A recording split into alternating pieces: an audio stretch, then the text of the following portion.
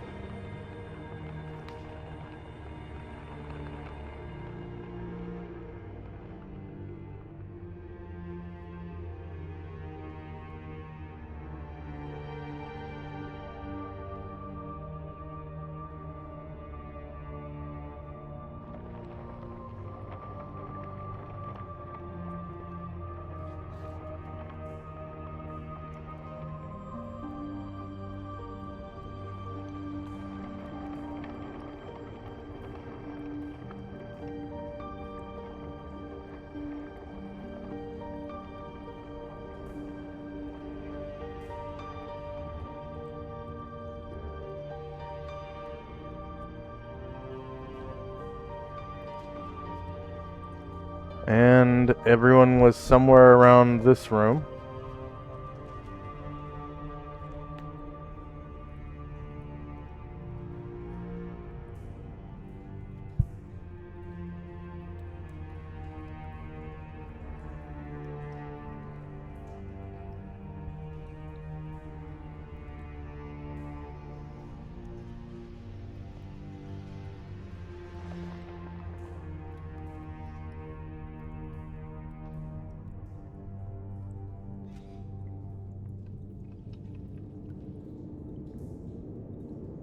I think I'm gonna turn animations off because my graphics card is having some issues.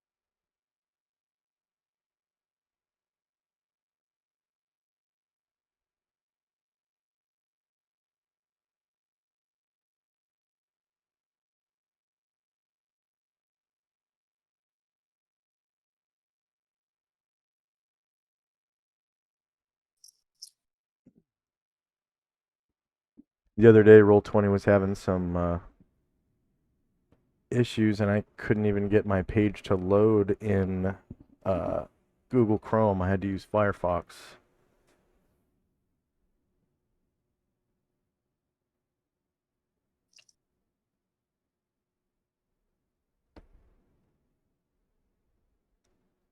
But today it's behaving. I'm just having that thing where I can't see your tokens.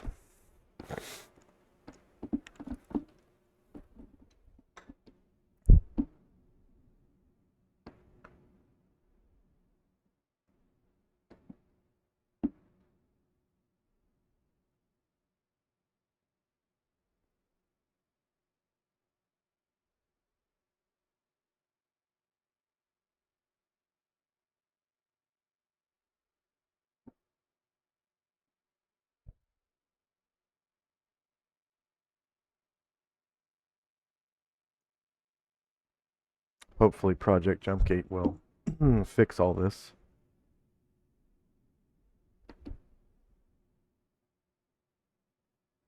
As soon as they can get Project Jumpgate to run on Google Chrome,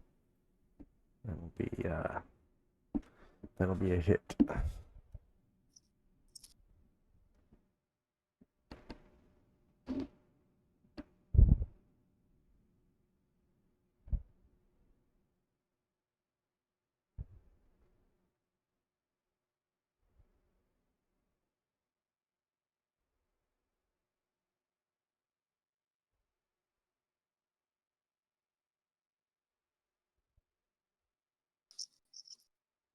All right.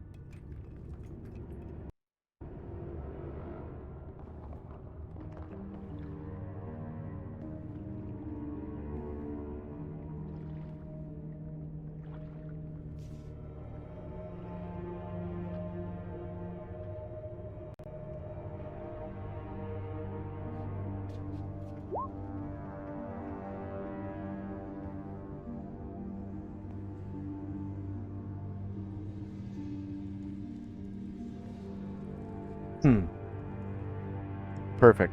I can see a lot of the tokens now. All right. So, we were in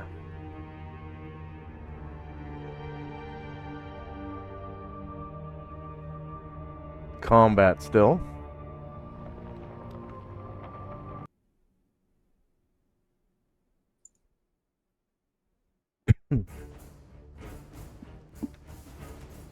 I think we had just reached the end of a round.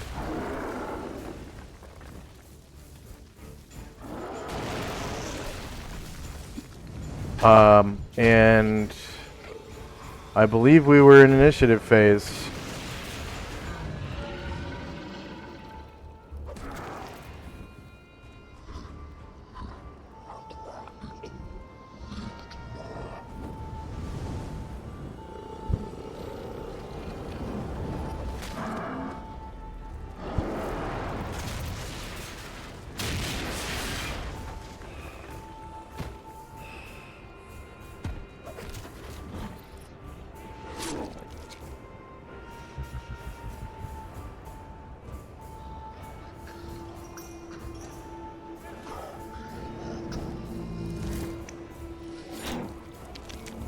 Okay, I see Brine Turret.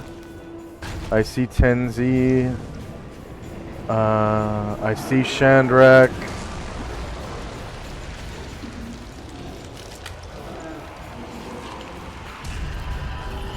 I see Asher.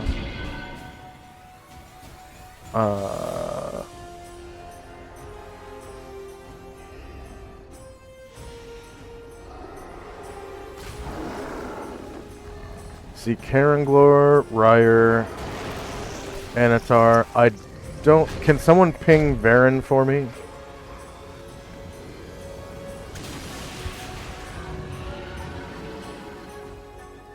You see my ping? Ah, okay. Yep.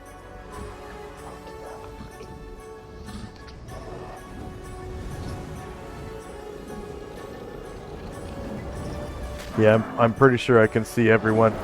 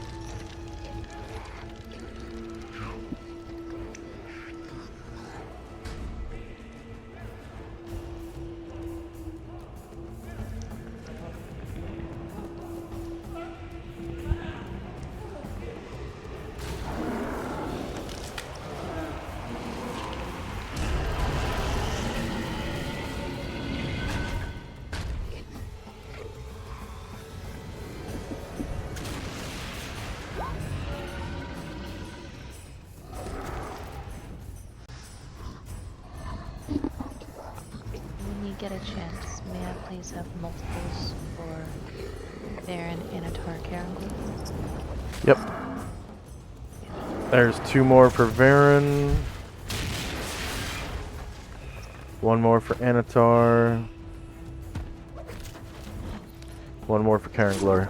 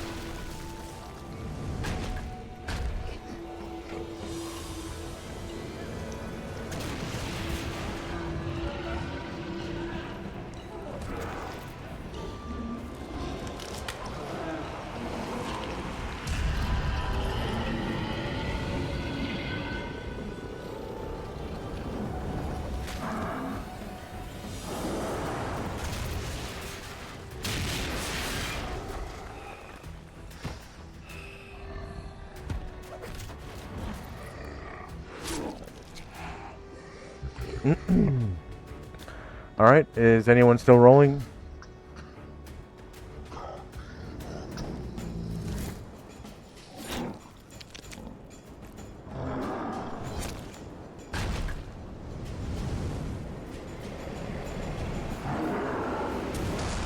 Okay.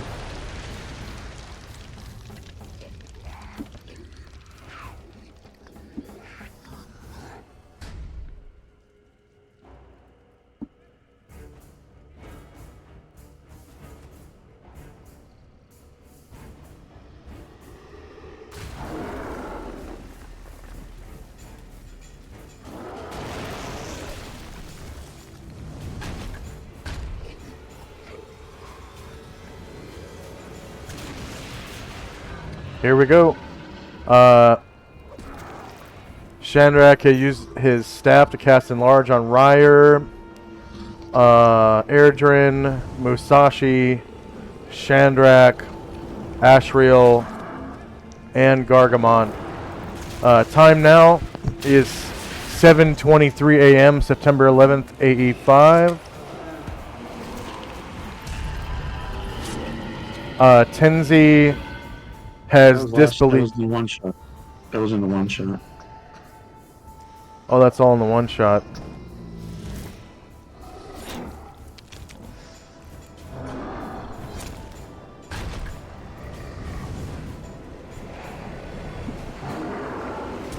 think it's just Cloud Kill and Charm Person and the rally. I think the rest is correct. Okay.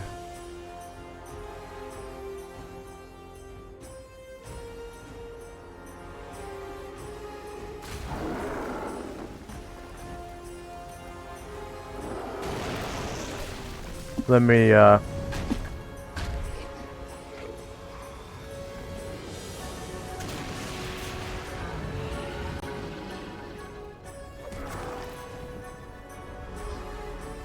yeah, you are right. So that's all.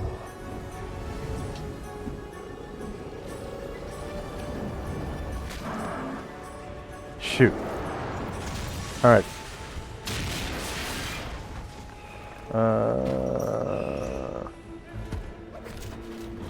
Even the time is wrong.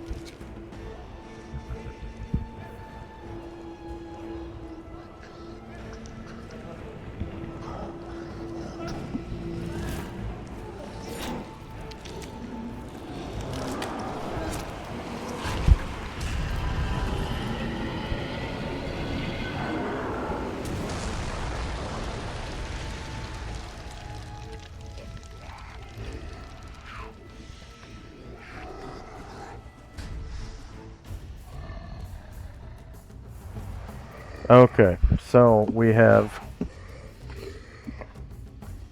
4 a.m. September 22nd, 11 AE 5.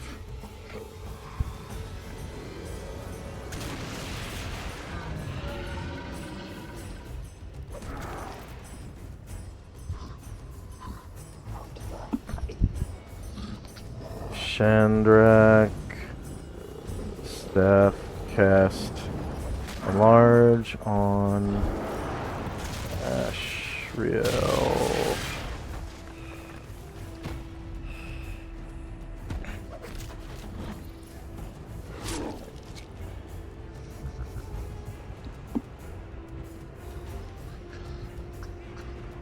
And Asher. Chandrak.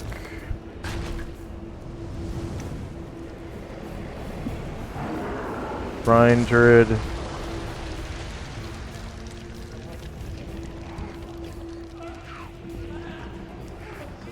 Gems. Locate. Object.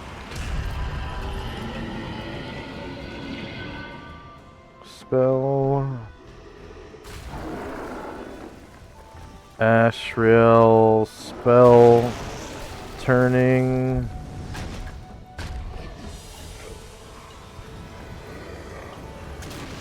Ashriel cast protection from evil on Herring Lord.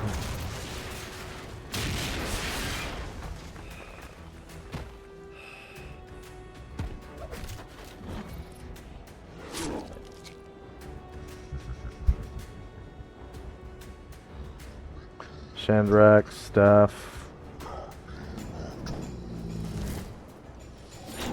Enlarge on Gargamon. Tenzi True Seeing. Varen True Seeing. Tenzi Crown of Cold.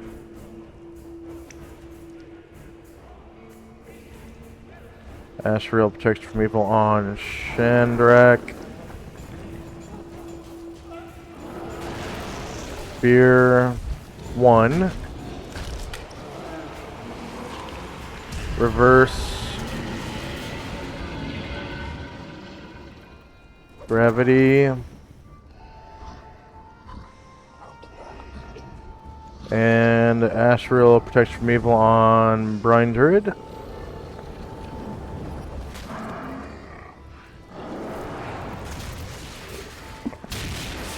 and Bombosa.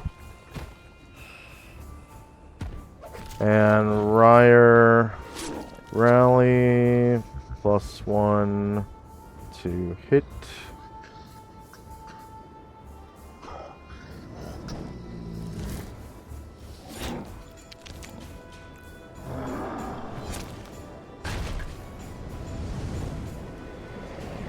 And Anatar Fly.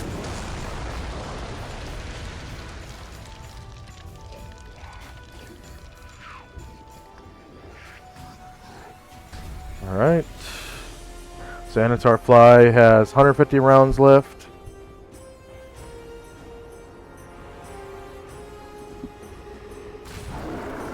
Ryer's Rally ended 3 rounds ago.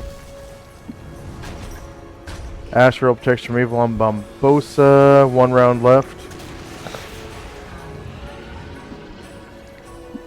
Same on Brine Druid, 5 rounds left. Reverse Gravity, 5 rounds left. Fear 1, 6 rounds left. Protection from Evil on Chandrak, 10 rounds left.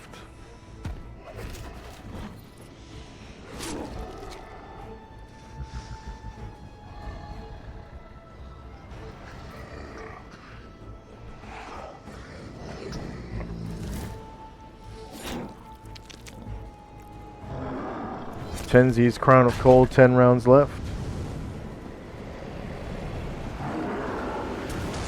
Varen's True Seeing, 11 rounds left. Tenzi's True Seeing, 13 rounds left. Chandrak Staff Enlarge on Gargamon, 13 rounds left.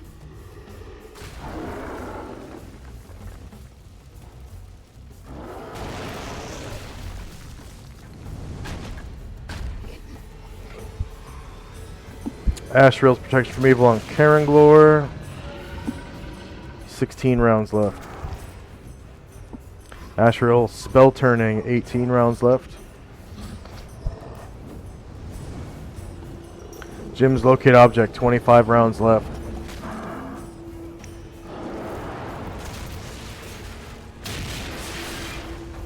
Chandrak Staff Enlarge on Brine Druid, 27 rounds left.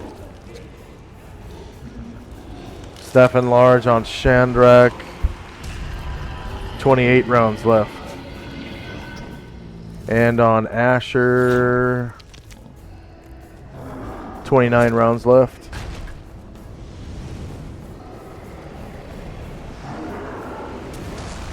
And on Ashrael, 30 rounds left. And time now is 5:36 a.m.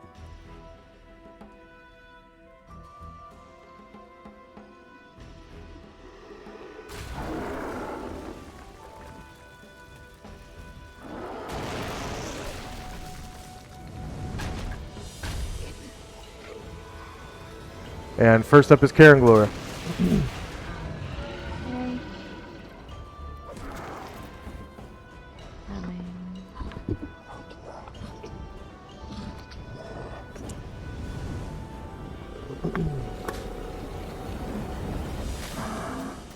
He can't make it from where he is, so he's going to wait there and see if the thing comes closer. All right.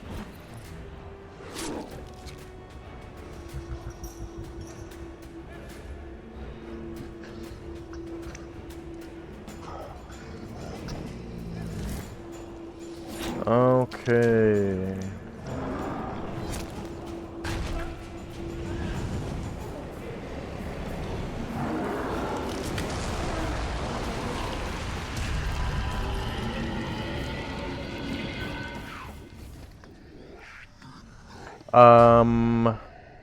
Varen gets a magic resistance, but no saving throw against Power Word Stun. Okay.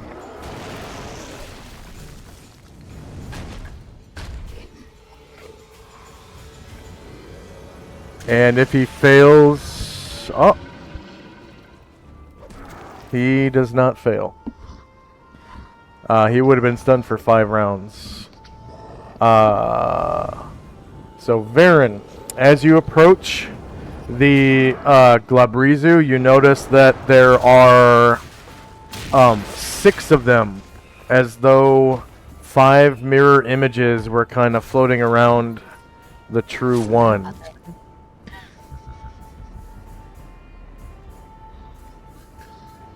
Okay. So, yeah, yes. Alright, I'll come here. And first we'll go... I guess let's do claws first. So I guess they could possibly get a mirror image. I know I rolled a natural fighting for this fight, but I can't remember if I made it or failed. I think I made it. Do you want me to roll it again? Not that it really matters, because I gotta hit. Well, no, because I did another one. Would you like me to roll natural fighting again, since I can't remember what my last roll was? We'll assume that you passed. Okay. However, I will say, just to save some time, that your claws scratch him and the wounds heal after pulling your claws out. I didn't know if I would get a mirror image or not. Okay. Yeah. Alright.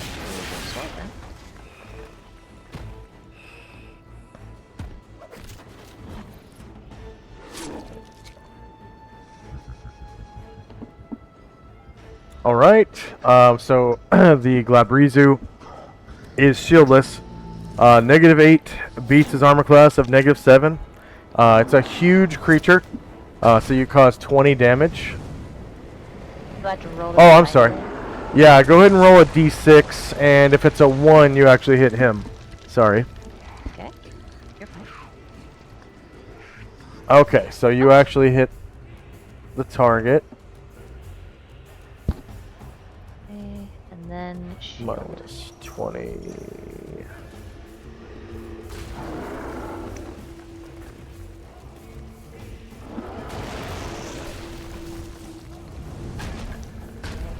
Alright, so shieldless -3 versus AC -7 is a miss. Next up is Ashrael. So, if I remember correctly, we, in this part of the room, we don't know that there's a battle going on because we can't hear it. Is that true? Let's see. Gargamon sniffed and said that I smelled that there's the demon in the west direction, and he was running in that direction.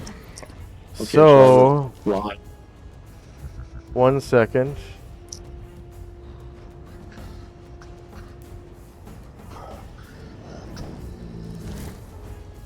Alright, so there is a chain of characters where no 2 links in the chain are more than 90 feet apart.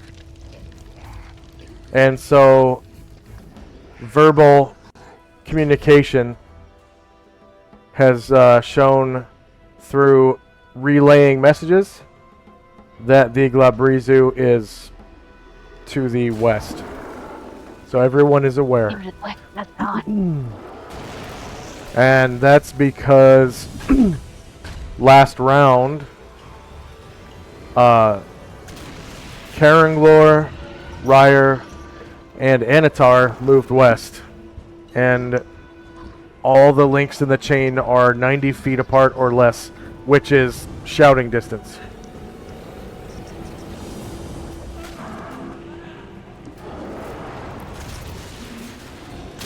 Okay. Then Astro will fly to here. 3. Then to here.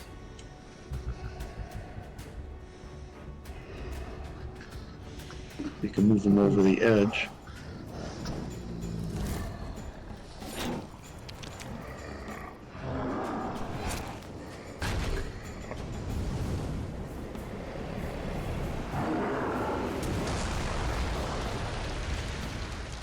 And then he will end up right there. So I'll just move him around. So, All right, Anatar. He is going to fly up another square so that he can. Oh no, he can move through friendly squares. That's alright. So he's going.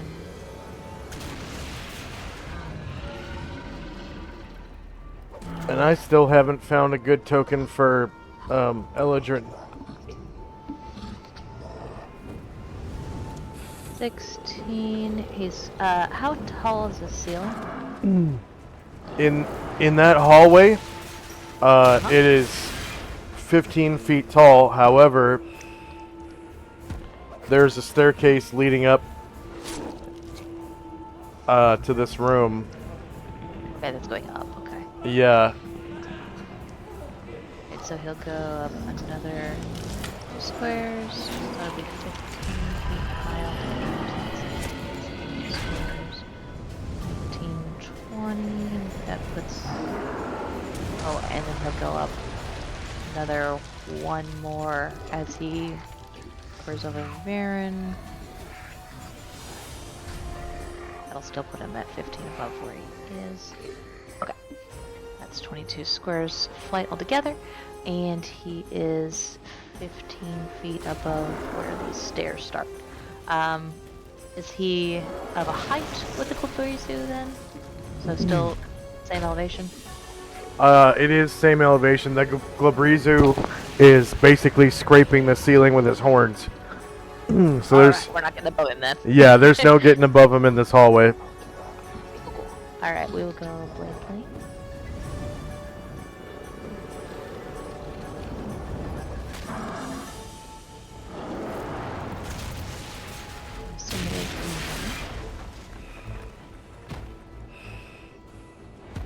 Ah.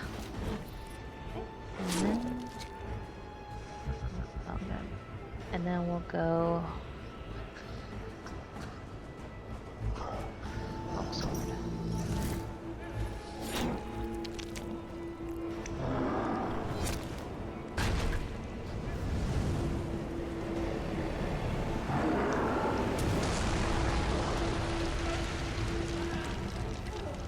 Oh, I did forget. I should have done this before I attacked, but live and learn. We use his day's attack. Oh, that's right. And at the very least, you're going to blind him. That's what I'm looking for. That is quite the AC he has.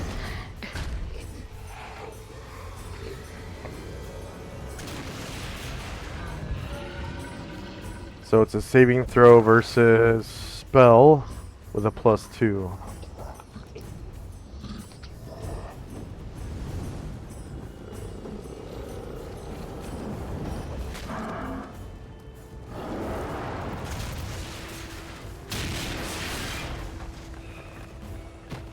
Wow, he actually fails. Oh.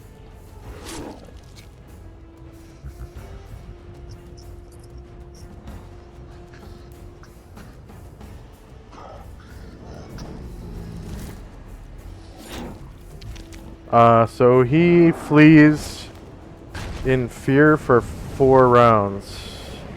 So that's fear Another 2. creature currently fleeing fear. Yeah. It's gonna be fear 2.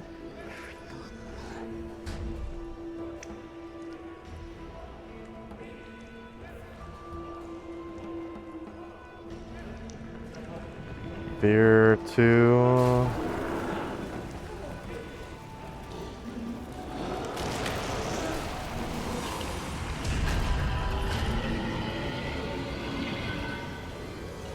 Four rounds. Alright. Go ahead and continue with your attack routine. That's all I have. Oh, okay.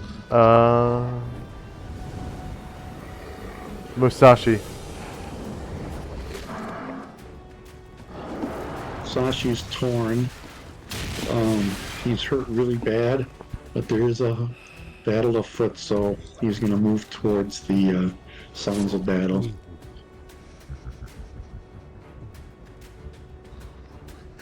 Get to there, and that'll be it. Brian Druid. Rolled for movement, so he will do that. And Bombosa. Rolled for movement. He's just gonna. Actually, he's gonna stay where he is. He is injured, so he just wants to make sure he's kind of within. And Jim. Also rolled for movement. Zalmond. Zalmond's counting platinum. This is his second round, so I think he's up to 200.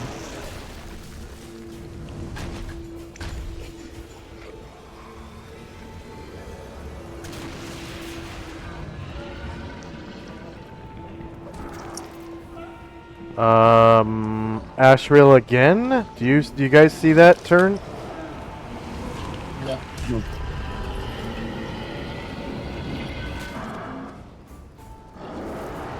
So Ashriel also went on 6.37. Do you see that turn? That's the one I saw. That's the one Yeah. you saw? Okay. And you don't see the one on 11.59? Nope. Okay. Nope. So I'll delete that. And then now do you see Tenzi at 11.97? Yep. Okay. He rolled for movement. He's going to jog up to here. And that'll be it for him. All right. And next, do you see Chandrak at 13.21? I do. And you all see Chandrak. Do because- you see Chandrak after that at 14.32? No, I don't. Do you see Tenzi at 14.71? No. No. And do you see Gargamond at 15.12? Yes. Do you see Asher at 15.46? Invisible, but looks like it, yeah. Okay. Do you see Ryer at 17.58? Mm-hmm. Do you see Airdrin at 1998? Yes. Yes? Okay. Do you Yes. see Karen Glora at 101.95? Varen at 106.16? Do you see Varen at 106.16? Yes. Do you see Anatar at 107.8? Yes. Do you see Ashriel at 111.59? No? No. Do you see Varen at 206.16? Yes. Okay. Next up is Chandrak. You all see Chandrak as he bursts from the shadows and into a jog, and will end up behind Brian Druid.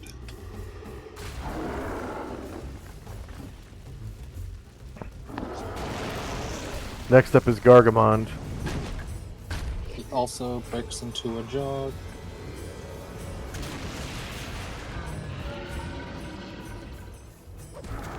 End up in front of Brian Druid.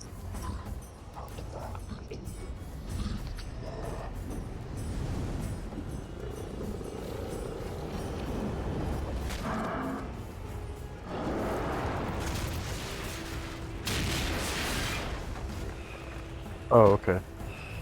For a second there, I misunderstood the room and its layout. Alright, Asher. Breaks stealth but not invisibility and is going to jog.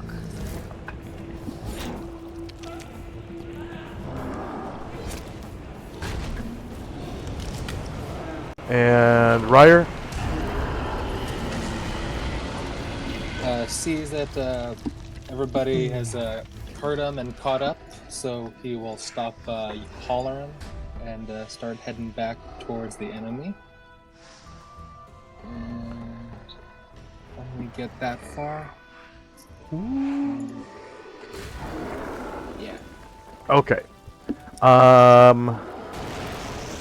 Let's take a real quick 3-minute break. I don't have ads right now. My pre-roll is off for another half hour. So we'll just take a real quick 3-minute break. And we'll be right back. We've been playing for almost an hour. Almost. All right, back in 3.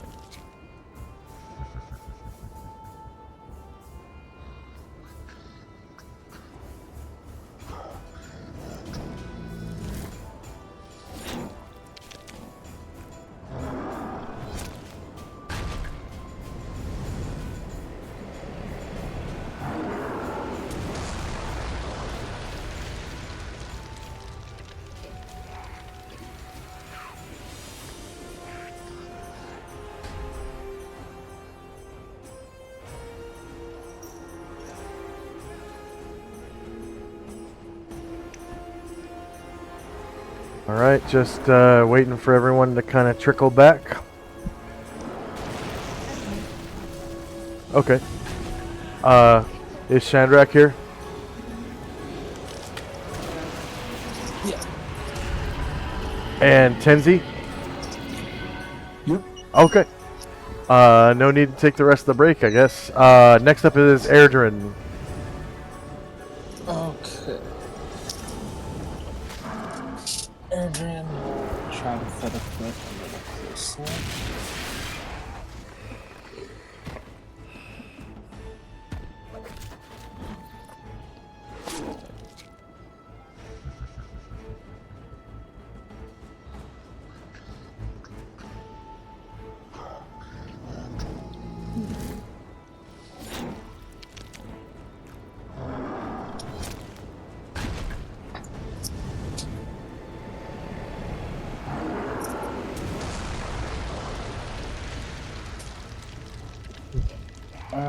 Yeah, that'll be all. Just getting a little closer. Okay. I forgot to mention that the Glabrizu, if you guys remember last round, he grew to twice his height. Mm-hmm. Oh, yeah. So now he's 30 feet tall, so he's kind of right at the edge of that doorway, kind of reaching in.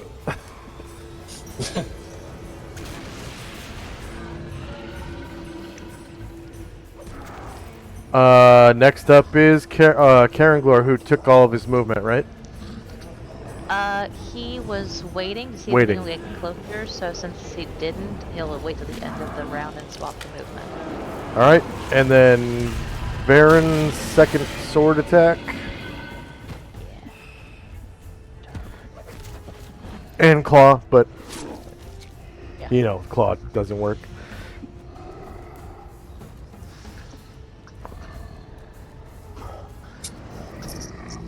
Damn.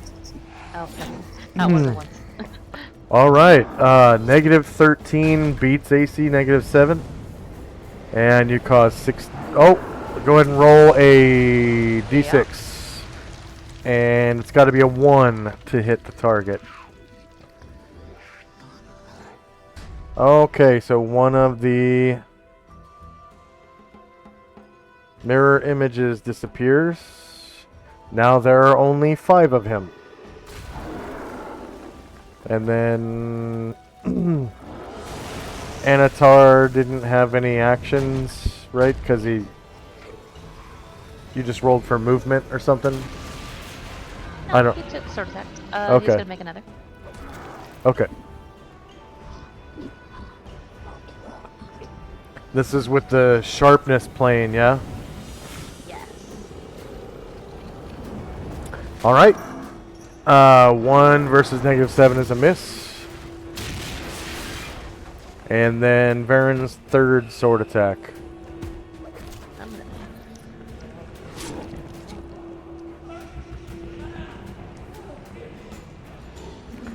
Alright. Yeah, -11 hits. Go ahead and roll a d5. Thank God for Roll20's weird fictional dice. Get his Okay. leg.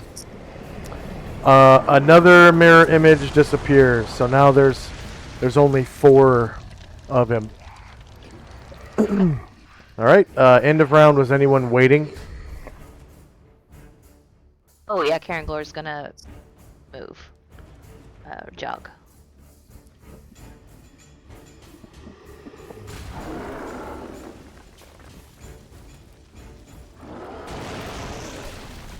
Alright, anyone in there? And Ryer was guarding, yeah? Oh no, he actually wasn't. That must have been from before. Okay. But he did roll for Javelin? No, actually, he rolled for his sword pistol. He's gonna try to take a shot at this thing with a silver bullet. Called shot? Yeah, pretty much need a 20, but he's gonna take a shot at it. Yeah. So just -4. And the rally is over. It's been over for a long time. Yeah. And then you have lower ground as well because he's at the top of the staircase.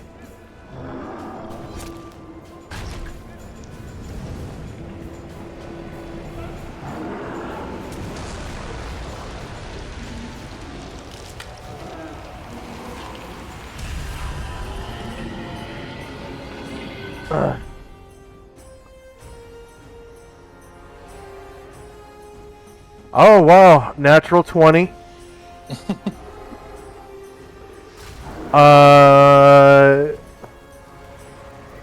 So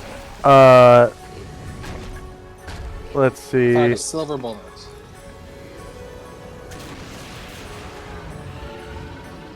Silver.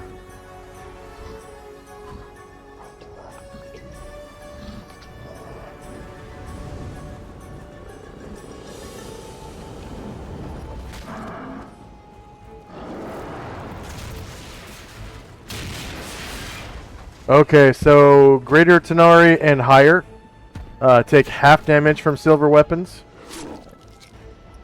But Okay. you still have to roll a d4, and it has to be a 1 to hit him. Oh, that's fine. If you never take out an image, I'm happy with that.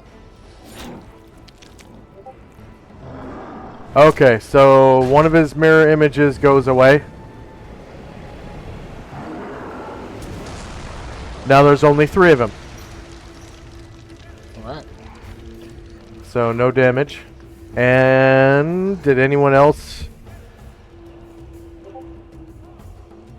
wait or change their action? Alright, so now we are in initiative phase.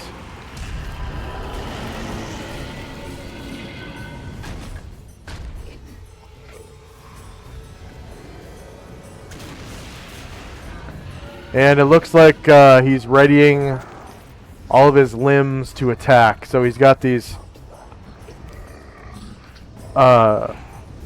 Isn't he afraid? That's right. That's right. He is Afredo.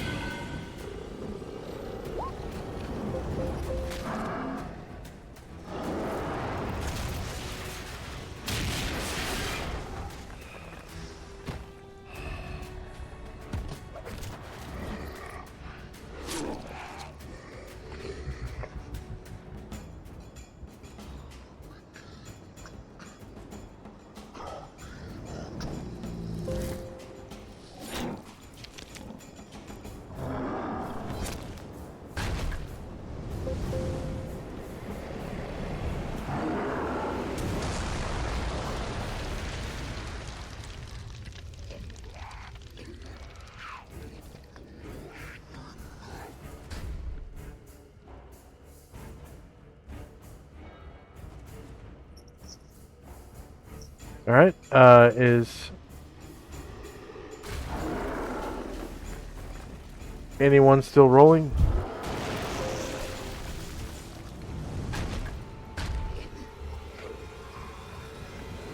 All right. Here we go. So Anatar.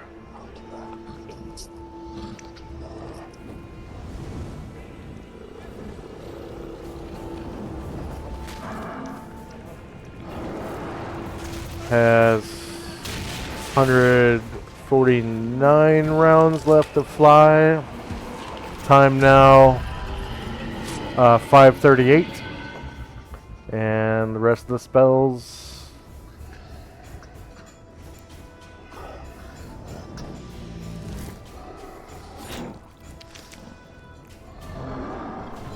And first up is Gargamond. And Gargamon is going to be charging forward. And remember, when charging, you only get one attack Yeah. with your weapon. But because charge is a natural attack for him, you can roll 2 charge attacks as long as you don't go over 1.5 times your movement rate. But not against the same target, obviously, because he has to have, what was it, 10 feet Yeah. to wind up with his horns. And then also, you gotta have a magic weapon So to damage this guy. He'll make his full charge, and then he'll take a 5-foot step, and then this beast will be in his reach, and he'll swing his helm.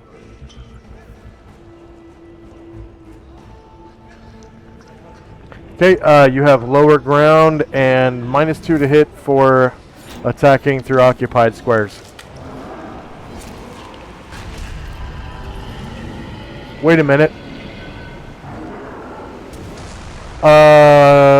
Gargamond is enlarged, Yeah. so you don't have lower ground. Okay. But you do have a -2 to hit for attacking through occupied squares. Oh. Okay, 1 versus -7 is a miss. Okay, next up is Almond. Counting platinum. Up to 300.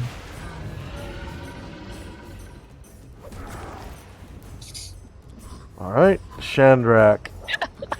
I love that juxtaposition. Bam, bam, bam. 2, 3. Shandrak is going to start jogging again. 1 for you, 2 for me, 3 for you, 4 for me. And he won't be able to hide, but he'll be able to take cover over to the north of this fight, and that's all for him.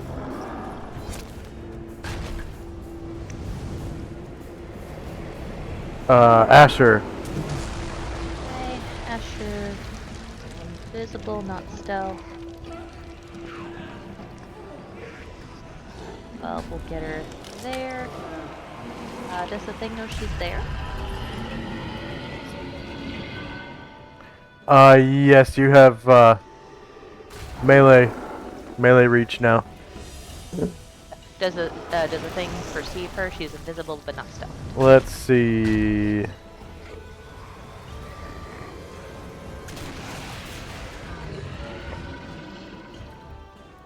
Oh. I don't think I filled out its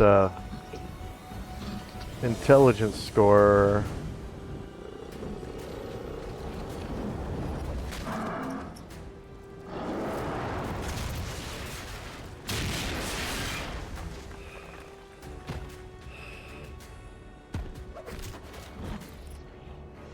Alright, so it definitely has the intelligence and the levels.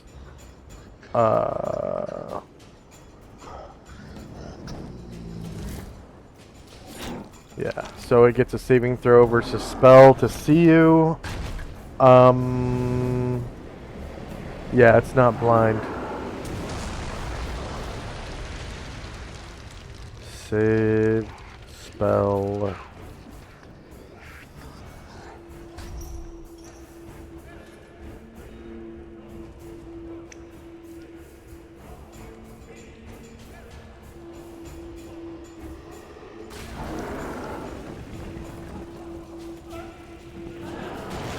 Yeah, it sees you. So yeah, she like lifts her sword and then looks directly at her and Yep. and attacks anyway. With like tears in its eyes because it's scared shitless. Even though it's 30 feet tall, it sees Anatar coming and is like, "Arr!" Alright, shieldless 4 versus -7 is a miss.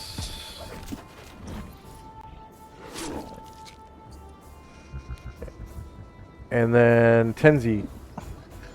Lindsay will jog. You'll get to right behind Escher. And that'll be it. Ryer. Ryan, come on up the stairs on the right-hand side. Is he still holding his sword pistol? No, he's this round he's sheathed at, and now he's using his javelin. So it takes a full round to sheath something. Do you want to drop it? Oh, yeah, he'll drop his sword pistol instead. Alright.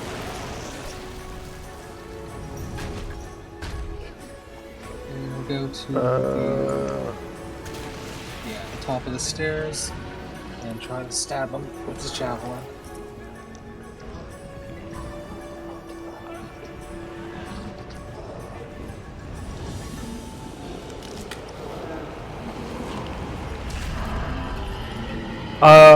You would pass right through his threatened squares to get there. Oh, I thought, okay, what about...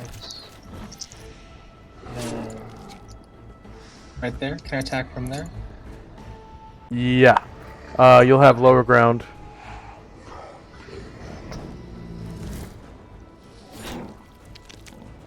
Actually, no. Ryer's more than 5 feet tall, right? Yeah, he is. Okay. Yeah, you don't have lower ground. Okay.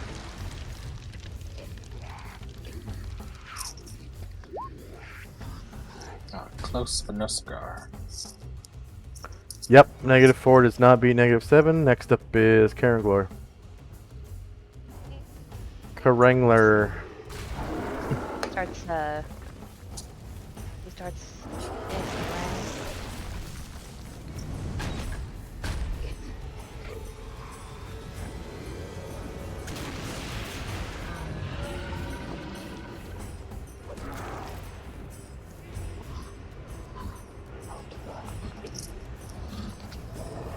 And then do you want a D4?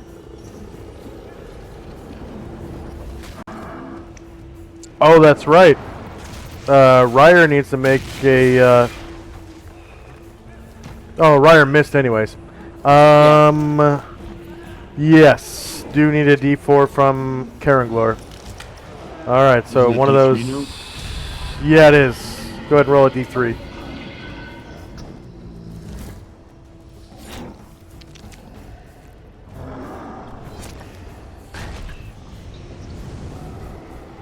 They don't have a D3 on the speed roller, do they?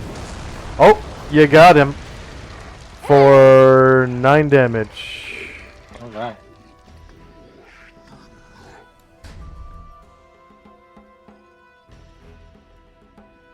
And Varen. Right. Was Anatar casting? Is that why his 2 turns are the same? Yeah. Okay. Innate ability. And Baron's coming with sword.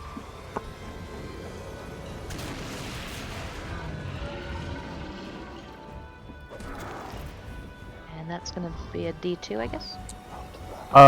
Nope, D3. He still has 2 images. Oh, that's right, yeah.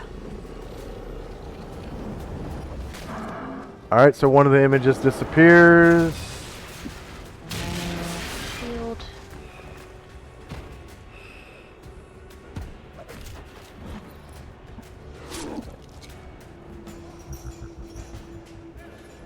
And that is a miss as well. Or, not as well, but that is a miss. Anatar gets his spell off. It's gonna be a Dispel Magic. Let's see. What level did he cast that at? This one for is at 9. Okay. This is character level. So DM button. So we'll try enlarge.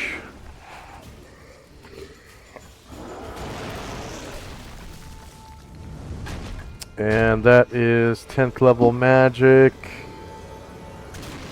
And then he cast it at level 9.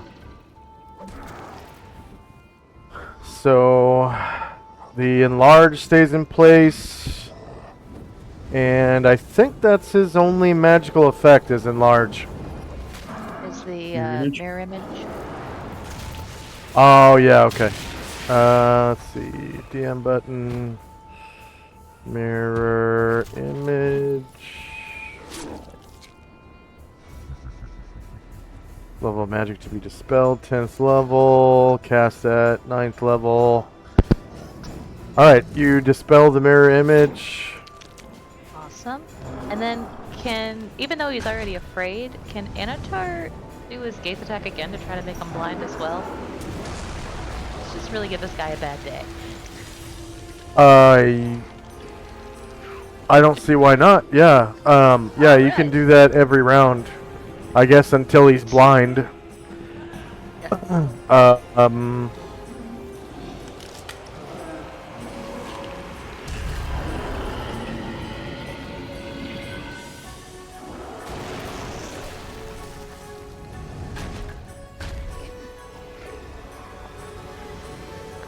So save versus spell with a +2. Counts as warrior 10. Not multi-classed or triple-classed. Well, he fails. Oh, more And scared. see, half of 9 rounded down would be 4.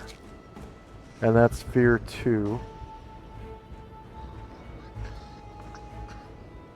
So at the very least, it could overwrite whatever's left on fear 2. Fine, fear 2. Alright, so the 3 rounds on fear 2 turns to 4 rounds. Oh.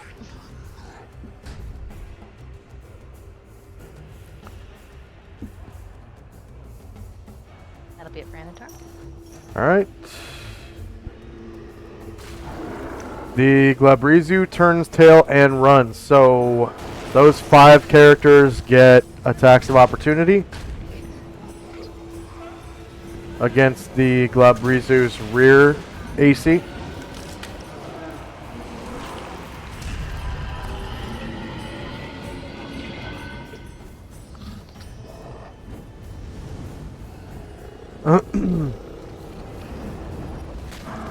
All 5, doesn't matter what order. Ryer hits with a natural 20, causing 8 damage.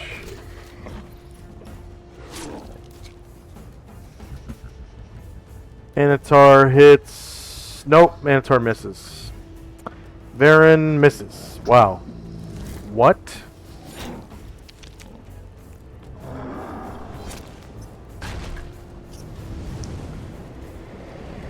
So still in the... There we go. Karen Glor hits for 17 damage and kills it. Yay! All right. Go ahead and describe how Karen Glor slays the enlarged Galbrizu who shrinks back to normal It size turns- as he dies. yeah. It turns to run, and Karen Glor's kind of like at his hamstring level. So that's where he gets me. He goes like right across the hamstring. So before the thing falls, he like shrieks in pain and like crumbles right where he is. And disappears. And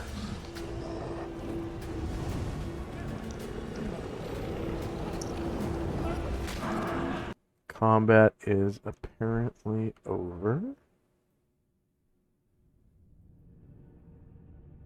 Let's see.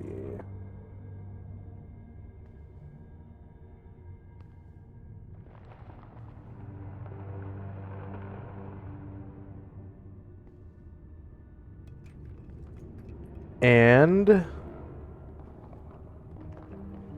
the round ends. 8. Okay.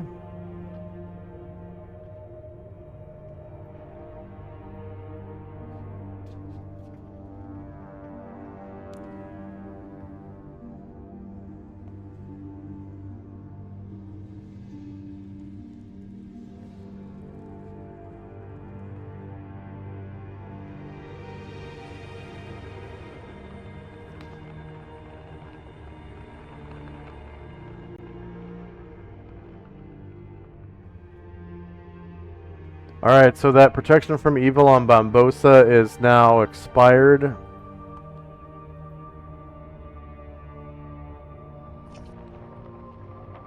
And first up is Shandrak and Company.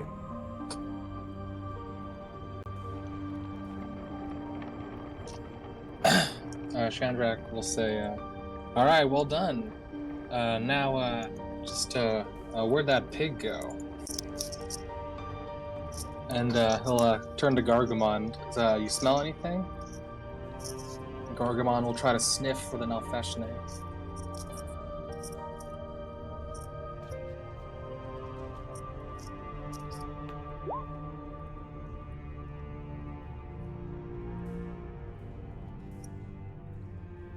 He can't make hide nor tail of the scent. Sorry, Chew. Well, if he was afraid and he wanted to get as far away from us as possible, he did head vaguely in this direction. So I think we should just keep going. I agree. I'm just gonna see what's out there.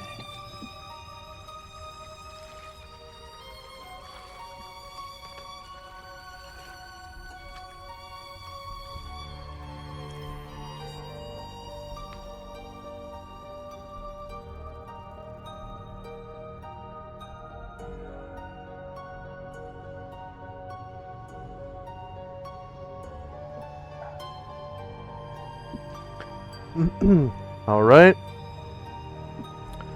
So you are now at the very first room of the dungeon where you first encountered that group, the first group of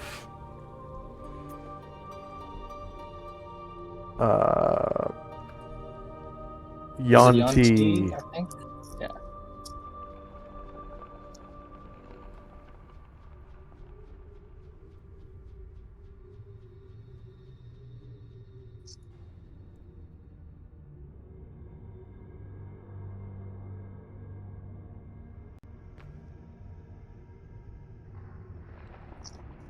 All right, that'll be all for me. It's my full move.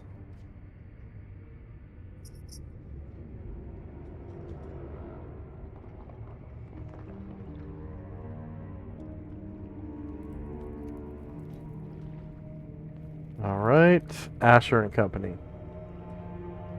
Sure will. The direction as well.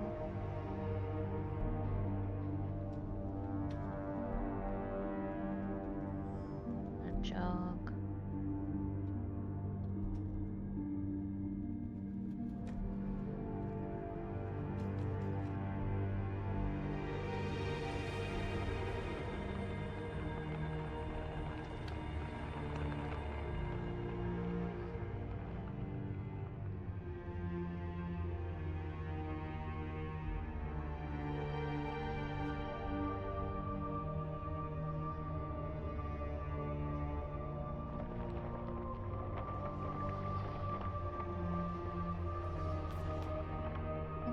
Nowhere around here, I don't think.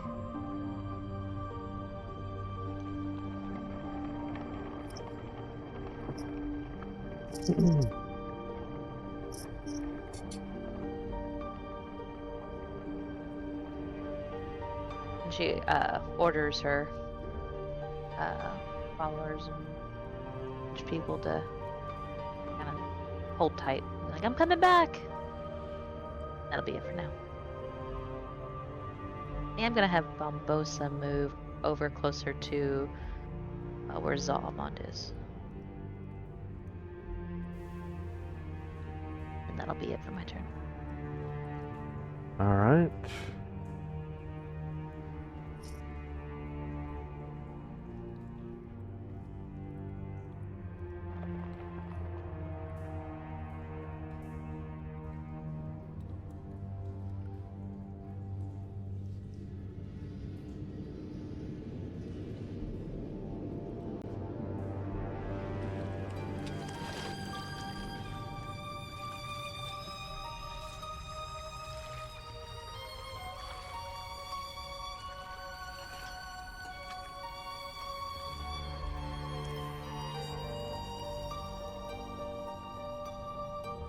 Hmm.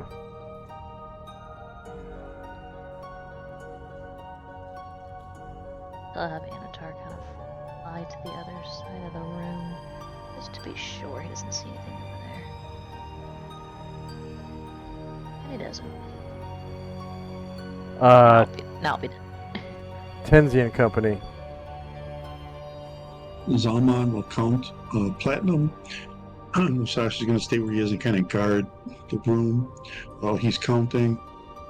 Tenzi's going to go down this hallway.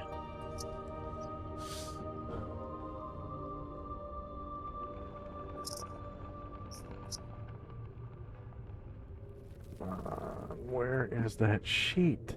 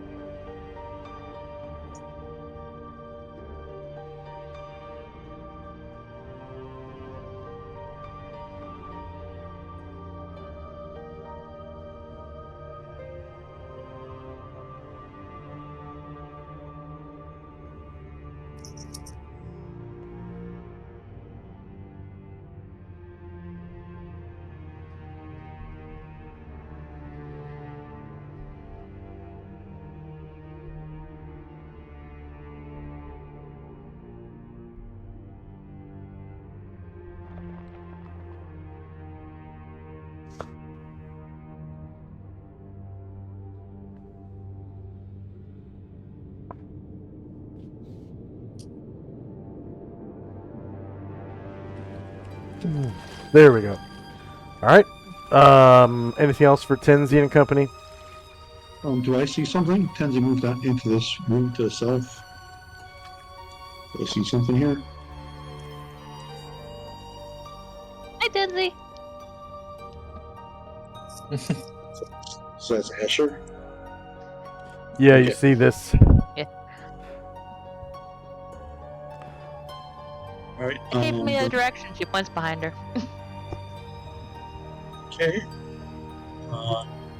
He's gonna back over to here, to here, and Asher's gonna fly up to here,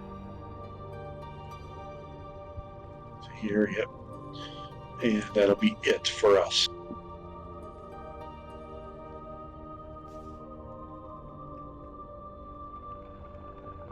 Actually, All right. I'll have Astral detect evil.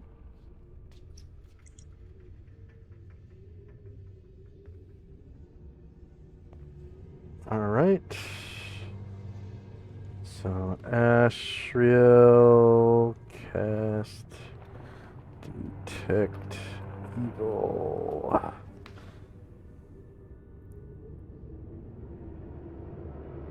And what's the duration? We'll roll it. It's 100 feet. And it's also line of sight too. Yeah. So he's looking this way for now.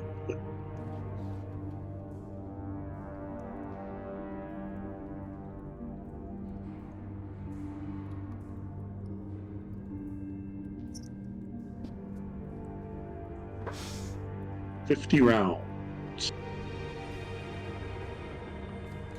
Okay. He detects no evil. Anything else for Tenzi and Company? That'll do it. Oh wow, that is an old spell template. That was before I figured out how to do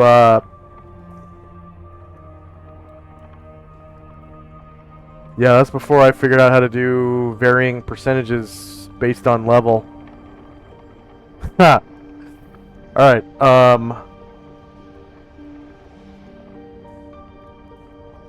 All right, end of round.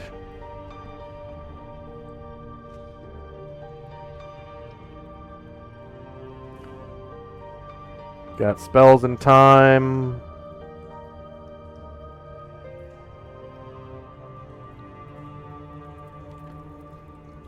First up is Shandrak and Company. Okay. Erdrin jogs forward to shed some light. And that looks different. So you see a man sitting in the darkness, facing the... Actually, he shouldn't be in the dark because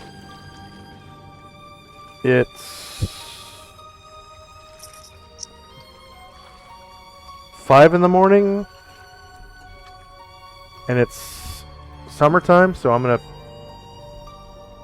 put a light effect. Let's see, miscellaneous tokens, lighting.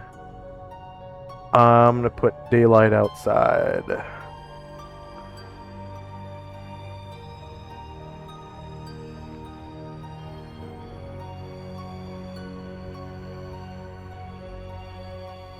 Alright, so he is sitting on the floor with his back turned to you, facing the doorway, the exit of the dungeon.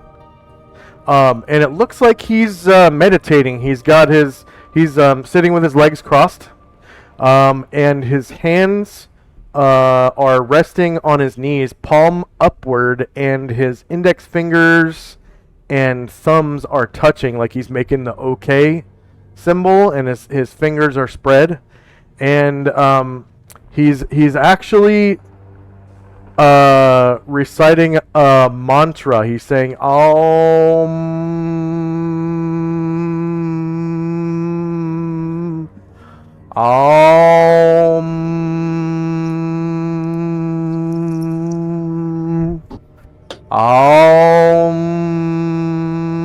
Like that. Mhm. Anything else for Shandrak? Yeah.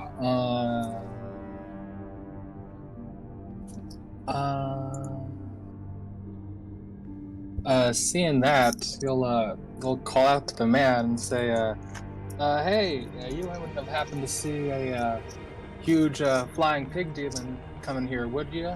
Missing an arm?"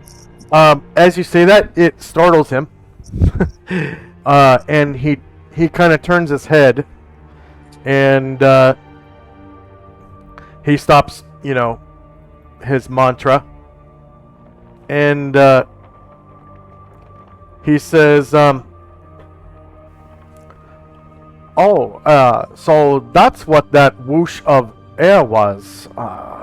I think it flew out the door.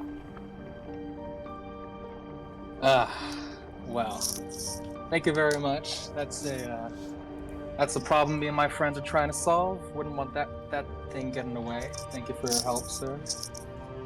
And he picks up a staff he has laying down on the ground next to him, crosses it over his body at waist level, rocks back into a laying down position, straightens his legs, and does kip up onto his feet, and turns around and says to you,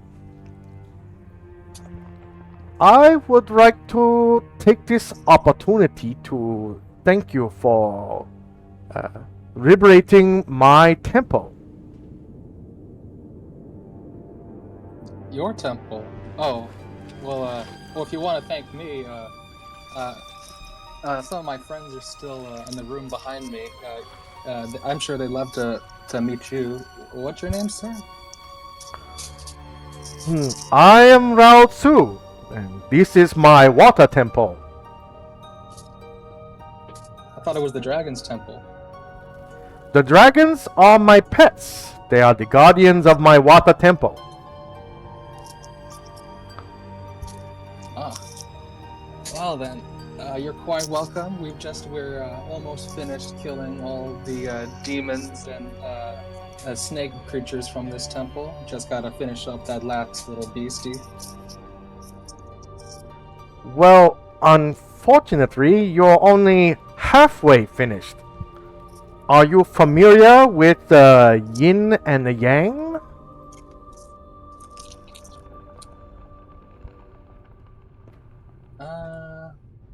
Probably not for Shandrak. No, I don't think so. What does that have to do with anything? We killed all the monsters here, so this place seems free. Except some friendly Hainu. We left them. They didn't. They were pretty friendly. Yin and yang is part of my philosophy. It reflects the dual nature of all things. This water temple is only half. There's also the fire temple to the east. Yeah, I think we actually have a gold dragon friend that talked to your dragons. They mentioned the fire temple. Oh, good.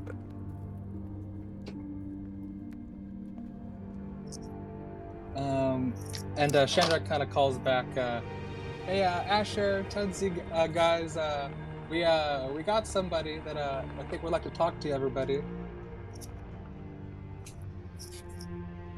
And anything else for Shandrak and company? That's all. Asher and company. Yeah, so Asher, hearing Shandrak, will head that direction, and as she comes around the corner, she says, called me? Yeah, this gentleman, Lao Tzu, he claimed that this was his temple and wanted to thank us. Oh, Your temple? Asher. Yes, and Shandrak, I am familiar with your adventures. Yeah, we did a lot of demon slaying through Andrews. Where is a High Master Tenzi? Wait, is it Grandmaster now? Here's next. Where is Grandmaster Tenzi? Enzy! Oh, he must be just behind us. Tenzi, we have somebody that wants to meet you. Much friendlier faces than we've seen so far. Okay, so at this point, I think Ryer might have religion proficiency. He can make a check if you want. Sure.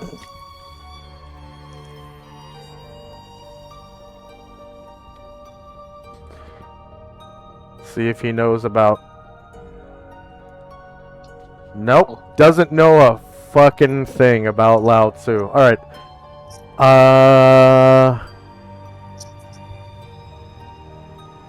All right. Anything else for Asher and company? This man, he's carrying a staff, and it looks like he's got traditional Adrian monk clothes on. How old does he look? He looks pretty.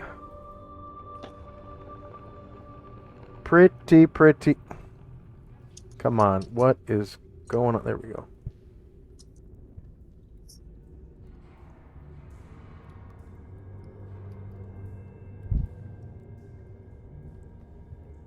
Wow, okay. Have to reconnect his token.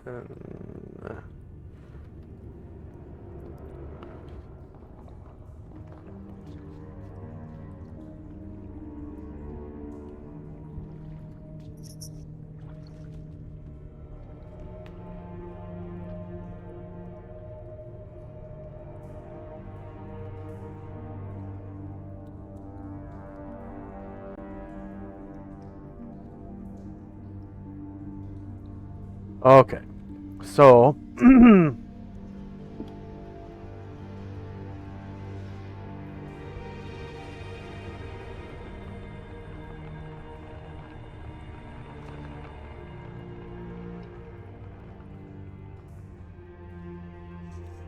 he appears to be an ancient hermit with a spry step and twinkle in his eye. Okay. And So- let's see if I can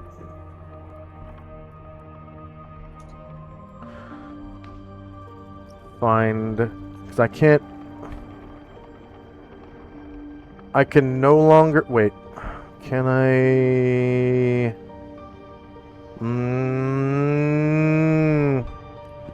Yeah, I can't show you guys images off of a character sheet anymore. And I can't click and drag it off a character sheet anymore because they removed that.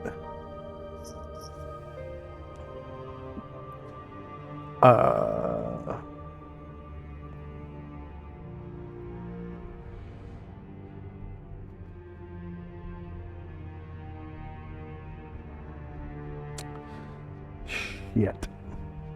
Alright. Well, that tracks based on what Asher knows so far. So she says, well, he must have lost his temple a long time ago. We met some people who were taken prisoner and brought here around 20 years ago, I think.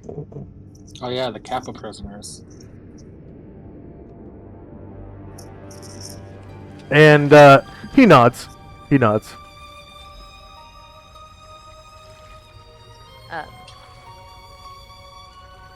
And she says, she wasn't 90.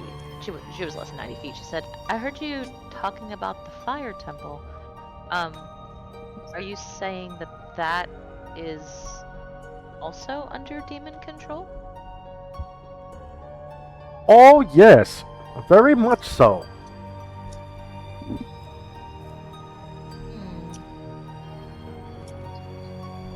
And Asher kind of thinks and says,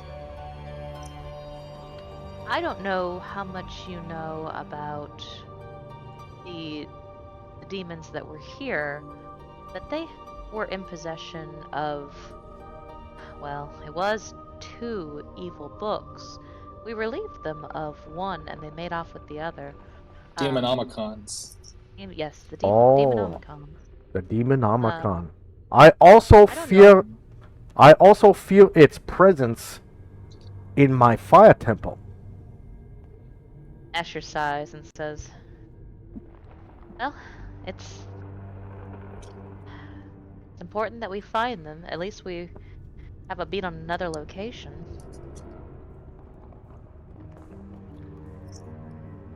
It is good, Uh, but we should still. I think we should probably try to head to the capital first. That seems the more dangerous location. Probably so. So then you Asher, know about the Demonomicon in the capital. Then. I know many things.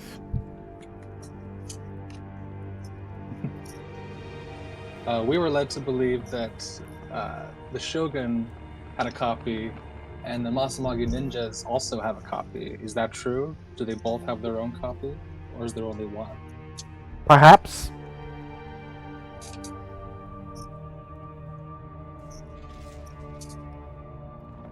Asher says, we keep getting varying reports about how many copies are currently at large. I think just different people have different amounts of information. If you can sense their presence, do you know how many are still at large? I sense the presence of one in my fire temple. Ah. Yeah. And she kind of gives a shaky laugh and says, fair enough. That'll be good for now.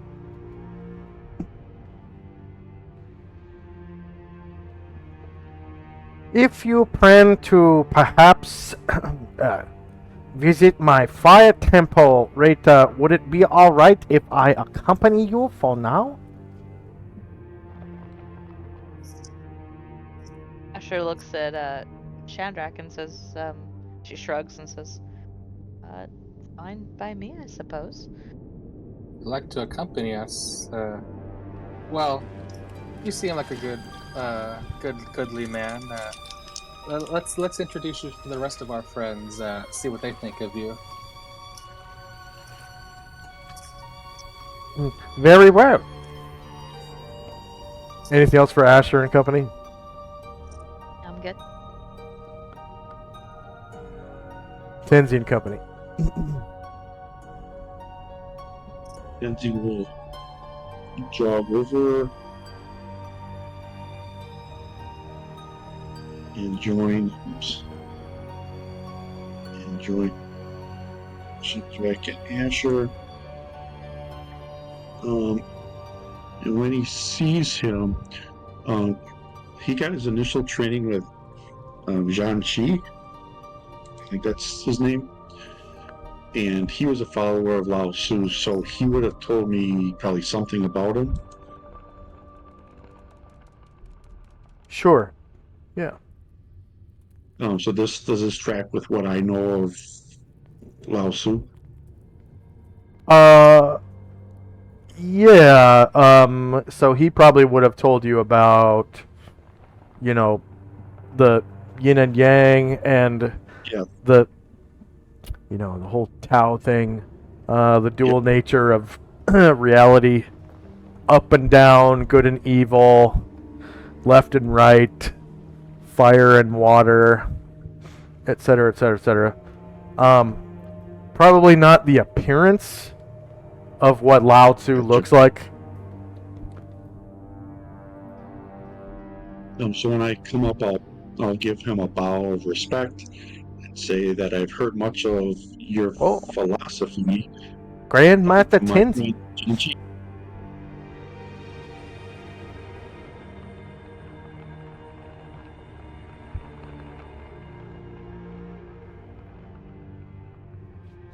It is an honor to meet you. I am Rao too. I believe you are familiar with my work. Indeed, my friend John Chi told me much about your philosophy. Oh, Xianqi. You know this guy? And I believe some of you have also met my monk, Rao Shun. He was once a member of your group.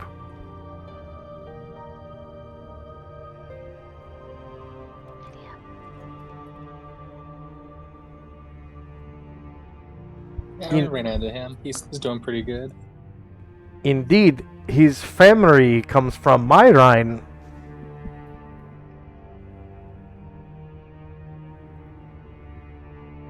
Oh, he's related like- to you. Yeah. I feel like this is probably still metaphysics isn't where Asher hangs out. So it's probably still a little bit above her head. She looks confused. Oh, many eon ago, I once had a dynasty in the land of Adria, and Rao Shun is one of my descendants. Eons. The family of Rao is very, very large now. But She looks intensely also and her eyes are very, wide. very diluted.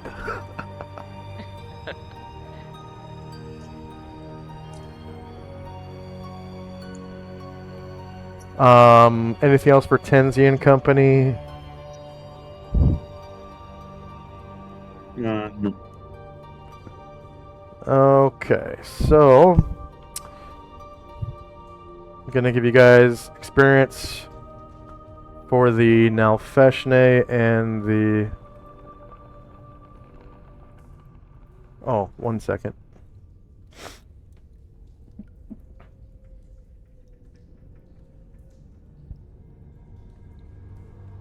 I was searching chat for something.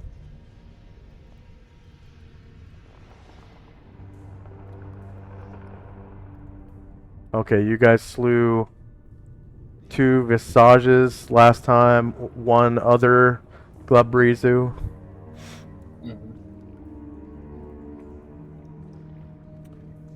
Baylor.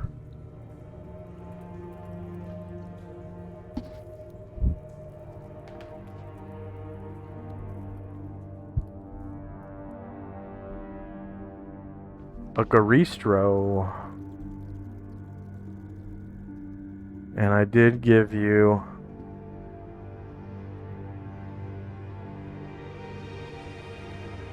Yeah. XP for the Visages. Alright, so...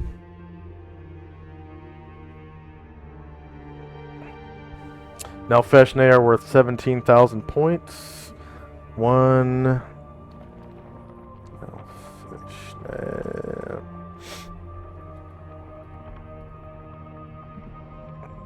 3 player characters. 11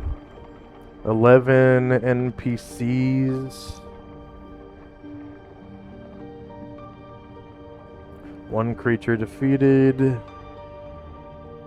Now Feshne have 11 hit dice. 9 warriors and bards in the party. And then I also owe you for the Glabreezu that you just slew.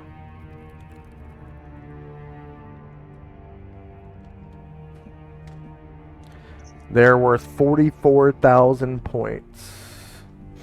So 1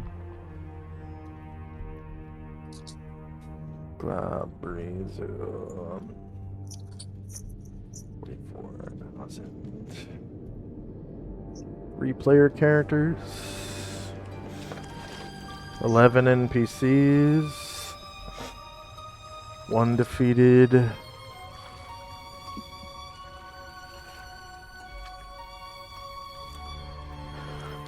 They have 10 hit dice. And there are 9 warriors and bards in the party. And you also get dungeon completion bonus for your 14th level dungeon / R14 squared times 1,000. 196,000 points. So 1 level 14 dungeon, 196,000 points. There are 3 player characters, 11 NPCs, no creatures defeated, no hit dice. That doesn't matter. There you go. All right. And we're going to take a full 5-minute break. And that might give you guys enough time to... Yeah. God, I hate that. It's dismembering my commercial breaks. Because there's automatic commercial breaks every hour. Alright, so 5-minute break and we'll be back in 5. Starting now.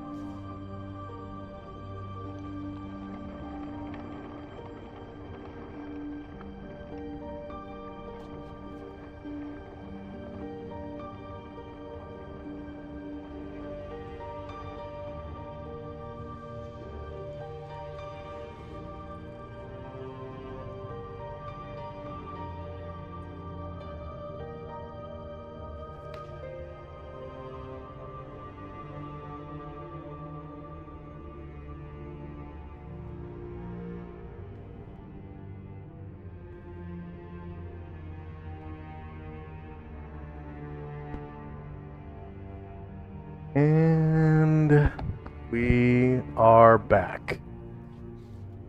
All right.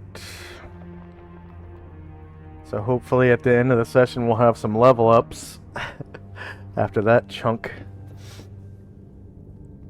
We're looking at about 30,000 points for player characters.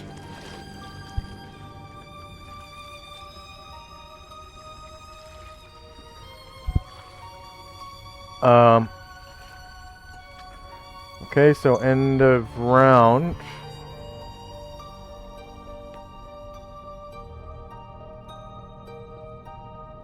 And first up is Chandrak and Company. So Chandrak, also like Asher, he was kind of at the same time kind of taken aback when this guy said that he used to rule aeons ago. And Chandrak's like, oh. He didn't say anything about ruling, he just said he started a dynasty. Oh, well, okay. That sounded like being a ruler to me, but okay.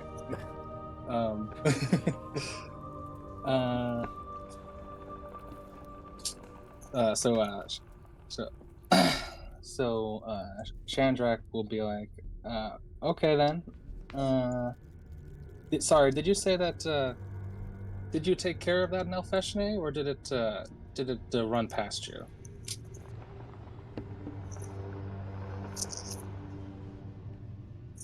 Like I said, that was probably that whoosh of air that passed me.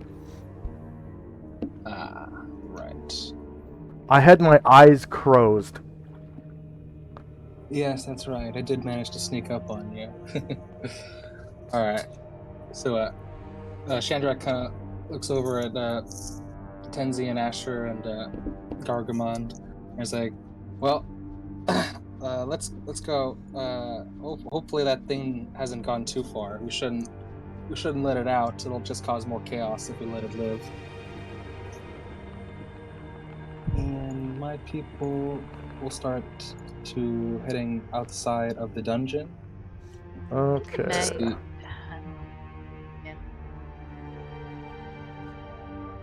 It could fly. I don't know if there's any catching it now. If we Yeah, I bring think the the Empress Falcon- back, yeah. If we bring the Empress back, it'll have to flee 100 miles. That's true. Yeah.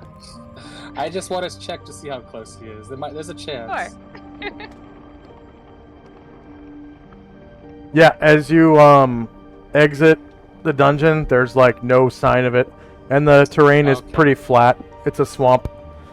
All right. If I can't see him at all, and there's no sign of him, then all right. Yeah. My people return back. Like, yeah. Well, he's hurting and he's missing an arm, so that's gonna hamper him for the rest of his time here. Yeah. All right then. Well, I guess let's look at our wonderful new loot that we found.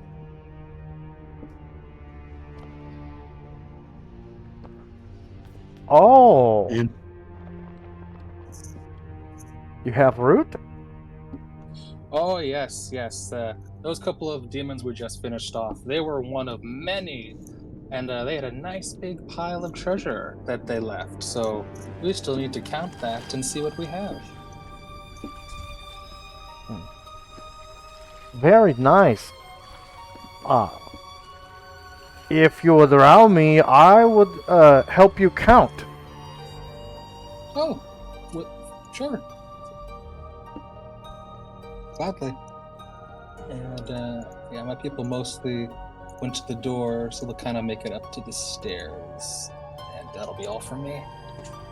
And you notice he walks unnaturally fast. Mm-hmm. And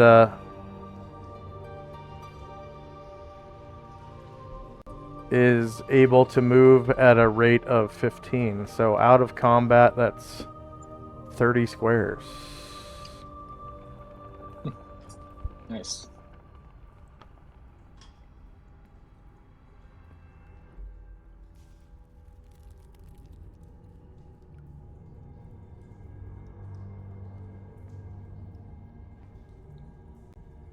Asher and Company.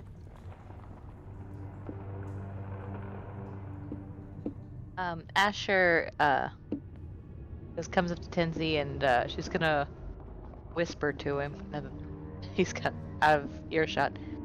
We trust this guy. Yeah, I think so. Obviously, once he meets Asheville, we'll know for sure. But What do you know about him? if it is Lao Su, it must be an avatar of him. Oh, she kind of looks in the direction where he went. Another god. Man, this place is lousy with gods. It is a temple, after all. She kind of like, she kind of sighs and shakes her head and heads in that direction. Says, "Yeah, let's count what we have and check this guy out with Ashriel and Varen, and I'm ready to get out of here."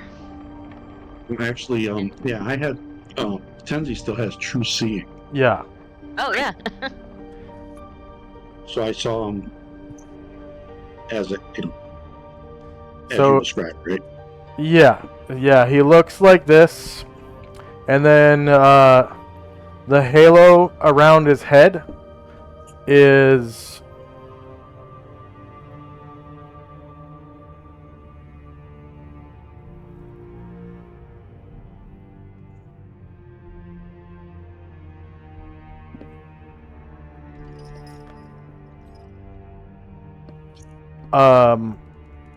a perfect gray circle.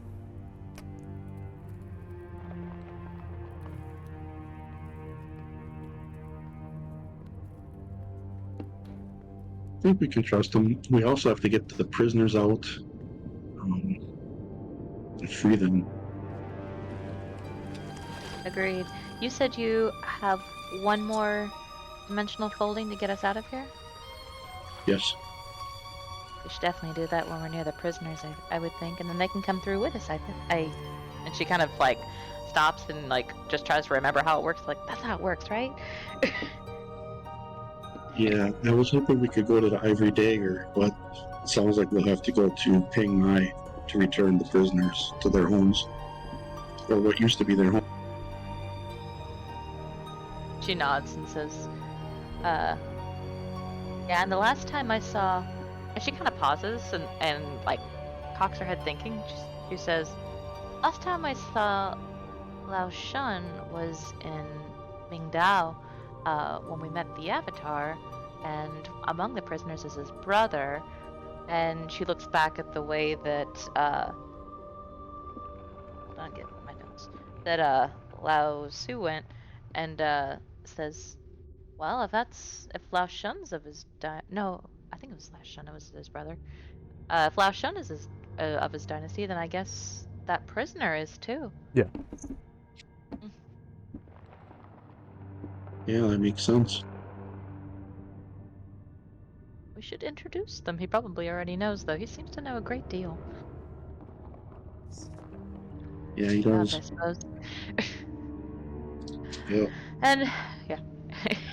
And she says, well, I'm going to get down to the most important part of this adventure. And she kind of slaps Tenzi on the back a little bit and says, counting treasure. She kind of laughs and she's gonna head out that way. All right. Just movement left. Yeah, and she'll summon, kind of motion at all of her people as she's heading that direction and have them follow her. And yeah, it's just gonna be moving people. All right. Tenzi and Company. We will move.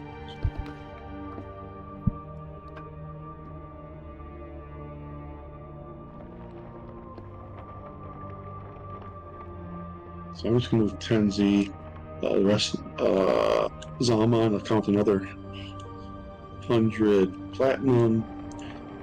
Sasha will stand guard, as will That's- Astro will stand. Astro can see him now. I think. Yeah. So Astra will fly up to Lao Su, and he'll land and bow in reverence to him.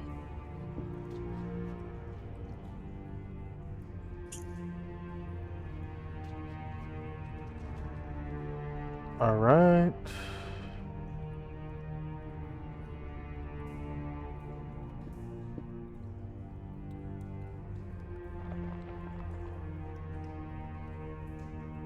Oh my. So we're at 400 platinum now? 5, I think. 500.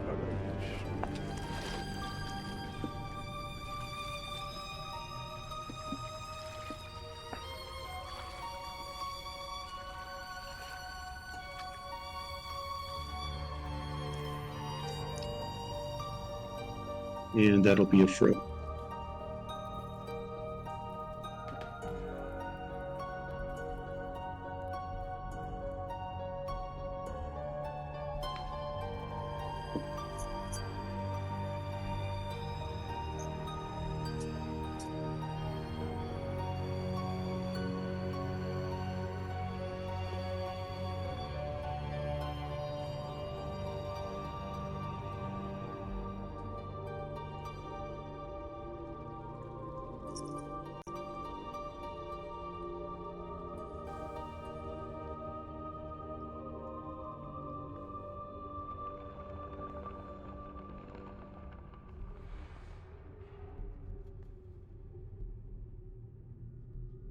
All right, end of round.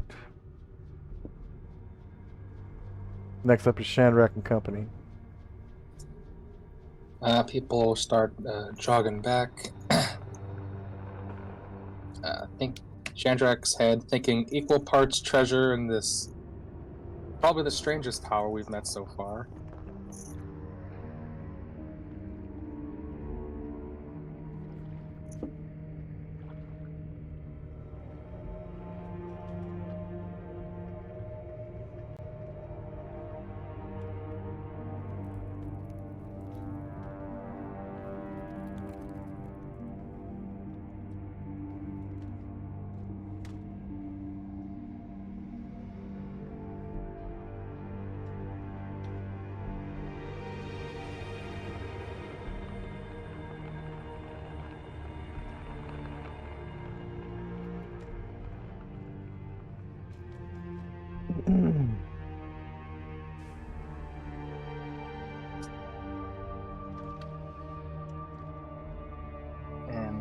And that's my full move. All right.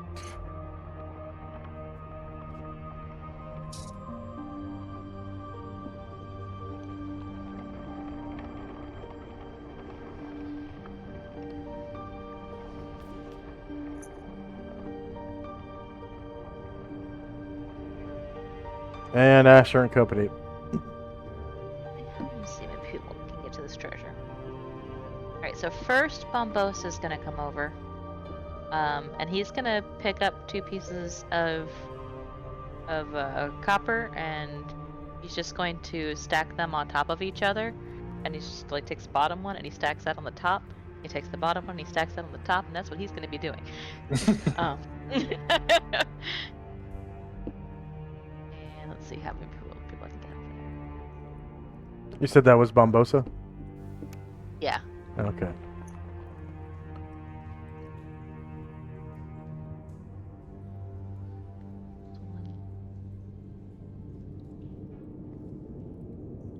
And you said it was copper? He's injured. I'm just giving him something to do. He's just stacking 2 coins on top of each other over and over again. Yeah. Yeah, he's pretty jacked up.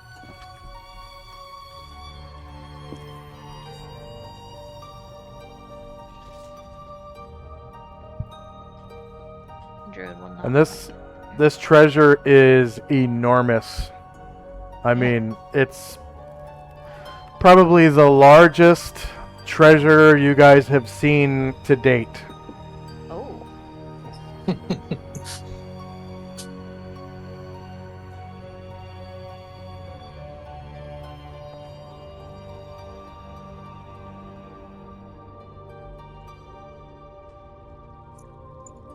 Anything else for Asher and company? Yeah. Ash Anatar will land here. Okay.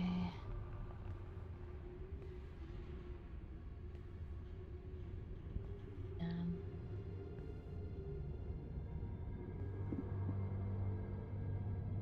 yeah, the other ones will have to jog to get there. So I have 2 people counting platinum. All right. So now we are at 700.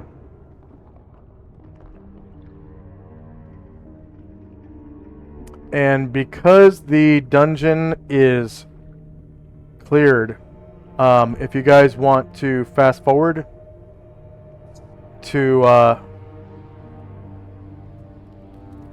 exiting the dungeon with your loot, I can tell you what is all in the treasure. Good with that. Yeah, I'm sounds good to with me. that. All right. So as far as platinum goes,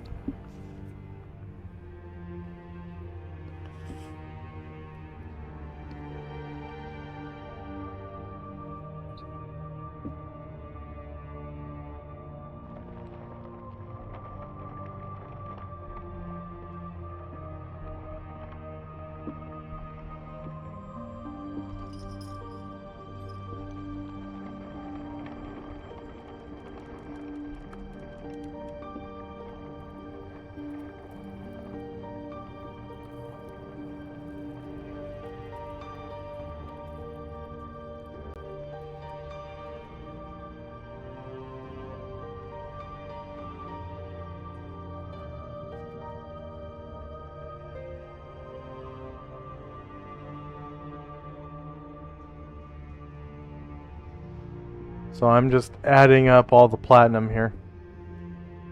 I like the sound of that. Yeah.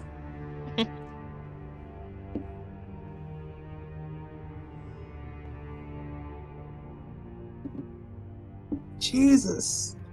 18,300 platinum. Just platinum.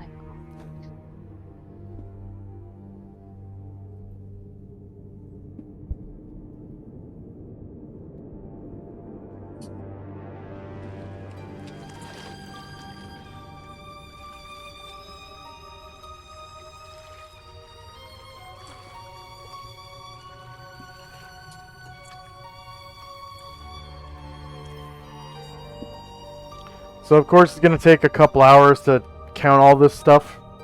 Yeah. So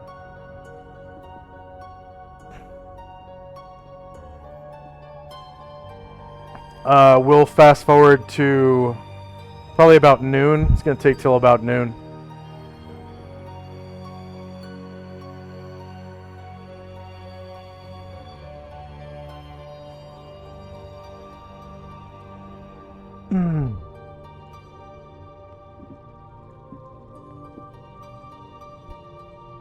Did you guys want to continue counting, or do you just want to take the platinum and like gems and stuff and run? You want to count gold too, or do you want to count gems for now, or what? Because there's art objects, there are stones, there are let's see, there's a set of horseshoes, there's a horn, like a musical horn, right? Like a trumpet type thing. There's a small suit of studded leather, a large suit of studded leather, wizard scroll, you can tell by just popping it open and looking at it. And then there's also a medium shield, and then several different groups of stones, bunch of art objects.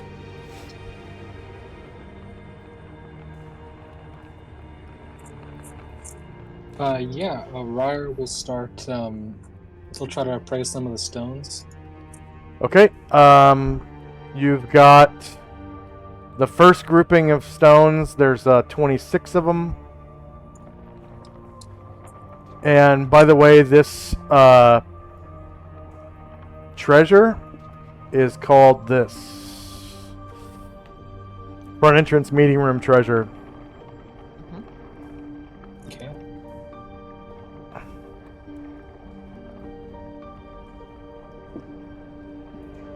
So the first group of gems, there's 26 of them, All right, and we'll start with they're dark blue with yellow flecks.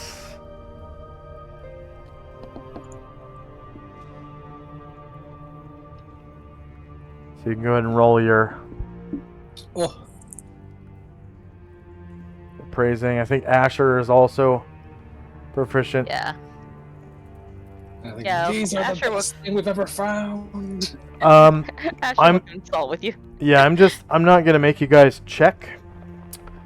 Because there are multiple characters that have appraising. So Okay. the first group is 26 gems, and they're lapis lazuli. I think that's how you pronounce it. So 26 lapis lazuli.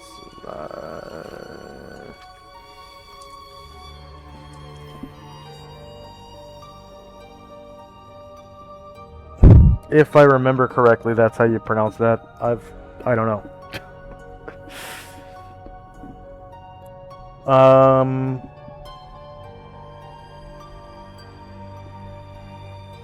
And what do we appraise their value at?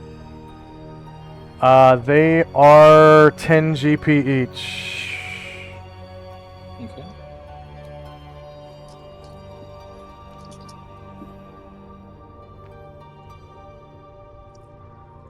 Alright, the next group of gems is 3 Jasper at 50 GP each.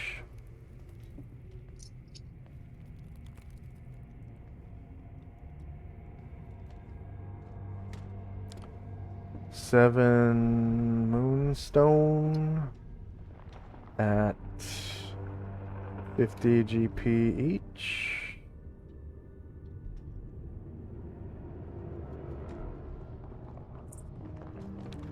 Six Fire Opals at 1,000 GP each.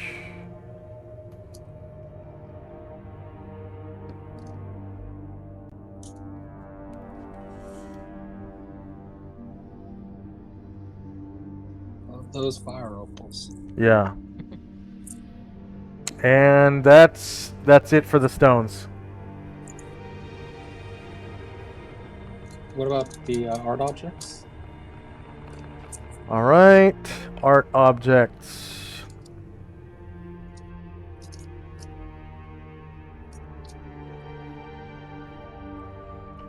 Five small sacks depicting hideous monsters.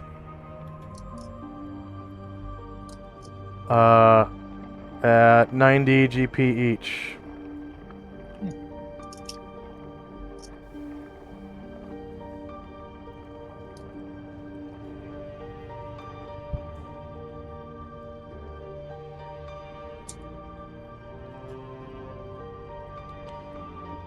Five whetstones with gold handles depicting celestial events at 400 GP each. So whetstones are useful for sharpening swords.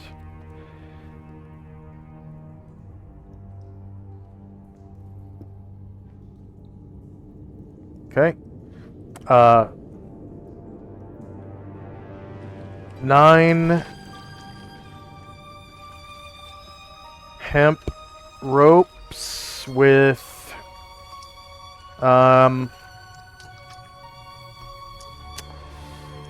turquoise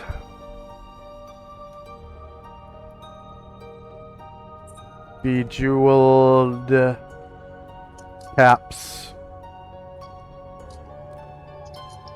depicting halfling revelers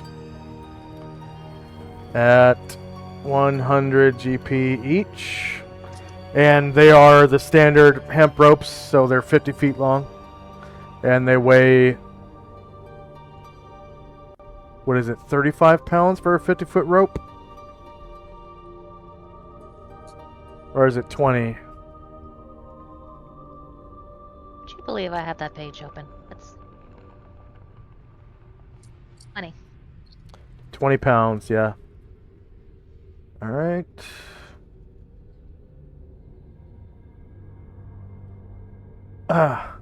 So here's the big one. 15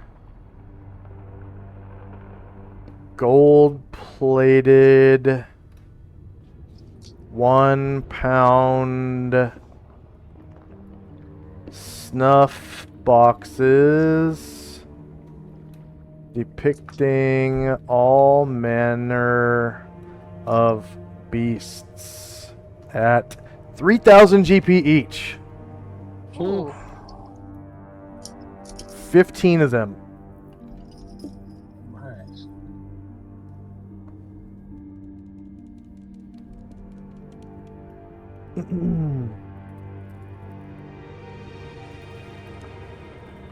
And then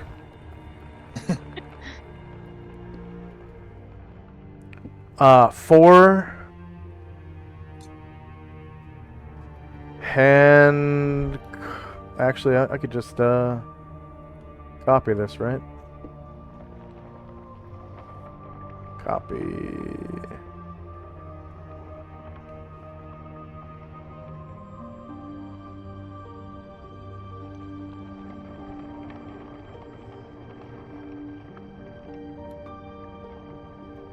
Four hand-carved hardwood 10-pound statues, so probably busts, depicting halfling revelers, so little halflings drinking, worth 5,000 GP each.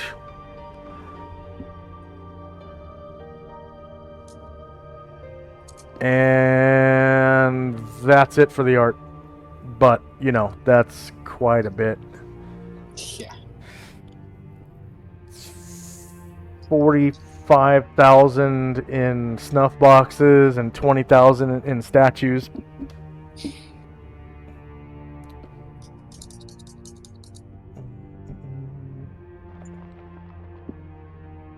Gonna need a bigger boat. Yeah. Gonna need, yeah, We gonna should- need a bigger boat. We should It's a bring good- the ivory dagger here, and then Well, I was thinking it's nice that we got some valuable sacks. We can put some of the gold in the sacks. Yeah. They are small sacks, but hey, you can. I'm assuming that we're going to abandon the copper and silver as we have been doing. Are we all same page there? Yeah, but honestly, we have so much. I'd be okay.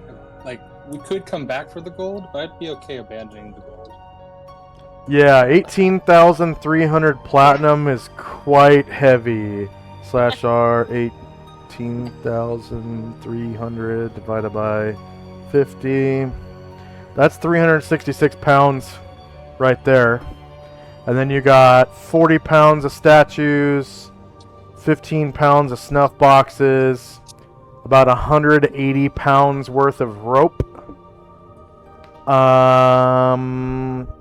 I think the whetstones were a pound each.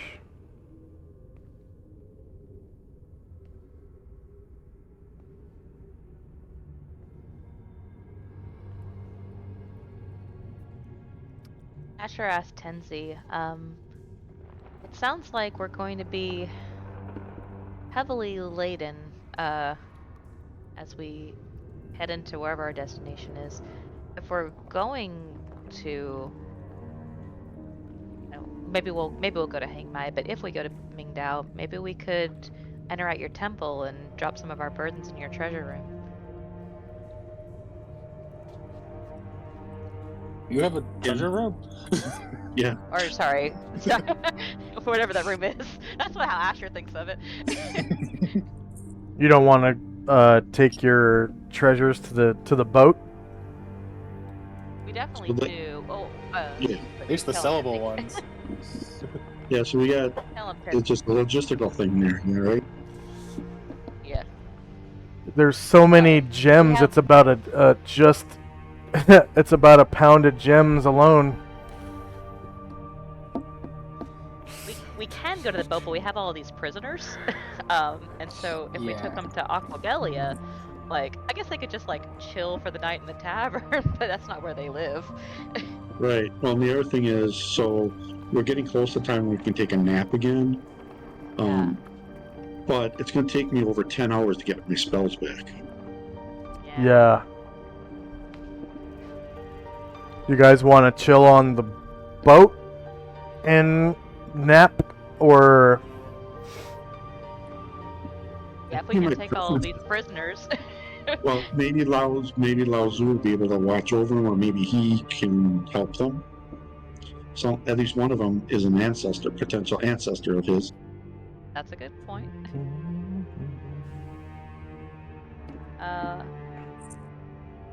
So, yeah, turn to him and say, hey, we weren't planning on going directly back to Hang Mai.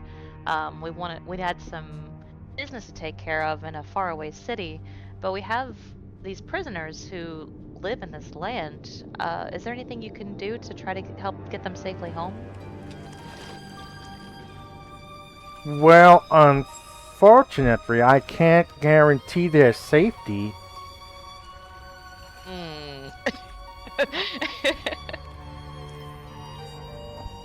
Could they stay here for another day before we can come back and we could take them? I would love to have guests in my temple. Yeah, so we could go to Ivory Dagger with the treasure, rest there, take a nap, get our spells back, and come back here and take care of it. Does that sound okay? Sounds good. Yes, Very absolutely. well. I will await your return.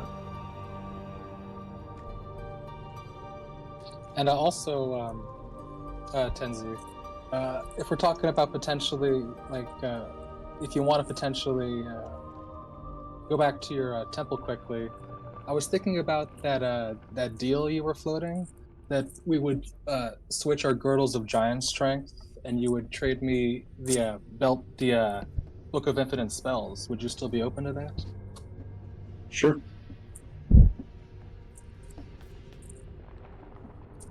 All right. Yeah. So, I think that sounds good to me. So whenever we go to your temple, we can do that too.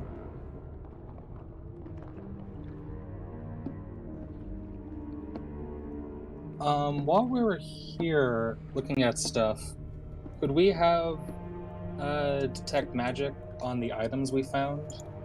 Sure, yeah, Or as long as you have characters that can cast detect magic innately, right? And you have a staff that casts detect magic? I okay. can, and Yeah. Astral can, yeah. Alright. So,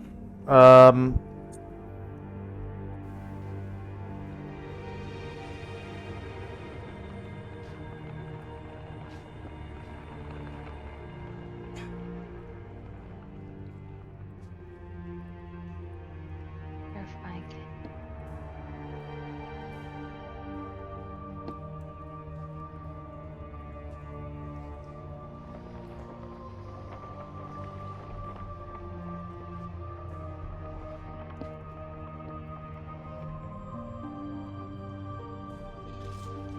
Forgive me if this doesn't work. on the medium shield, you detect faint magic. On the large-sized studded leather suit, you detect dim magic. Actually, both both suits of studded leather, the large and small. On the horn, you detect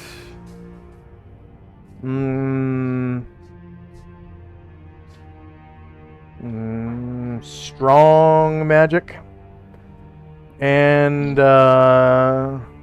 same with the horseshoes. Strong magic.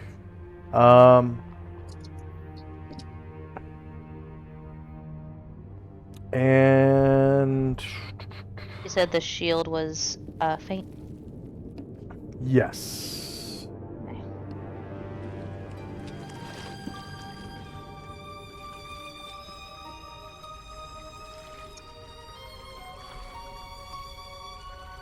And nothing else in the treasure was magical that you could detect. Okay.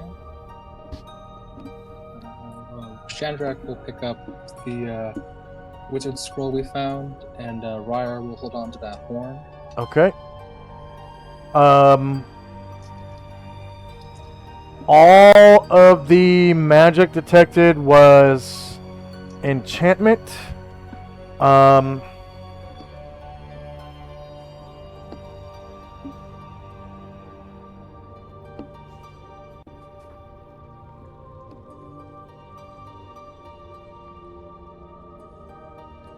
Except for the horseshoes were alteration, and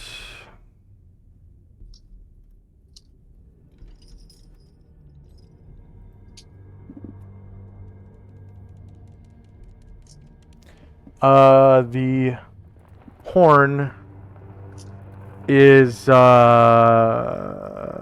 invocation evocation. Yeah.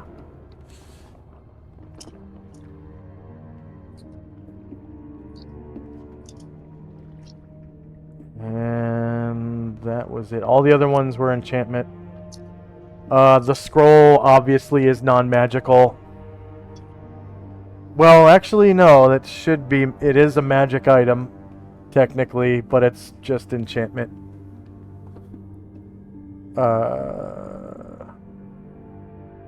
No. You should be able to detect the magic of the spell. So that's also alteration. Yeah, pretty sure.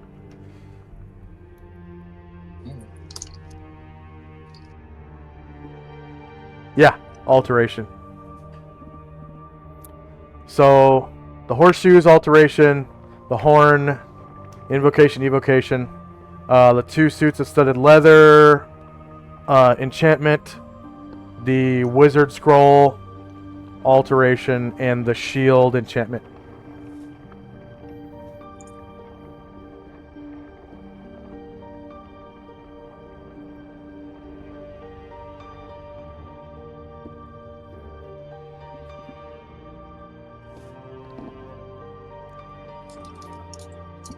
All right. Anything else before leaving the dungeon? Yeah, I did see. Yeah, I saw your message, Asher, about the treasure.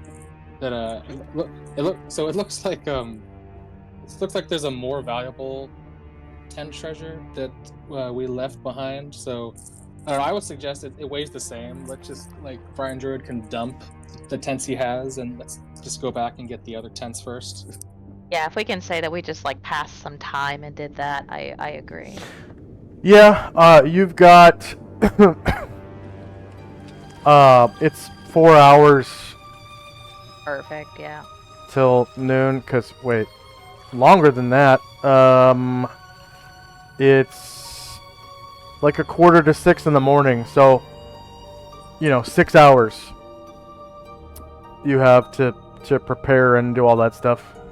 And the dungeon's clear, so Perfect. yeah.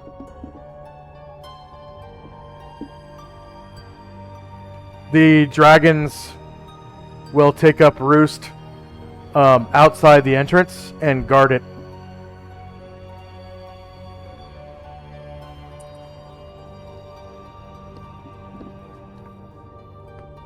and the NPCs will join you in counting and helping so that the coinage doesn't take super long. You can turn it into a counting operation. And I'm sure we'll encourage them to fill anything as much as they can carry with silver. Yeah. Can Android maybe fit the horseshoes and the shield? Yeah, 1 second. I am treasuring my butt off. And I'll get Yeah. that one as soon as I Heck can. yeah. so the NPCs, anything they carry out, they will keep. Yeah, So- they should keep as much silver as they can possibly carry. Yeah, they're gonna be hillbilly rich for a while. Oh yeah, Awesome. other people. Yeah, we can give them their treasure. Yeah, that's a good idea. Yeah.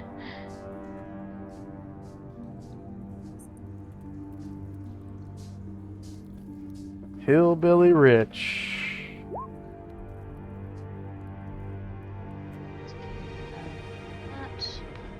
Alright, let's open brine druids. So all copper and silver was given to the NPCs. I'm just gonna make a note at the entrance.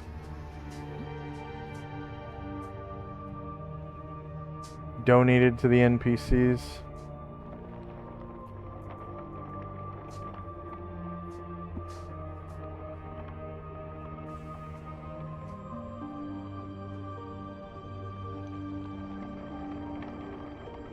Brine druid can only carry 19 more pounds before he. Oh no, wait.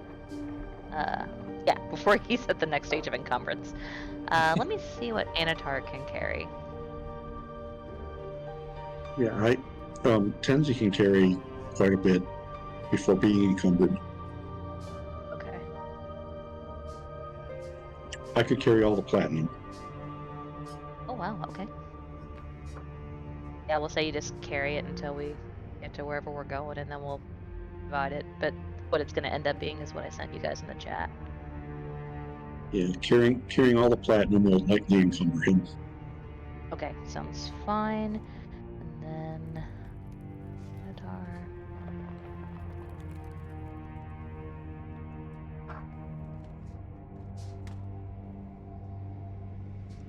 Not Lao Tzu though. The young monks and the Kidate ninja take it all. Okay.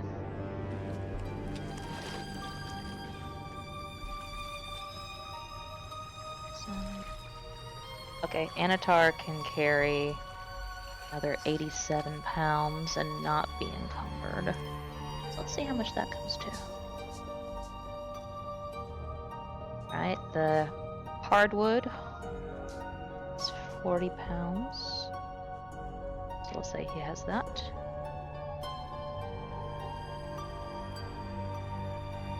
Let's see what's the next heaviest thing. Oh, hemp ropes is a lot. That's 9 times 20.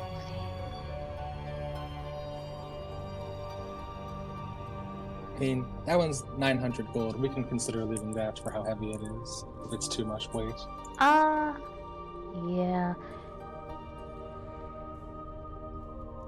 I think that might be prudent. Tenzi, you agree to that? Yeah, that's fine.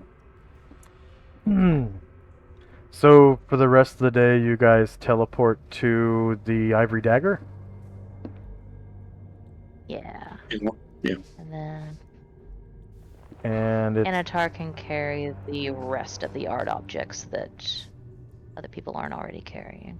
Alright. Someone want to get that? it's docked in Aquabelia, correct?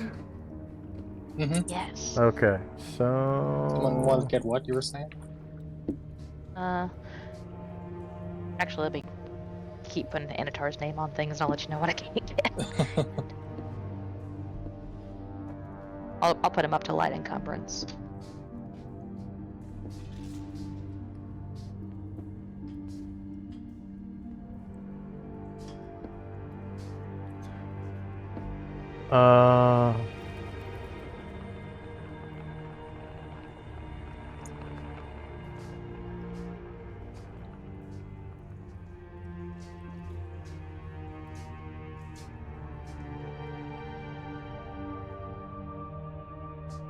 September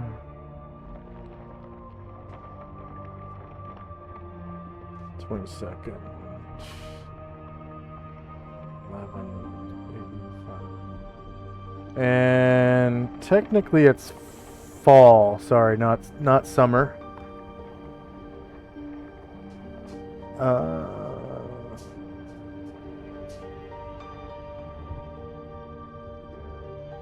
September 22nd.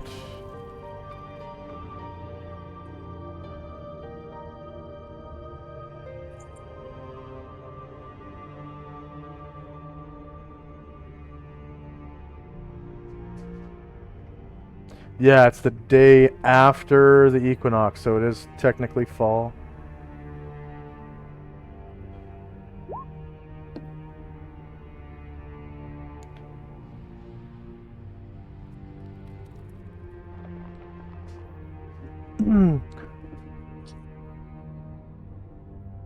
And how long are you guys staying on the Ivory Dagger?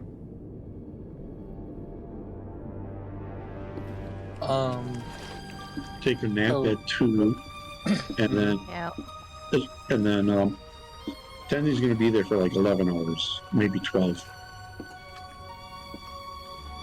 Yeah. Okay, so I until think 2 in the morning, as well. at least. Right? Probably. I haven't counted them all up. The last time I counted, it was at least 10 hours, and I used spells since then. So Yeah.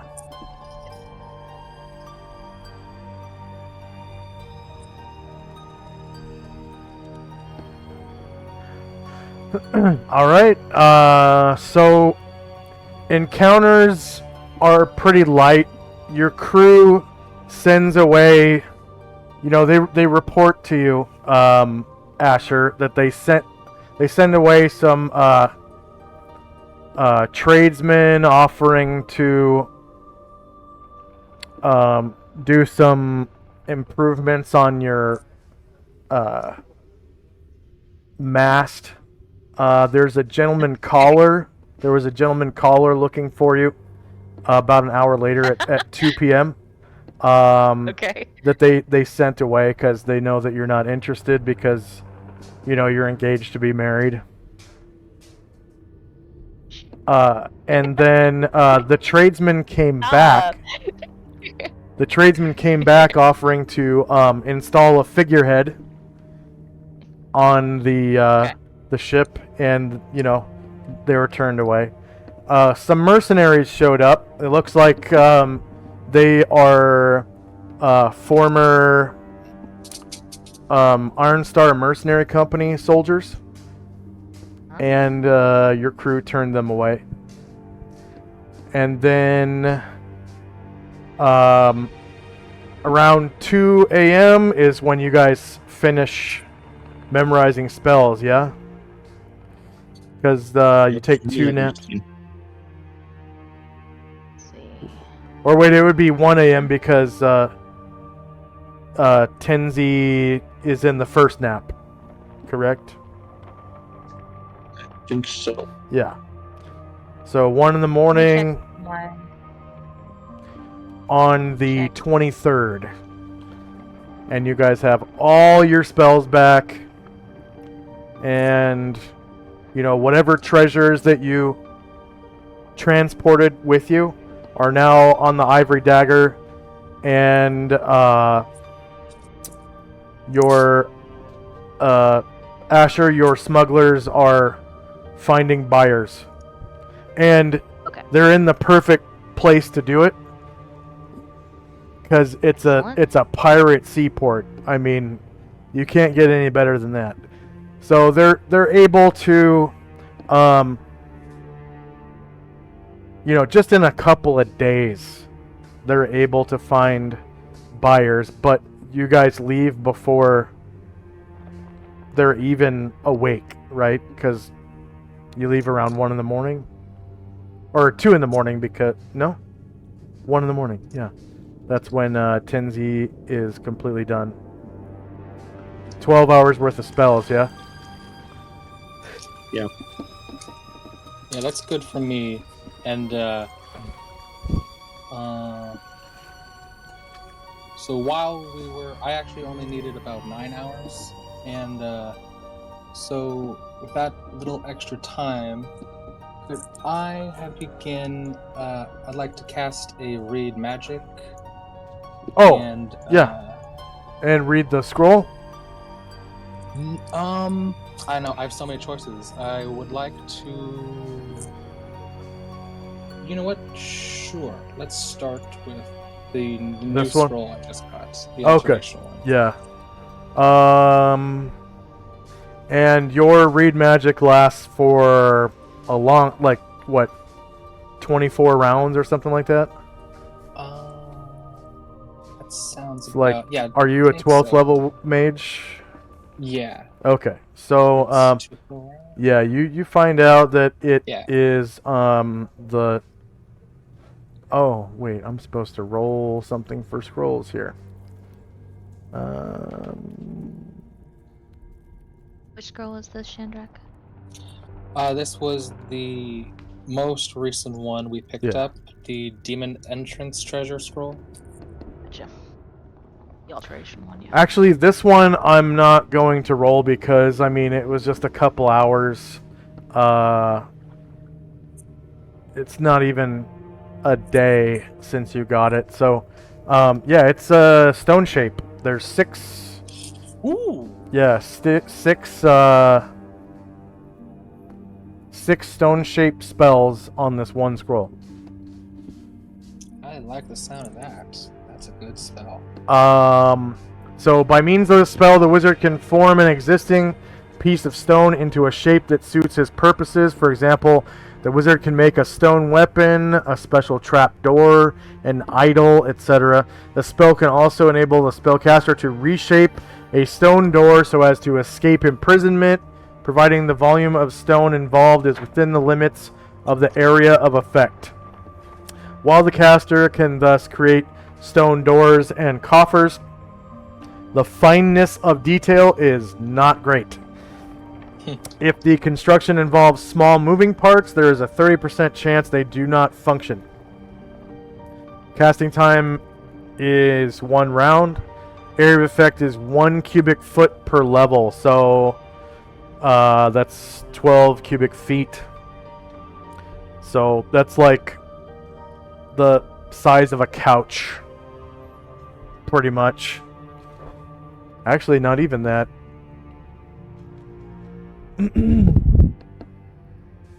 Nice.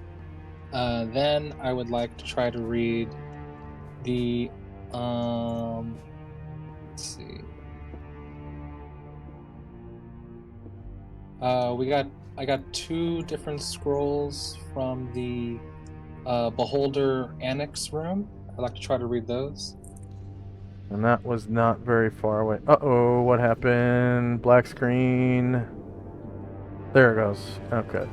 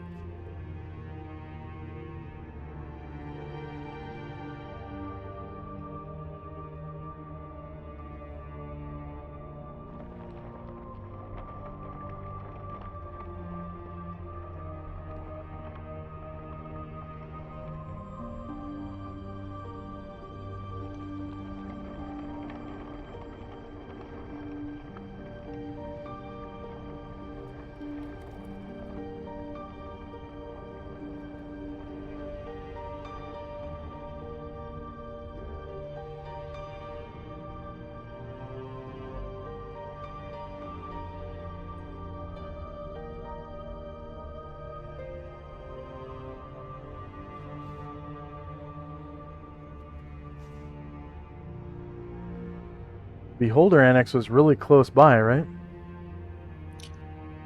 I mean, it was a little far away. It's pretty close, but it was like in the northwest. Northwest? Yeah, from where we are here. Man.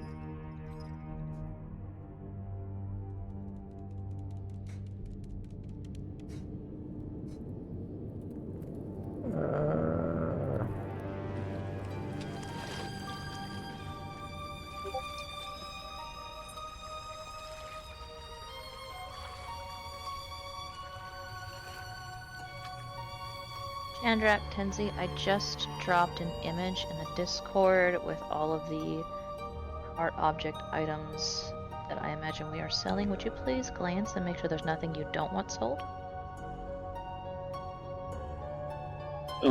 Yeah, Tenzi wanted one of the large tents with painting depictions of celestial events for his personal use. Yeah, Gargamon could use that too.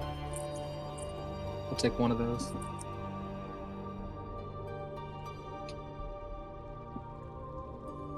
Look at the right one. Ah, gotcha. And then also I saw Musashi. those all the way up and I forgot we had dropped and picked up the other ones.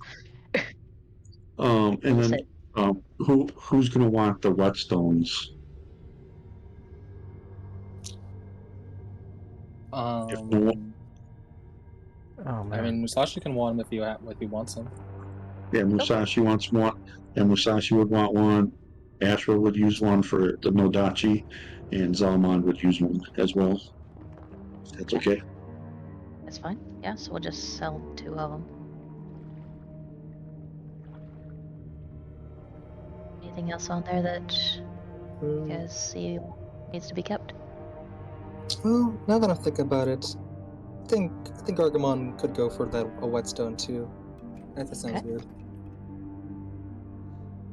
Well, if everyone's keeping one, Asher will.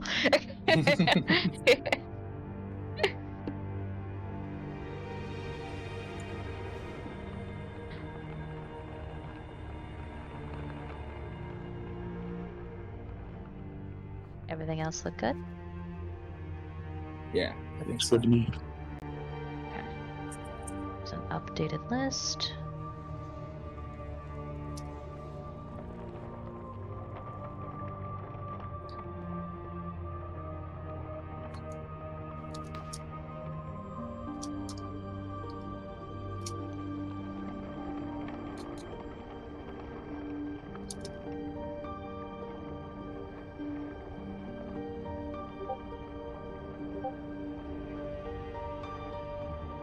Oh, that's.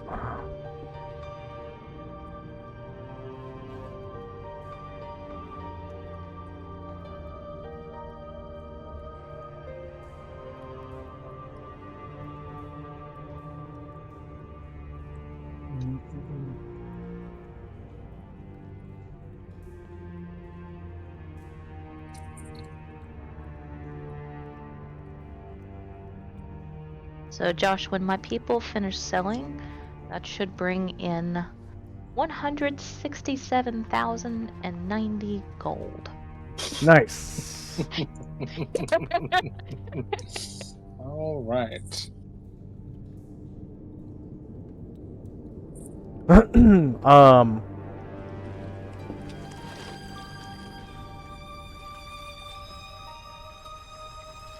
Don't forget the thieves get 2 experience points per GP.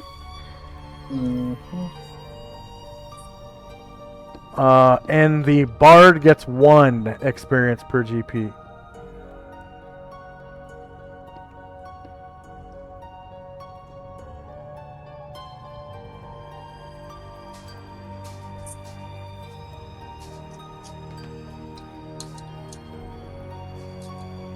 There it is. I've got it written in white. That's why.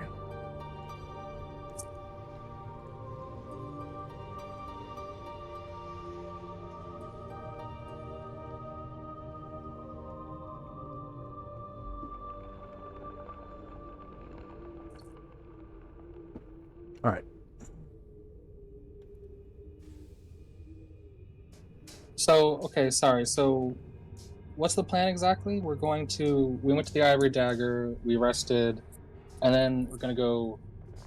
So we left the people in the dungeon, and we're gonna go back, and then we're gonna take them to Hang Mai. Is that what we're gonna do next? That's the next I step, think yeah. Yeah, I think that's a plan. All right. So there were two wizard scrolls Yes. in that treasure. Scroll number 2 and scroll number 3. And scroll number 2 is Melf's Minute Meteors. Okay. There's one Melf's Minute Meteors spell on there. Okay. The other one is 6 Detect Scrying spells. Oh. Okay. It's Wizard 4. And then, of course, Melf's Minute Meteors is like level 3.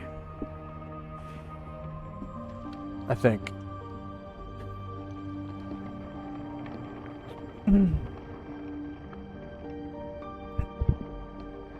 Cool.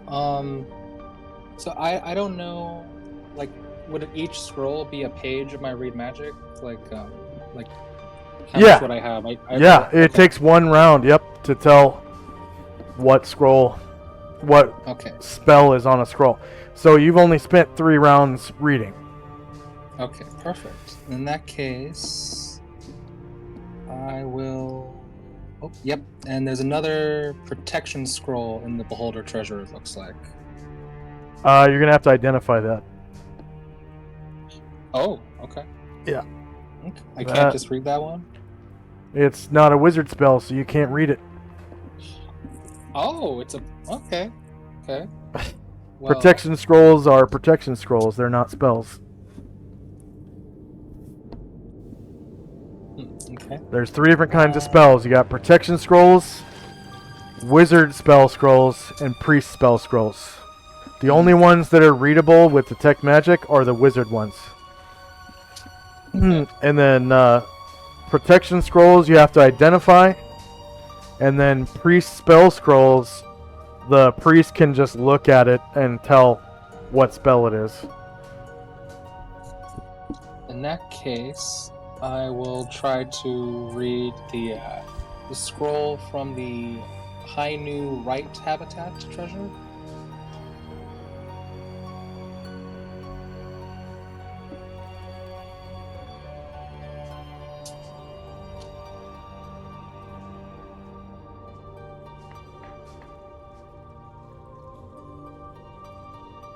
And like, so once we get back to Hang Mai again, are we going to teleport Ushis to Hang Mai, or are we going to continue adventuring?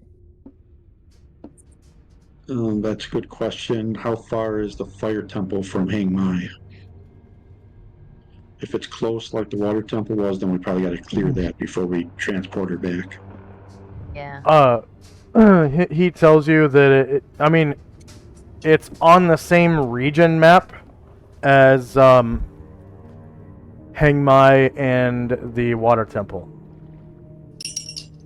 So, within a few hundred miles. The region maps are they're big. I mean, they're like a couple thousand miles wide. But it's within a few. I think this temple was risky, but I think the next temple, it's probably a pretty decent way to the east. We probably don't have to worry about Usha scaring away the evil people. Yep.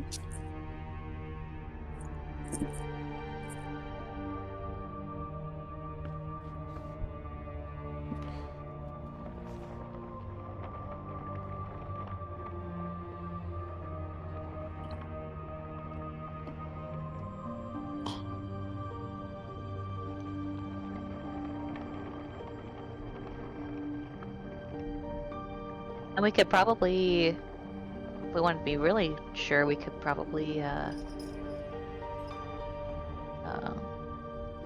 commune, find out if it's within 100 miles. Mm-hmm. Because also, so Chandra, Well- he's been. Lao Tzu knows where his. Oh, and he said it was like a few hundred miles away or something. Okay. I was a little will. confused by the answer. Okay. I will take a look at the map and actually measure.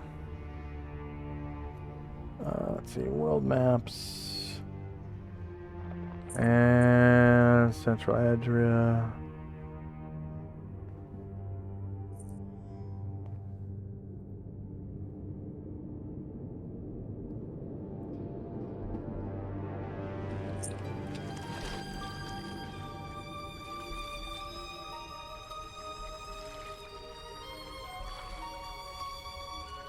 And you wanted to know how far it was away from Hang Mai or from the Water Temple? In my.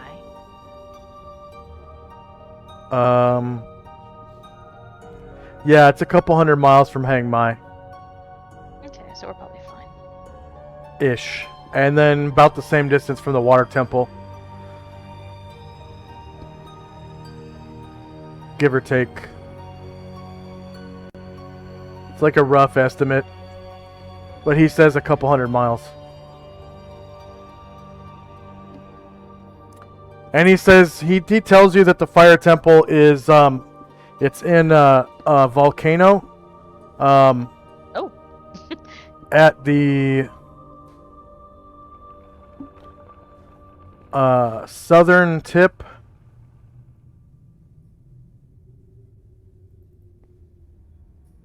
of the Shimamomi mountain range.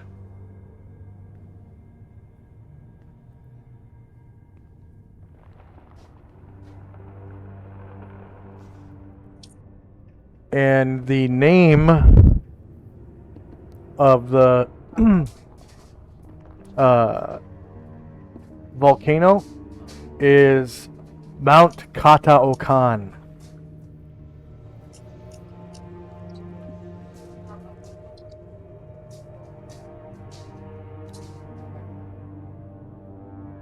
Sorry, can you repeat? You said what mountain range? The Shimamomi Mountains. So southern tip of the Shimamomi mountain range.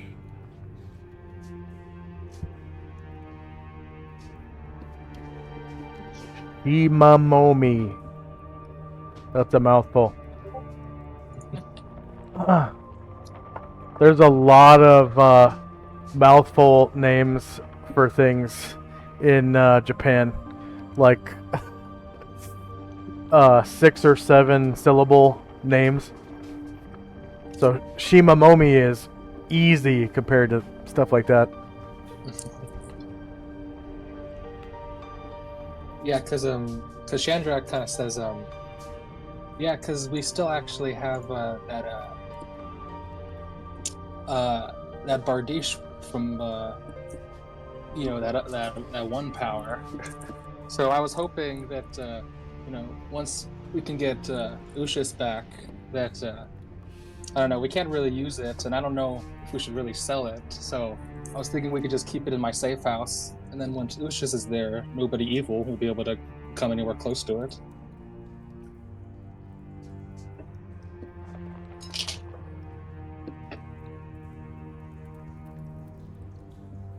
I don't remember the Bardiche. Mm-hmm. Where did we get that? Where did we get that? Because we took down Baphomet, and he dropped his Oh. Bardiche. Oh yeah. Yeah, it's like a giant kin Bardiche. And it's too big and, different style for Gargamond. And I don't think, we probably could get a whole bunch to sell it if we found the right buyer, but I don't know if we should sell this. And I think he has to be enlarged even to use it.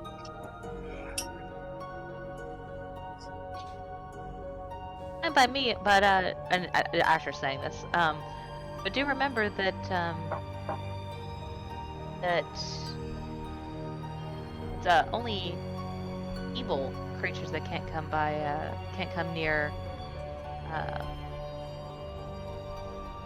Ushas. Yeah. Ushas' avatar. So some people who maybe have some flexibility seem to be able to operate just fine. That's true. I'm just trying to think what the best place to do with it is. Maybe. Oh yeah, there's no perfect place. I don't Bring know. it to Maybe. the fire temple and throw it in the molten lava. Ah. Hey, you know what? Should I That's put you actually a guys good idea. on the landing page for now? Yeah, that's fine. Yeah, that's Sure. Okay. Yeah. That way you can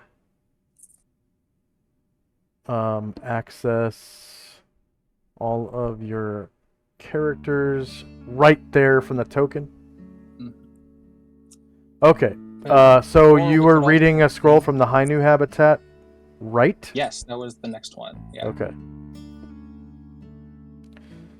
All right. So Hainu habitat, right? Only one scroll. It is it is 6 vanish spells. So that's wizard 7. Oh, okay. Nice. And I thought you already read that one, but oh well. I think so. So vanish, it's alteration, so not illusion.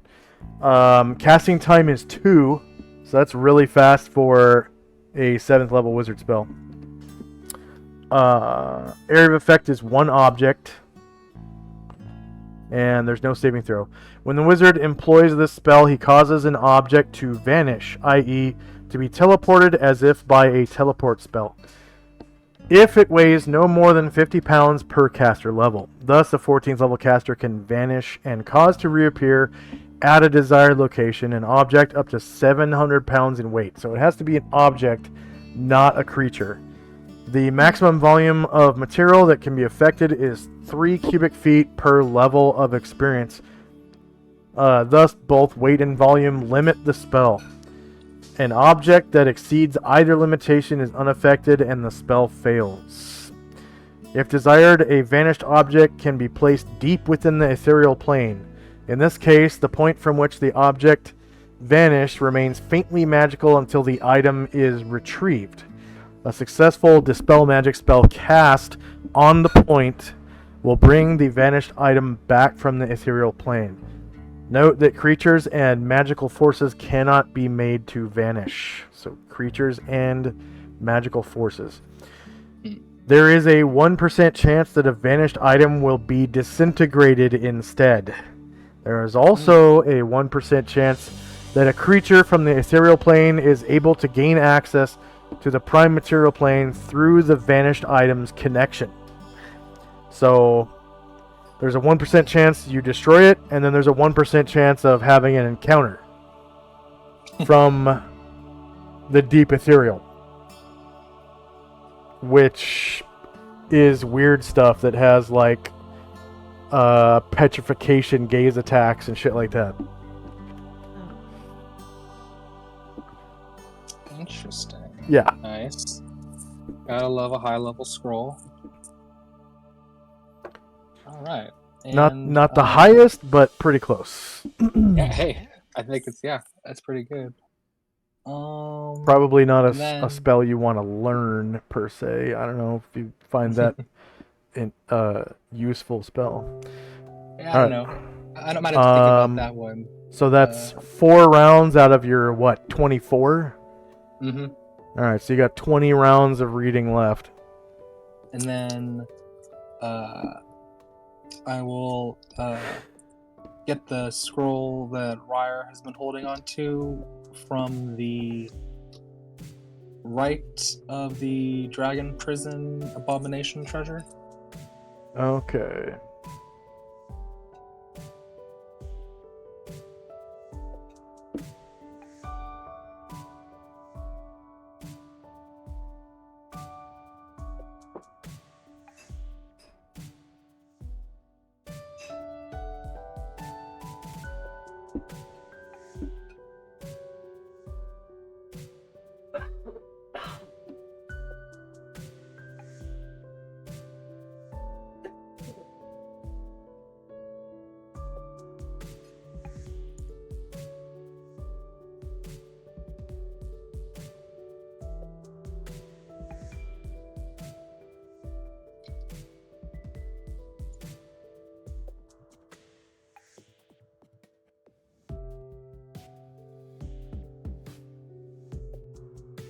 All right. That is that scroll is 2 control weather spells. Oh, So that's level 6. nice. Oh, I can do that one easily now. Control weather is alteration. Casting time is 1 turn, so it takes a full 10 rounds. Scroll spell casting time is the same as the spell. So duration is 4d6 hours. Area of effect is 4d4 square miles. So pretty big area. The control weather spell enables a wizard to change the weather in the local area. The spell affects the weather for 46 hours in an area of 44 square miles. It requires 1 turn to cast a spell and an additional 1d4 turns for the weather conditions to occur. So it has to change over time. The current weather conditions are decided by the DM. Obviously, I roll them randomly. Depending on the climate and season. Weather conditions have 3 components: precipitation, temperature, and wind. The spell can change these conditions according to the following chart, and it shows a chart with precipitation, temperature, and wind. And it's like, precipitation's like clear, very clear, light clouds or hazy, partly cloudy, clear weather, and it goes all the way down to fog, heavy rain, driving sleet, and gale. Temperature goes from hot to cool, and then wind, calm, dead calm, light wind, moderate wind, and all that. Wind speed is in the control winds pre-spell that describes the different categories and speeds. The uppercase reading headings represent the existing weather conditions. Okay. The small headings beneath each large heading are the new conditions to which the caster can change the existing conditions. Furthermore, the caster can control the direction of the wind. For example, a day that is clear and warm with moderate wind can be controlled to become hazy, hot, and calm. Contradictions are not possible. Fog and strong wind, for example. Multiple control weather spells can be used only in succession.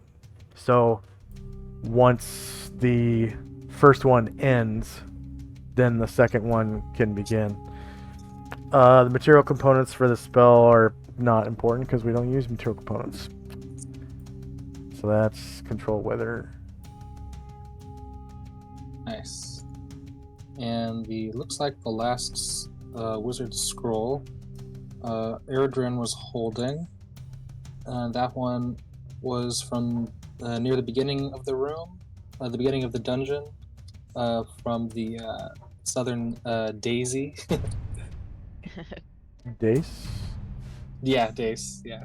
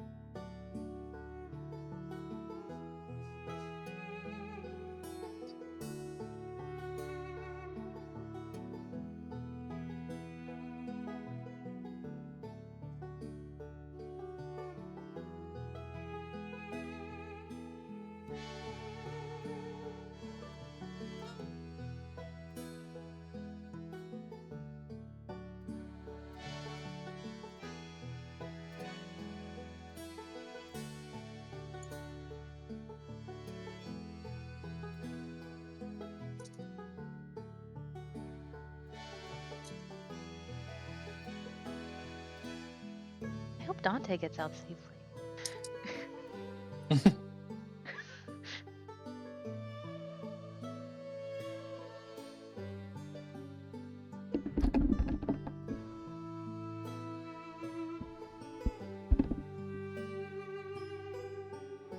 Andrak, I was right typing something else. Which scroll are you looking at this time? Southern Days. Yeah, Days. Southern Thank Days near the beginning of the dungeon.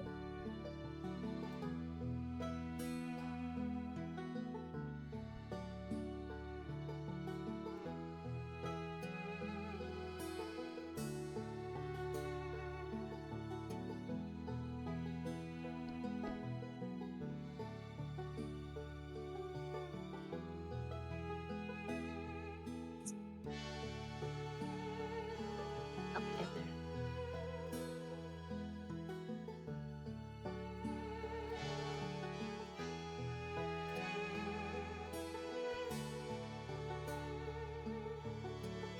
And you guys didn't move that treasure, did you? Oh, sometimes we do that. I don't think so. Okay.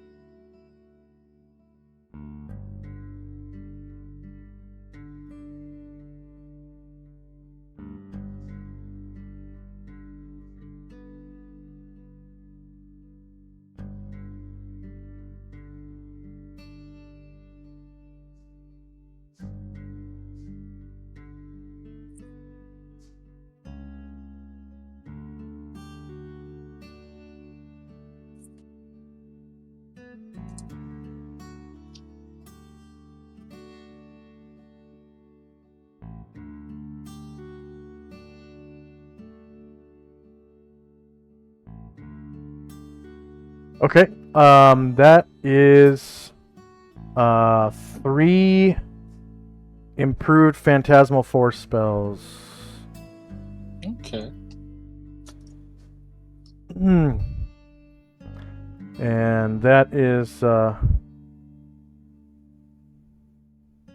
yeah, that's the Southern Dace in the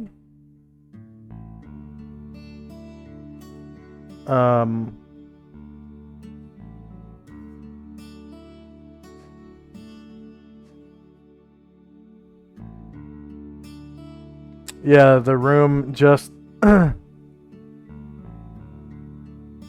yeah, north and south Dace room, yes.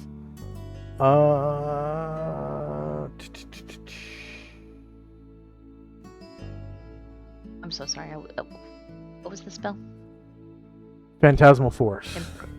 Thank you. Improve Phantasmal Force. Yeah. Yeah.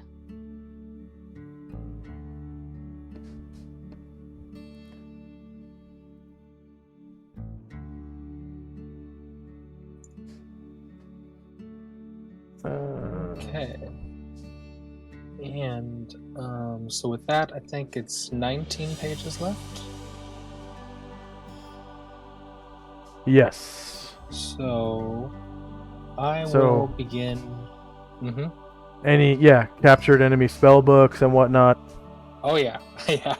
I will start with how about the good stuff? Mershulk Tome 1.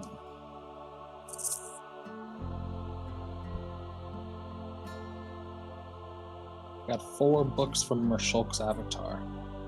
Yeah, you did. Yeah.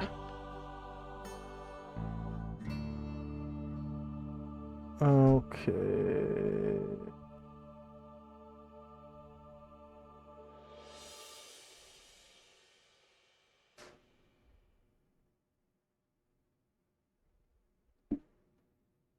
And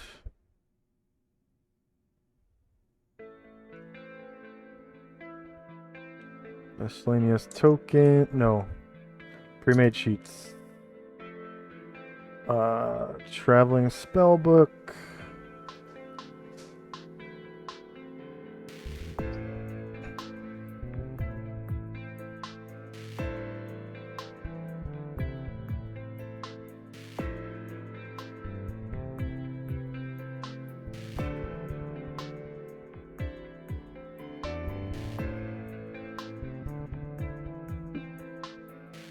Order Superior Star, Shandrak. This is spellbooks in your backpack, yeah? Yes.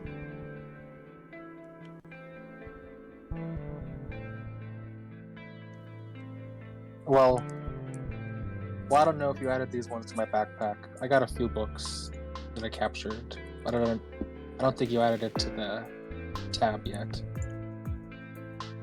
But it is in my sheet.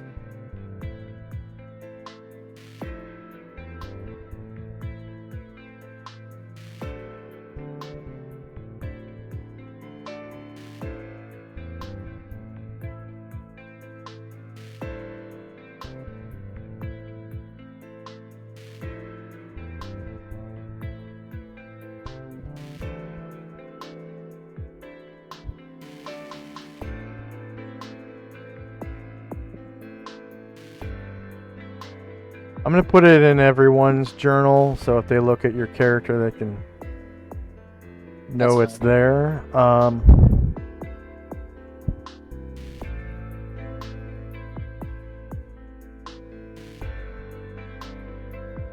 Actually, just yours for now. And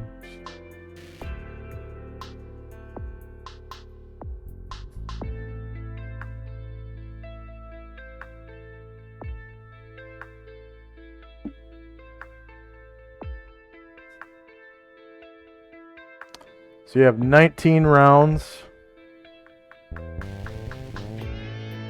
to read.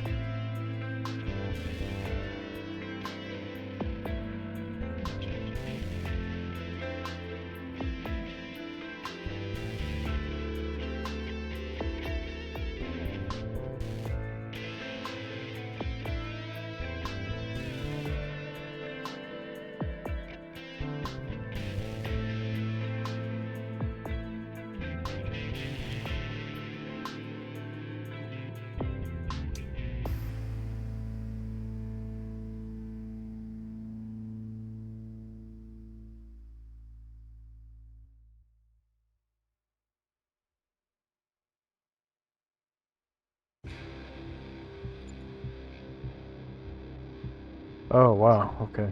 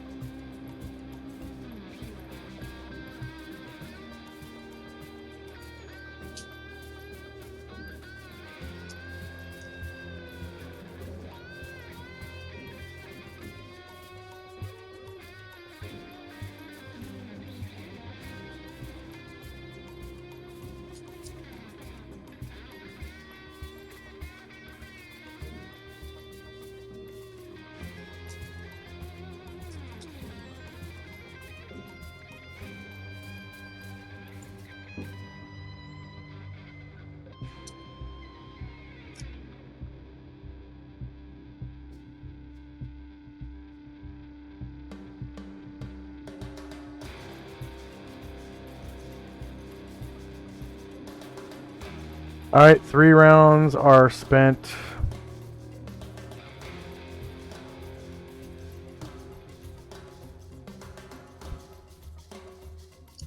on read magic.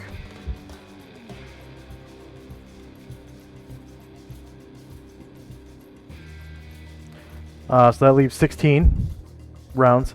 5 more rounds on detect magic.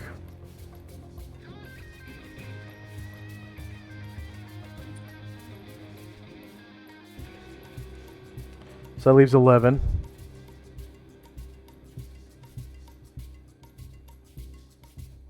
And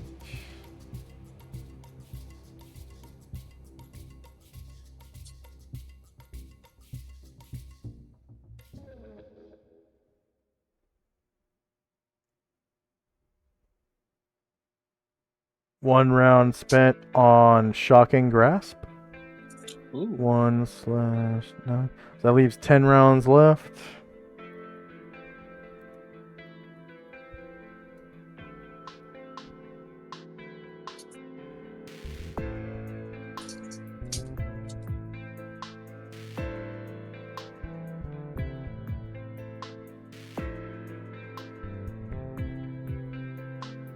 Five rounds on sleep. That leaves 5 rounds.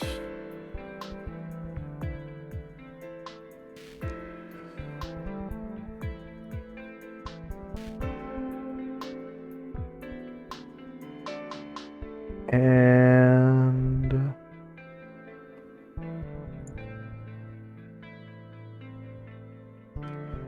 4 rounds spent reading hypnotism. Okay.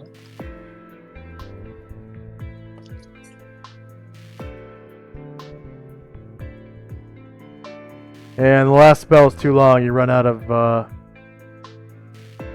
read magic unless you want to Oh yeah, you don't really have it memorized more than once, right? Well, no. This is a special occasion. We got a lost step to read, so I definitely have like that. Is it I on your think- staff? Read magic on your staff? No, when I memorized my spells, I changed to read magic. Okay. Yeah, so I'll cast another one.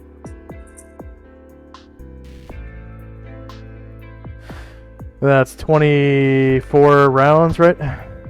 Yeah. Okay, so you have, after this spell, you have 19 rounds left because it's 5 more pages into your second spell. So it's a total of 6 pages.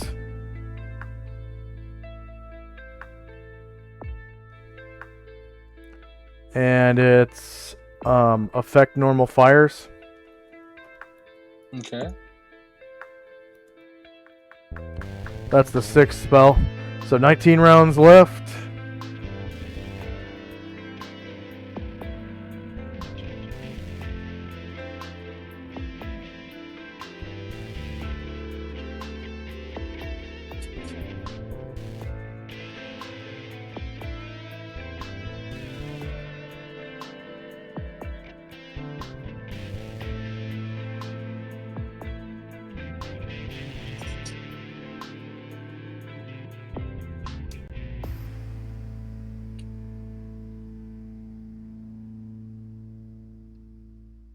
And you spend 4 rounds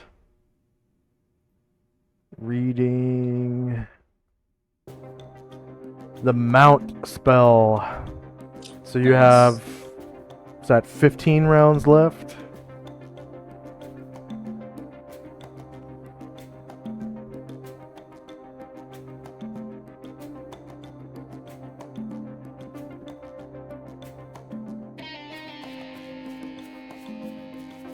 The next spell, you spend 5 rounds.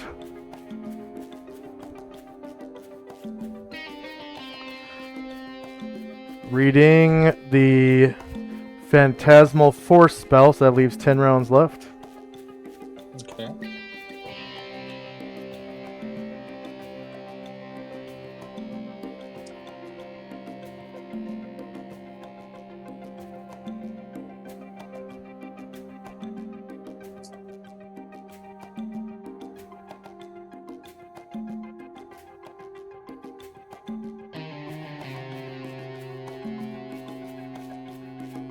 10 rounds left, right? The next one you spend 5 rounds reading Improved Phantasmal Force. Oh. In the book and a scroll.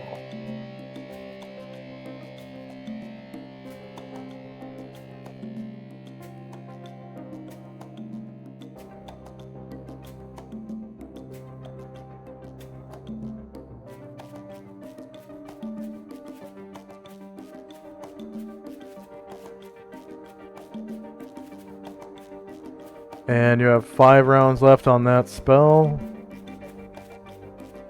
4 of which are spent reading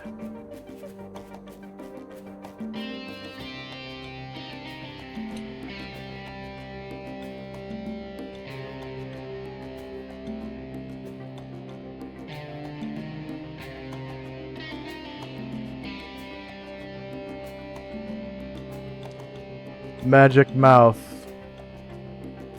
Okay.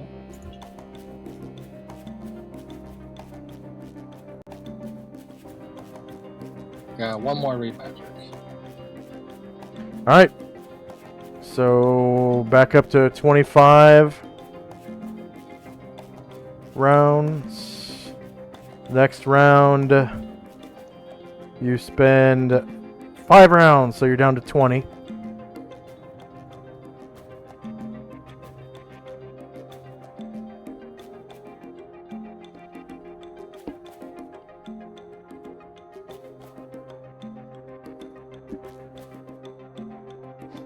And it's the Stinking Cloud spell.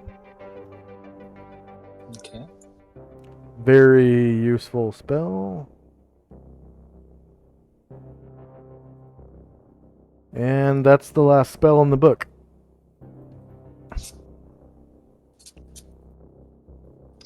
Oh, okay. Then I will move on to the next one, the Mashulk Tome 2.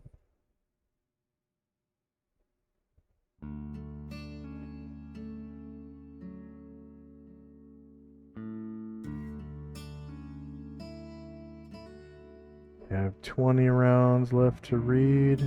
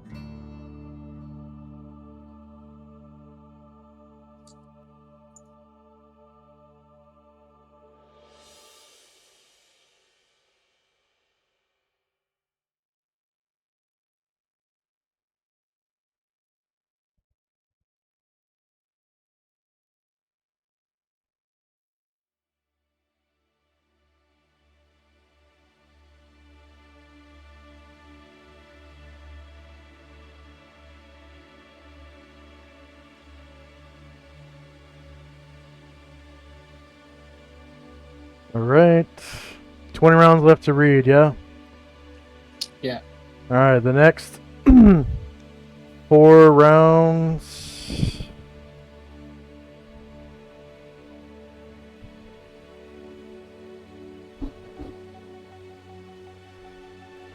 You read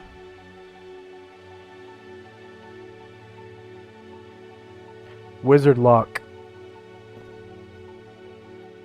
Okay. 16 rounds left. Next 3 rounds.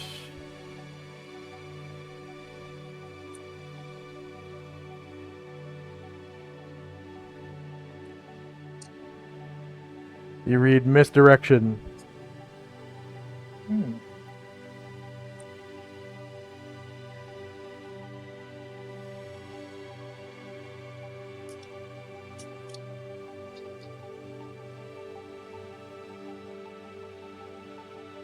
And the next 6 rounds.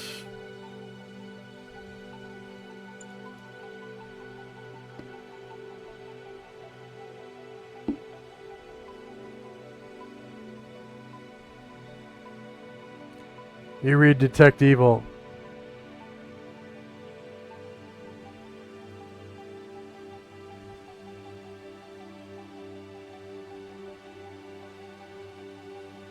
So that leaves, let's see, 16. Minus 4 is 12. Minus 3 is 9. Minus 6 is 3 rounds left, yeah? Okay, yeah.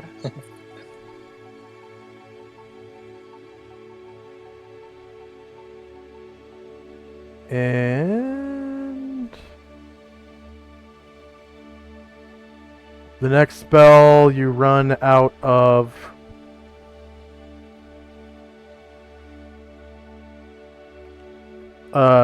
read magics. Okay.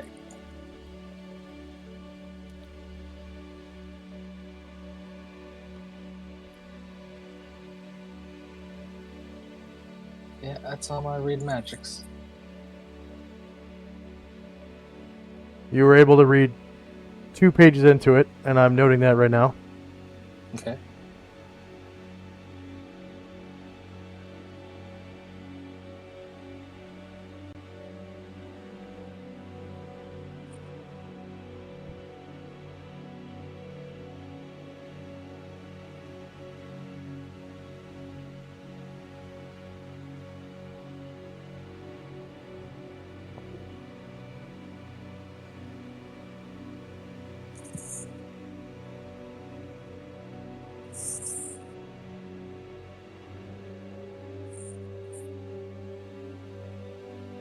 Alright.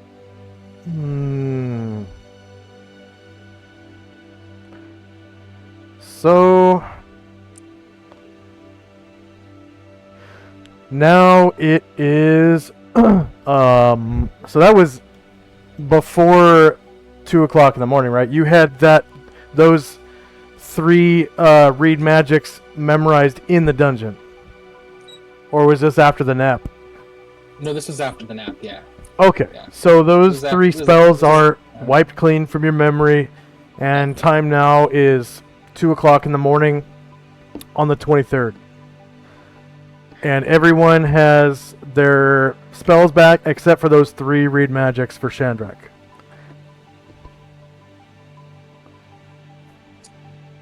While Shandrak was reading magic, could I have had Jim and Varen doing some healing? Yeah, yep. Awesome, thank you. And you can take care of that on the landing page. Tenzi, I'm gonna use a heal on Musashi. Okay. Thank you. I'm gonna use a bone. So I'm going to clear the tracker, That off his gargle. and I'm going to put down 2 a.m. September 23rd.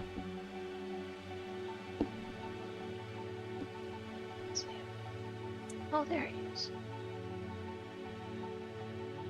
I'm going to use a heal on Brine Druid.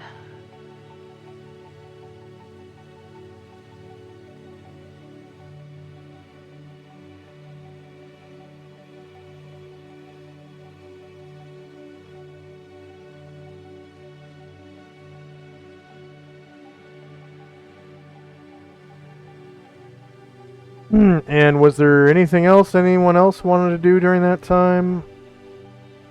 Yeah, Astral and Astral's going to do some healing as well.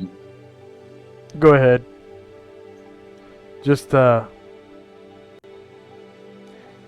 if it comes from slots, just mark off the slots that you use for now, because I'm not sure what you guys wanted to do after 2 a.m. Right.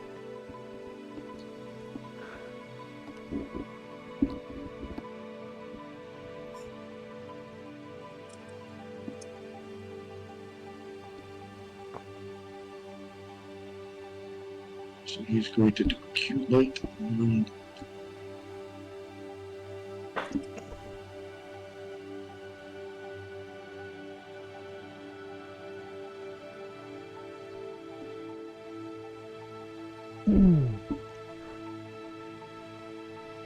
And while you guys are doing that, why don't we have a 5-minute break?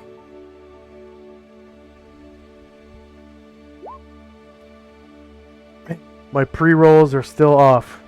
Alright. Yeah, we'll have a 5-minute break. We'll come back at, let's see, my pre-rolls are off at 37, so we'll come back at 32:20. Be right back in 5. Shander. Mm-hmm. Shander, did you get that healing for Gargamel? 14 and 21. Oh, thank you. Let's see that.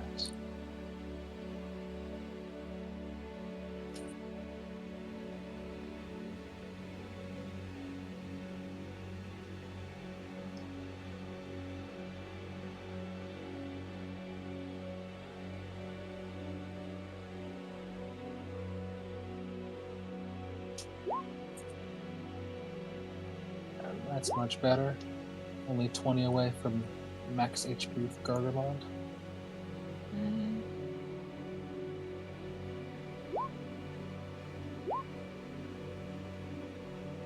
Oh, that's cool.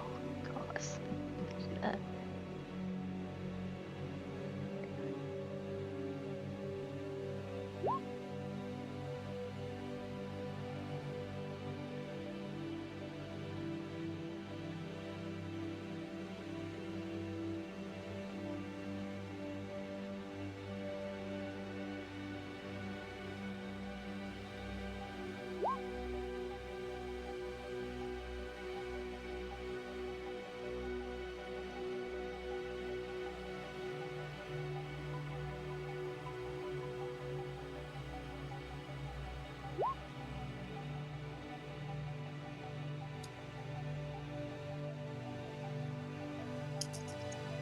Roll 3 cures, 2 1s and a 2. Ugh.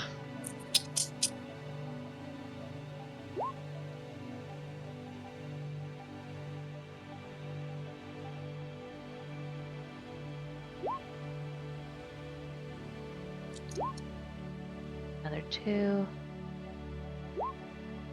Another 2. So that has him full.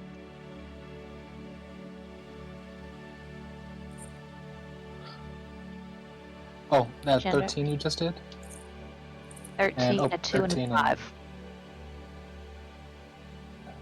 2, 5, 20. Yeah, that's perfect.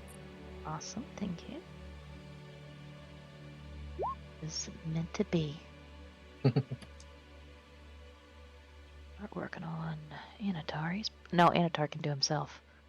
We're gonna start working on Varen. Anatar can do Varen too. Anatar can only do himself. Oh, okay. I thought I Otherwise, could do he other gets, celestial people. they get really pissed off. Well, no, he can do Varen. You're right. I always forget that.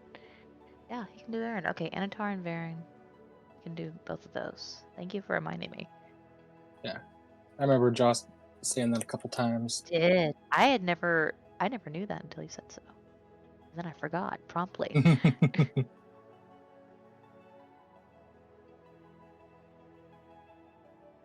Yeah, Gargamon has finished off the loan for Yong and still leaves the Oh. dungeon with 18,000 gold. Nice.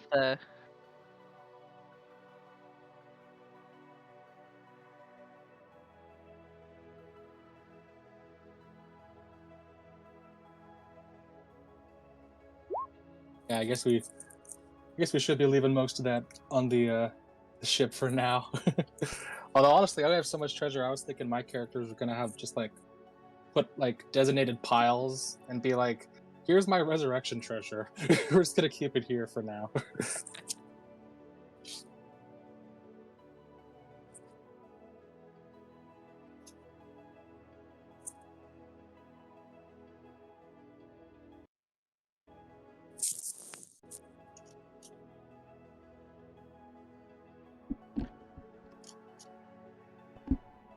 All right.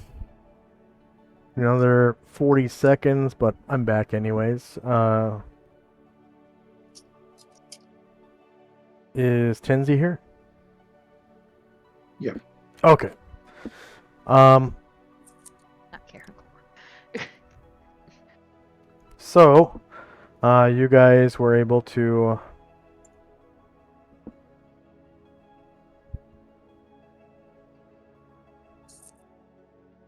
do all your healing, and I hope you tracked which slots you used, if any.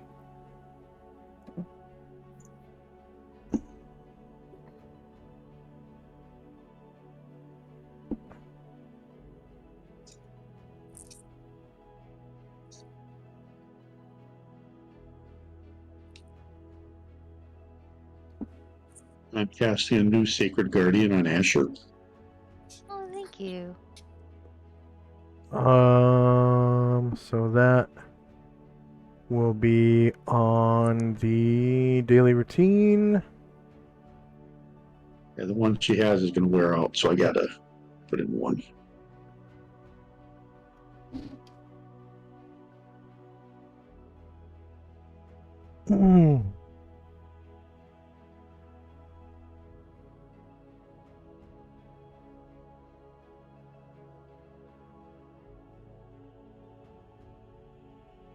Are you guys going to change the schedule on any of these spells?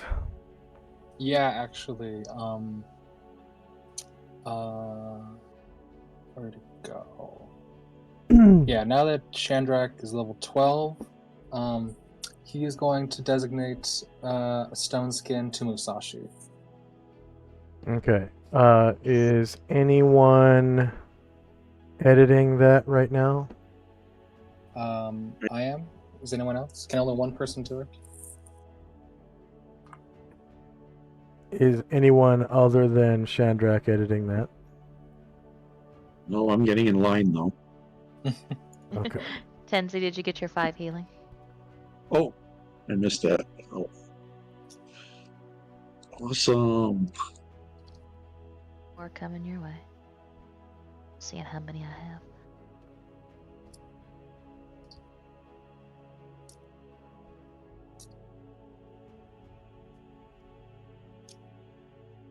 And there were 4 volumes, yeah? Alright. I got that one saved. Yeah. So that was... I was starting to read 2. You said there were 4 volumes. Yep. Alright, I saved that if you wanted to change the schedule, Tenzi. Okay.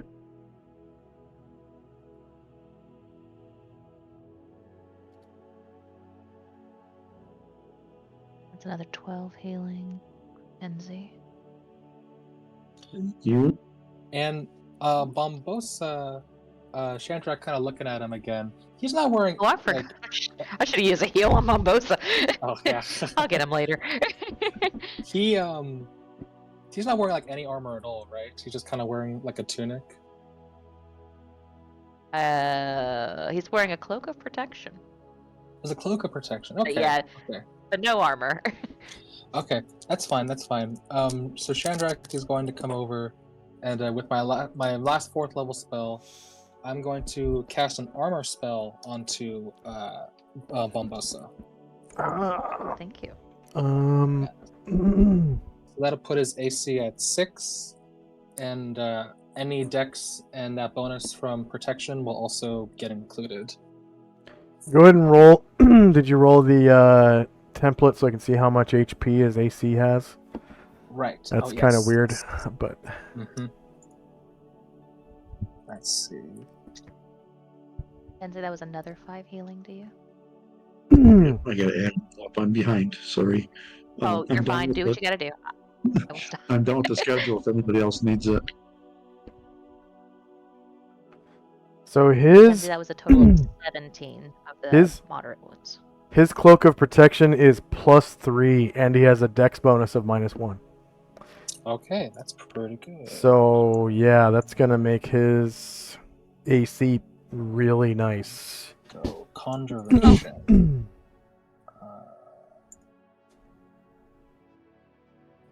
There it is. All right. So his AC becomes 0. Surprised AC becomes 1. And shieldless AC 0, because he doesn't use a shield anyways. Nice. Much And better. then on his token, I gotta annotate that his AC can take 18 points of damage.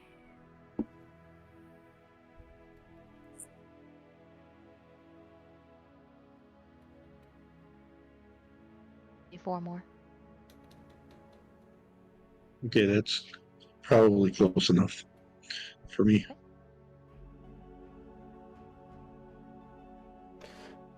So Ryer. if you hover on Bombosa,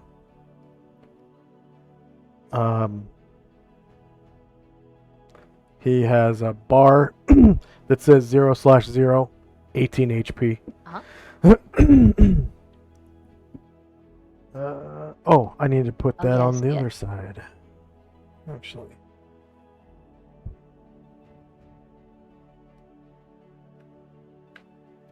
Thanks, Chandrak. That's gonna help a lot. Mm-hmm. Yeah, I had that realization a while ago of like, oh, I could put this Yeah. on people with no armor. That'd be good for the thieves.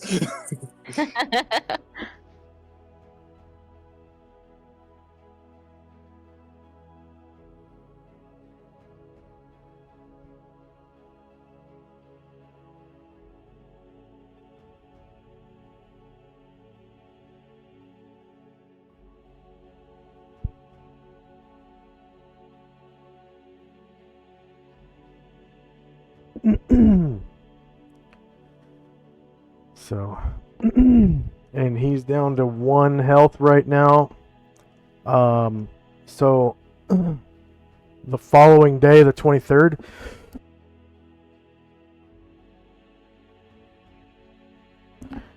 around 4:30 in the morning, which would be 3 hours from now, you would be able to heal him to full. Yeah.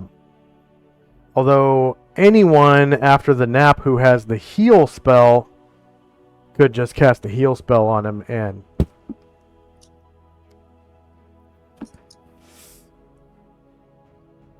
Could have, but Which I I- used him up forgetting he needed it. No. Do you want Mumposa to be healed? If you care to, my plan is that we're not going to get into too much craziness today if we can help it. Right? If it, just let me know if you change your mind. depends on where you go and what you do. Really. I know. Honestly. I would like not to. Yeah.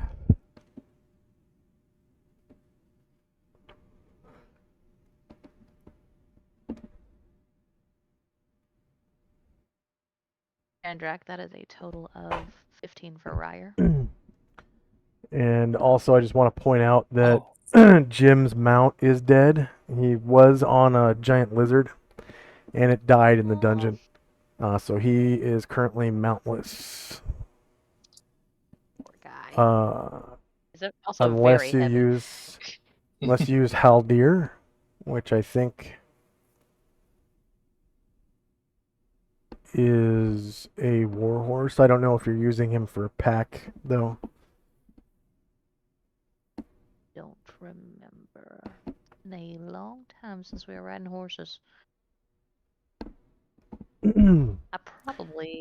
think I'm using pull you for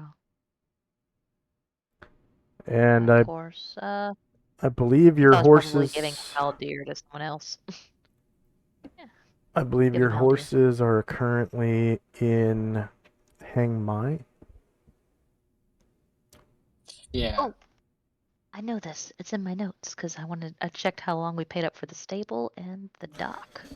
Yeah, it was something like a week, and you've only been gone for like 2 days or something like that. I think I paid up like a month. I was Yeah. not leaving my I was not leaving my ship with pirates not paid up. Yeah. That didn't sound like a good plan.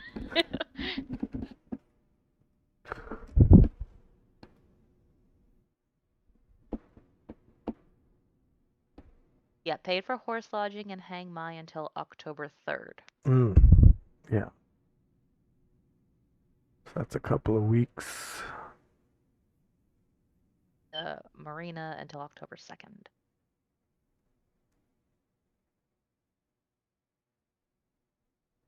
And for some reason, this next track is not playing.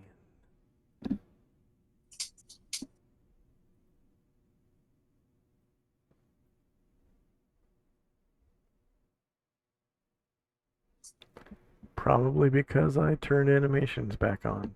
Should not do that.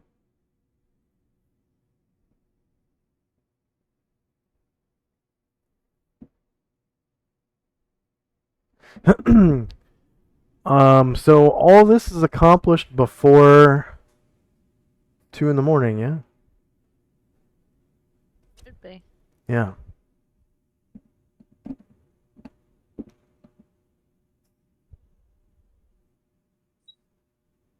Except for the 2 spells I just did. Or I did. Yeah. Which, how long do those take to cast? Sacred Guardian takes 1 segment. I didn't roll the template for the other one. I will do that now.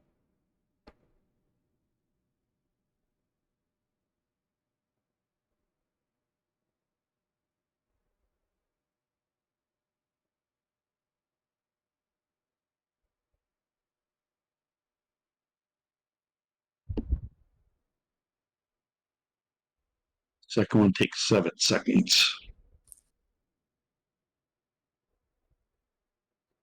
So around each, so it's 2:02 p.m. a.m.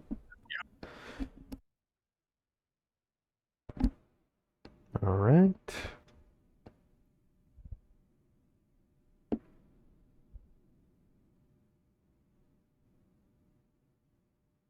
And where do you want to go from there?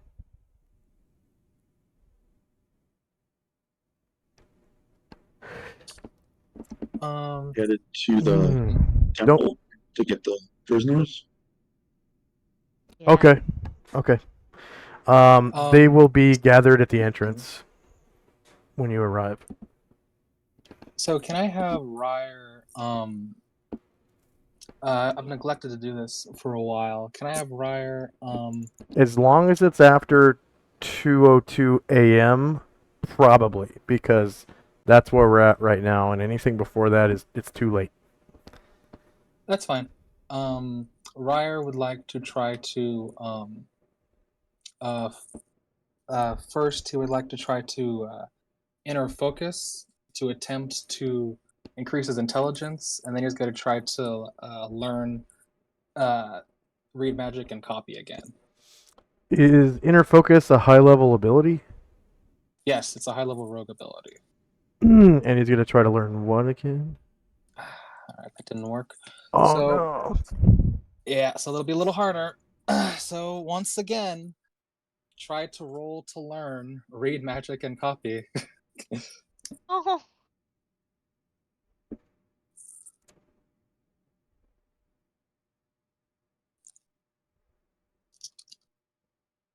And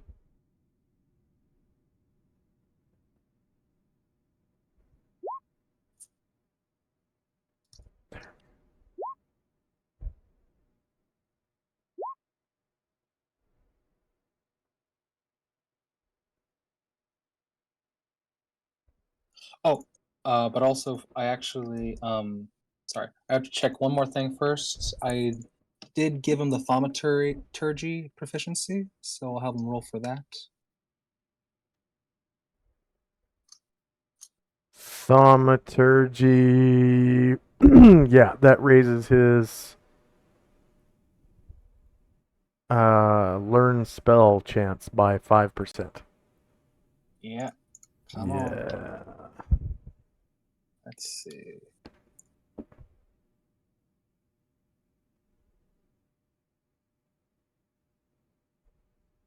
Oh, come on. Man. All right, here it goes.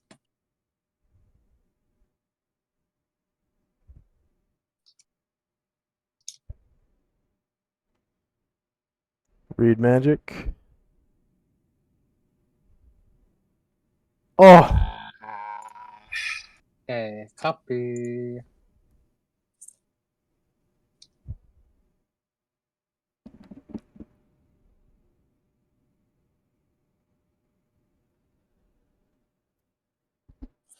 He got copy. Okay, yay! there we go. yeah. Um.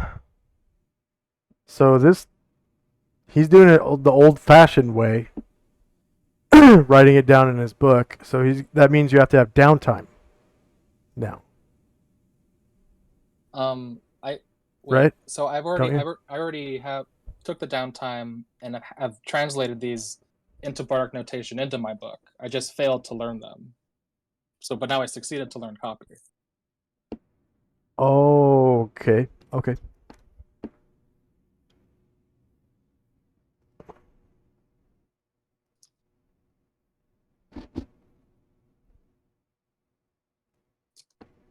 I let you translate them into bardic notation without learning them first. That's my bad. So yeah, you can go ahead and continue. Yeah. I think you're supposed to learn them first. I took the time to transcribe. Took the time and money to transcribe it, and then I rolled to learn, but I failed the first two times, I think. All right, cool. All right, better than nothing. At least copy. Yeah, it's supposed to be the other way around. So, but that's fine. That's my mistake that I allowed that to happen. So I'm pretty sure you have to learn it from the wizard copy, and then you can transcribe it into bardic notation, which is weird because it should be the same roll, really. I mean, unless the book says it's the other way around, which it might. But we'll roll with that for now. That's absolutely fine. You have the copy spell definitely in bardic notation.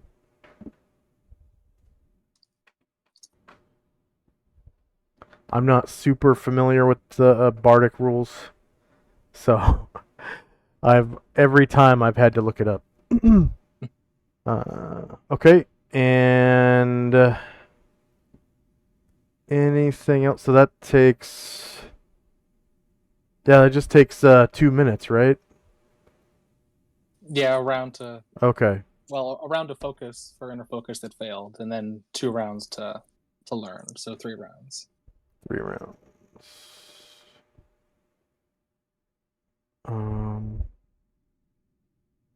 So that would make it 2:05 a.m.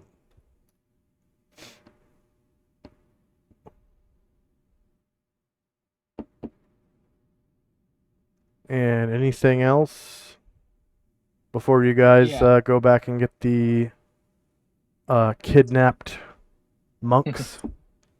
Yeah, with just just daily stuff, putting my stone skin on myself, on Brian Druid, on Ashrael, How many and rounds? now on Musashi. Two, Say two, again? two spells. 4. 4 spells. So just go ahead and mark down the time that you cast those. Mm-hmm. Obviously. Yeah. Well, actually, so that'll be 8 because I'm going to do my 4 stone skin, and then my 4 cat's graces. Okay. So they'll be in succession from 2:06 a.m. to what was that? You said 8 spells? Yeah, that'll So be 6, 8. 7, 8, 9, 10, 11, 12, 13, to 2:13 a.m. in succession. So now we're at During that 2:13. same time, Anatar and Karangler are going to cast their respective cat's graces and stone skins. I will mark them, but it can happen during the same time period. How many rounds? Depends on how many rounds. 5. Yep. Okay. And before Shandrak does his cat's grace, he'll come up to Musashi and be like, Musashi, would you like to be a little more dexterous and agile? You like the sound of that? Oh, most definitely. Okay, then so I will be doing my normal routine of Shandrak, Ryer, and Erdrin, but I mean Ryer and Gargamond, but instead of Erdrin, it'll be Musashi now. Okay. And that'll make him a better archer. So he can. Yeah, And it's he true. he shoots If 3 you times more. wanna keep Erdrin, Karangler can get a cat's grace on him. I mean, I'd appreciate that. He just needs one more Yeah. point for that missile extra adjustment. Yeah, I can make that happen. Whenever you are out of the turn order tracker, let me know. So that'll bring mine to 6, so it'll happen during the same time as what Shandrak needed. All right. And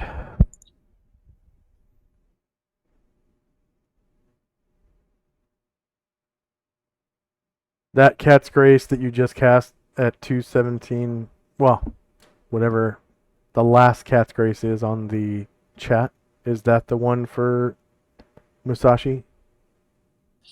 No, that's Shandrak casting.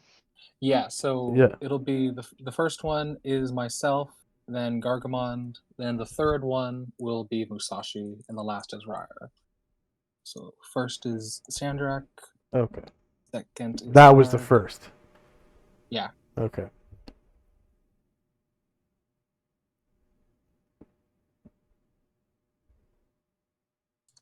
Second for So Garg. you shouldn't have to. You can just click the cast again button. You shouldn't have to roll the whole Yeah, template. I don't know what happened. I must have clicked off of it accidentally. And this one's Musashi. Only one. Oh, I thought I was getting Musashi. So you could keep Erdrin? Oh, no, I don't know. Shandrak wanted to. He wanted to do Musashi. Go for it. Do you want me to do Erdrin? Yeah. Yeah, I'd appreciate it Yes. if you would. Yes. No worries.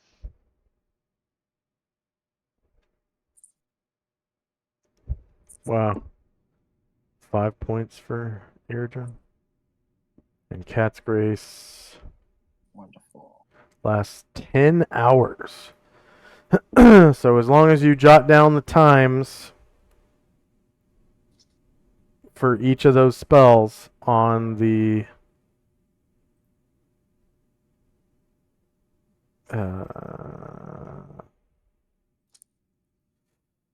daily routine.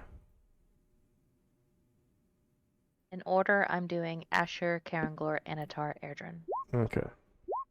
And then, of course, only one person can edit at a time. I'm assuming Chandrak's in there. Just let me know whenever you're done. Oh no, I'm not editing. Okay. Chandrak Airdrin got 6 points for Rogue. Perfect. Far more than he needs, but I'll take it.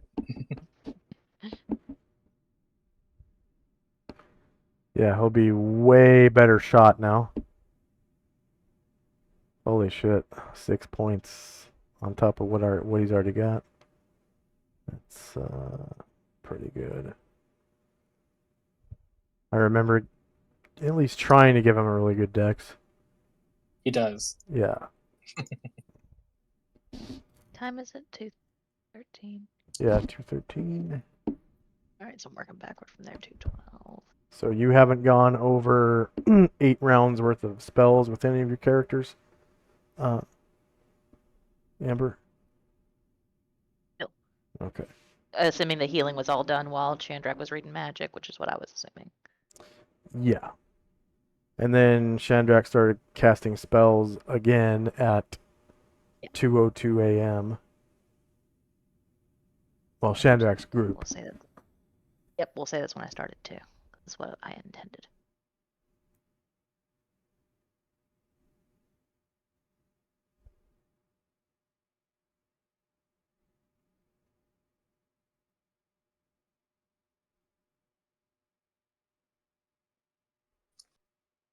Yeah, so sorry if you didn't you missed that. Musashi got 1 point of dex. Hope that helps a little. Thank you. I feel much more able to dodge. Good, good.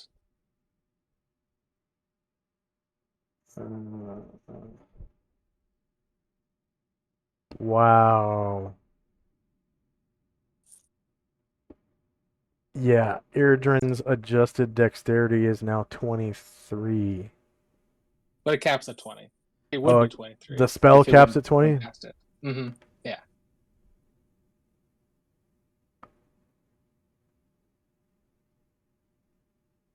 Okay, I think I'm done with all my spells now.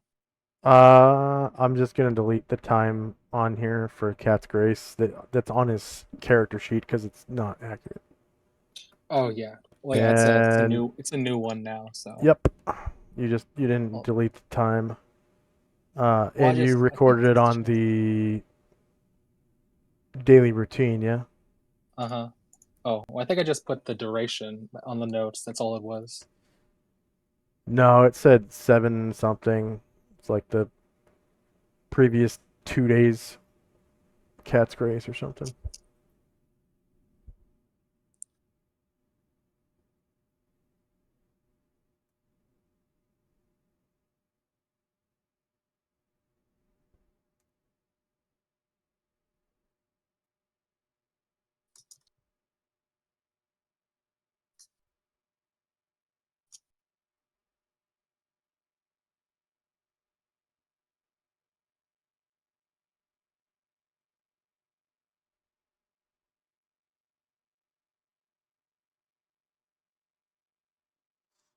So, at 2:13, you guys go back to the water temple, grab the kidnapped monks. Yeah? Yes. Yeah. Okay. The monks and the wizards. And where are you going to drop them off at? Going to Hang My, right? Yeah. Hang Mai. Mai. Okay, so you drop them off at Hang Mai. So it only takes a minute to get to the dungeon. Probably about 5 minutes to wrangle them up into a group that'll go through another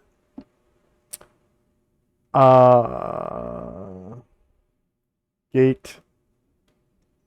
Go ahead and roll the spell template for that spell for the group's way to Aquabelia.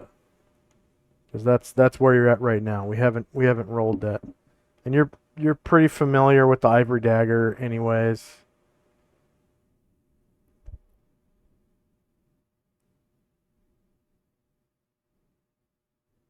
Let's see if there was any aging. Probably not.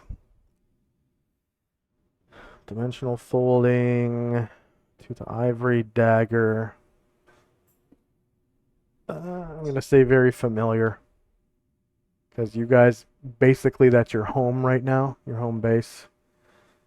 All right, so no aging. And then back to the dungeon, which is now you'd be Xing off spell slots, right? So back to the dungeon takes one spell slot. Oh, Markings.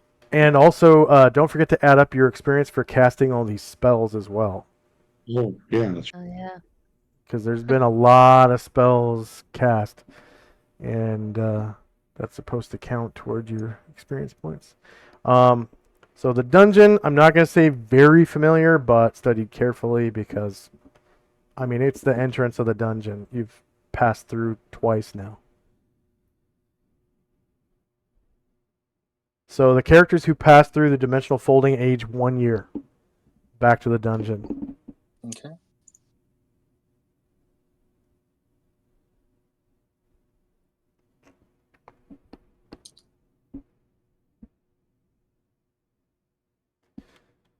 and for aging, we just take off the maximum age.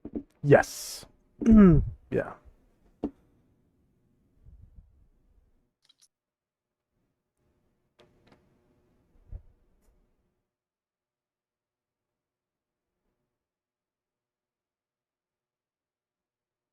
And then the whole group goes to Hang Mai with all the NPCs, yeah? Yes. Okay. Hey, Josh, when you get a second, I'm out of the daily routine. I need more lines on the uh on the chart, please. Just one, but maybe two. What chart? Oh, On daily the routine? table. On daily Yeah, routine? the the daily, yes, the daily routine table is out of lines. You should be able to add more lines. I thought I could. I looked. Maybe I looked in the wrong. Maybe I didn't look hard enough. Let me look again. If you have permission to edit it, you have all the same tools I do, I believe. It's It's the add probably a me rows thing. problem.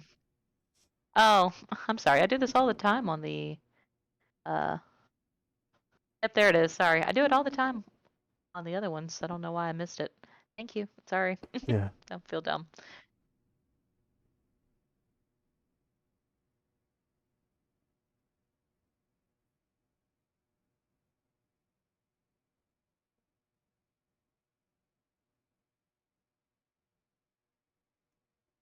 Okay. So back to Hang Mai. I'm also going to say that you have studied carefully. You've passed through the front gate twice. And I think you guys slept there. Like you spent a couple of days. Yeah, just up to my place. Yeah. Wow. Yeah, the characters who passed through the dimensional folding aged 2 years on the way to Hang Mai. So that's all those NPCs.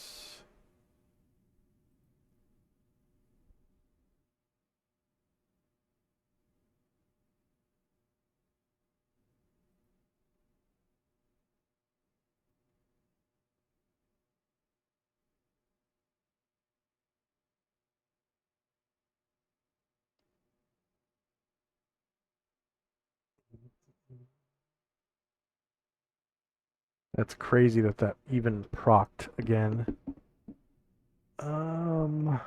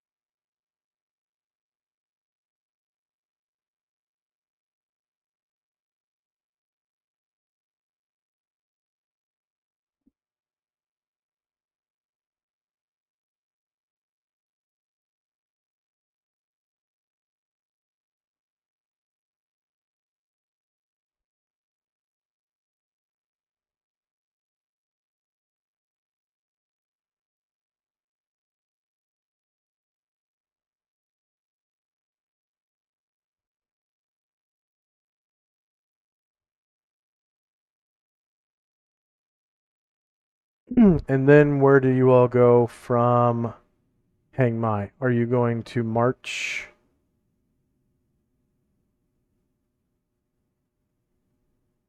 So, so do we?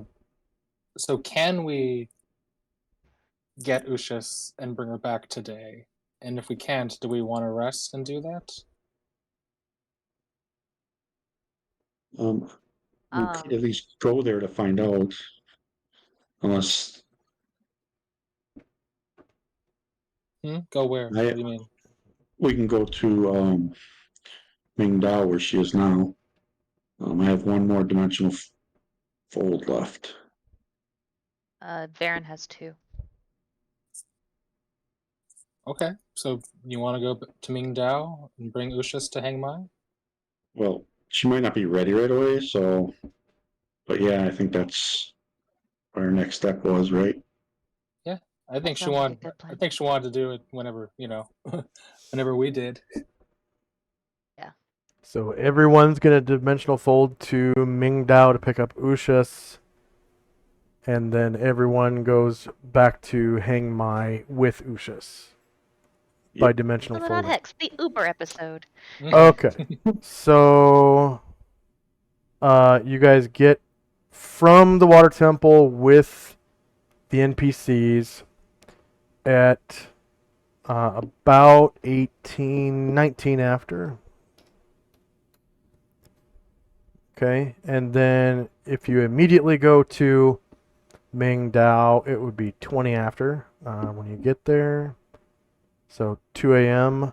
And of course, the avatar is asleep at 2 a.m. Really? So Not up for it yet. yeah, it doesn't take very long to wake her up, get her dressed, get her packed, Okay. and go. I'm just surprised she's asleep. All right. That was cool. Just have a breakfast.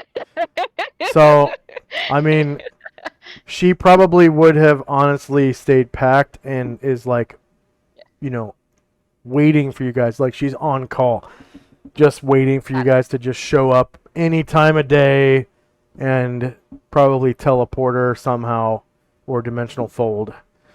So she has a bag packed and all that, and her retinue, if any. So it just takes her, or it takes you guys the time to find her, wake her up, and get her dressed, which I would say would be like 10 minutes tops. So we'll say it's 2:30 a.m. by the time you get her to Hang Mai from Mingdao. So that's another dimensional. Wait. First, you're going to Mingdao. So, and I'll say, Mingdao, of course, you're very familiar with it because that is Tenzi's home. And yeah, I'll burn my last one to do that then. Yep. Yeah, and no one ages. And then now you gather the avatar and her retinue and her stuff. And she thought it was going to be like a walk, like at this long travel. But, you guys just dimensional fold there. Travel in style. And so, Hang Mai, you have studied carefully. And this is Varen's first one. Okay, so Varen's casting it, right? Yep. Mm-hmm. Yep. Studied carefully. No aging. So you guys get Ushas's avatar.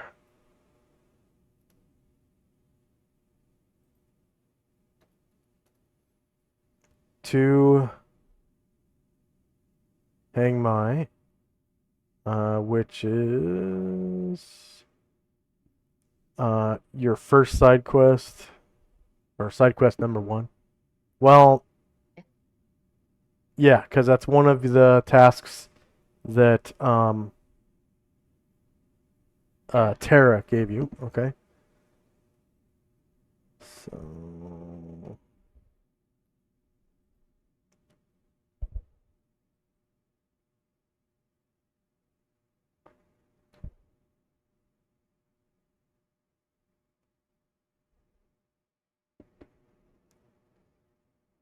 I'm just gonna mark that complete. Yeah. Checking stuff off.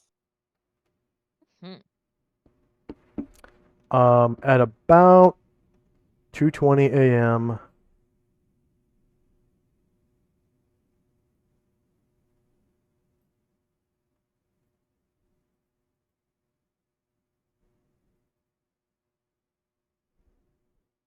Well, 2:30 a.m.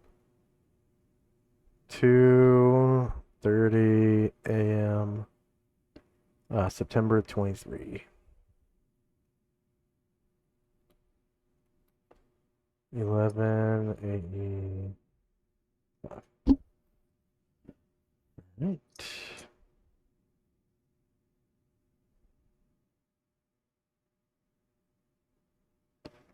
And you are now all in Hang Mai with your mounts and with Lao Tzu's avatar and Ushas's avatar.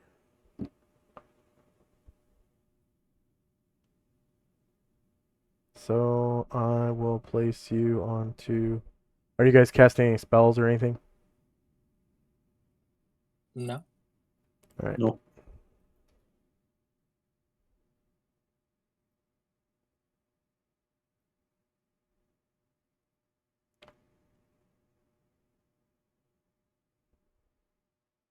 World maps. Central Adria.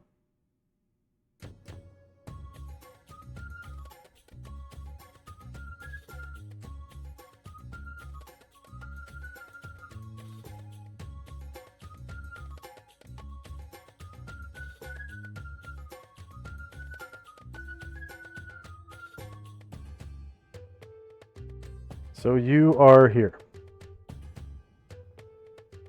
Is everyone able to see that? Yeah. Yeah. Okay. And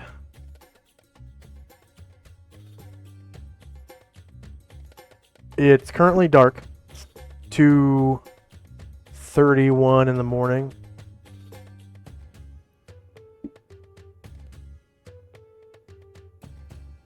And you're at the gate. You've just dropped off the avatar of Ushas. Now, what do you do? Should we make sure she makes it to her palace? Or Yeah, I'd Yeah. at least want We can escort her to to see the her palace. there yeah, so we should escort her and give to the the guards palace. some stern looks. All right.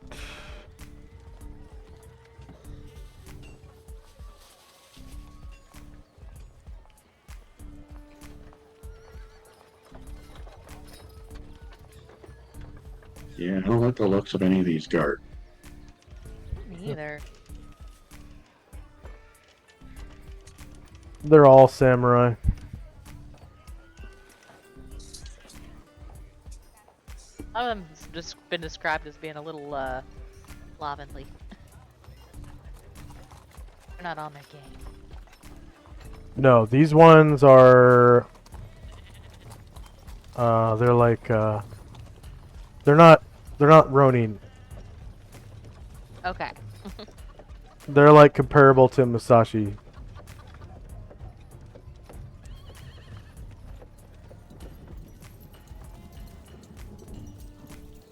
Let's see.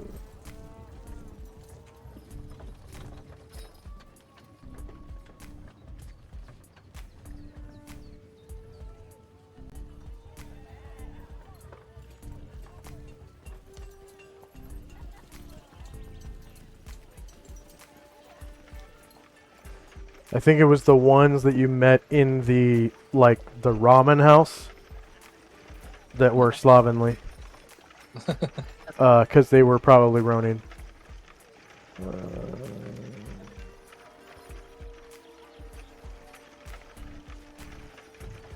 If at all, I mean,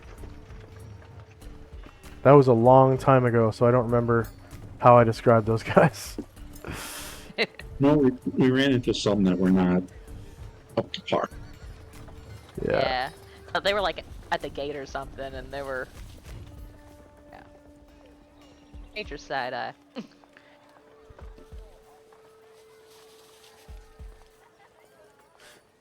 Okay, so I'll take off that one.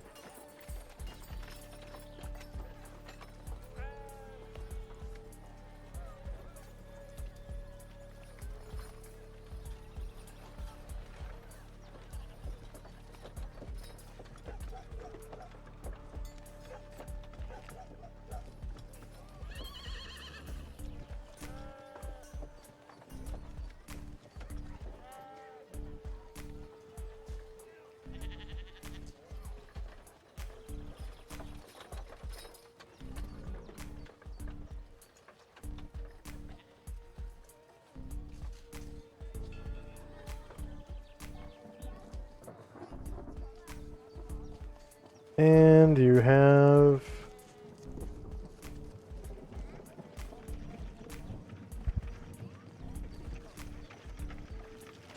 the Avatar of Ushus.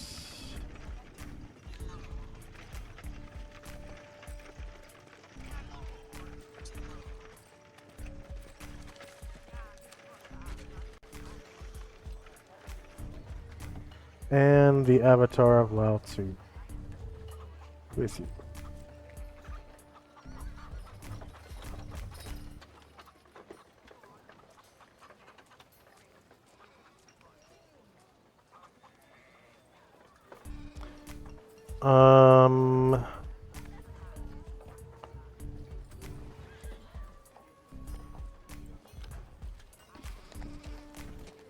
And of course it is dark. So I will turn daylight off. Daylight off.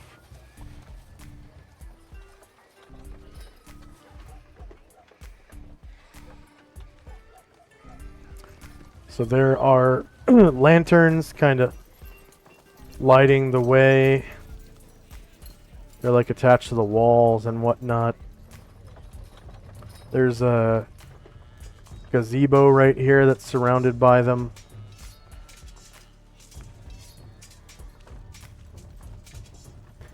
And go ahead and roll base size initiative for your player character.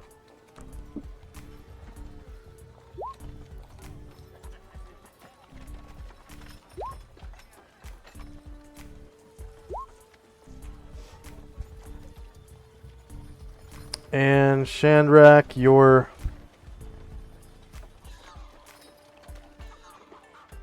main intelligence team is still occupying this house.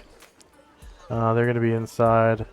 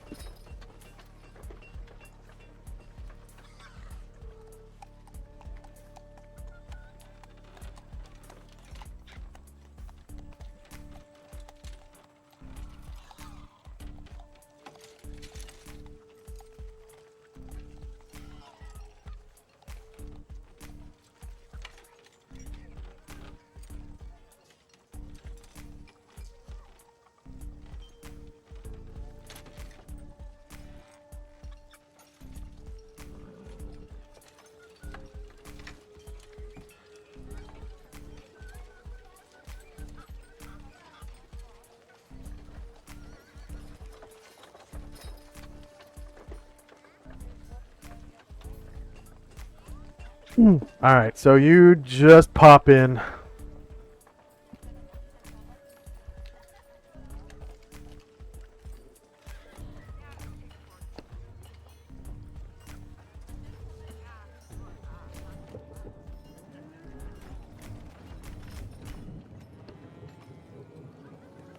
And first up is the avatar of Ushas, and she will... Oh wow, she moves quick too.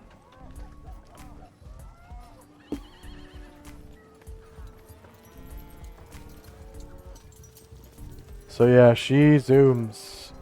Zooms right along. It's outside of combat.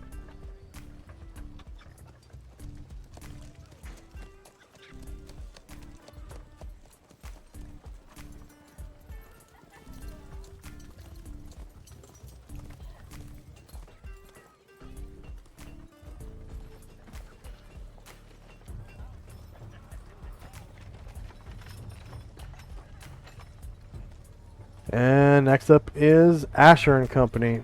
Keep for me!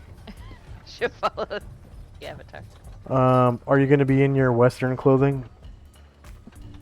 No, I'm gonna wear.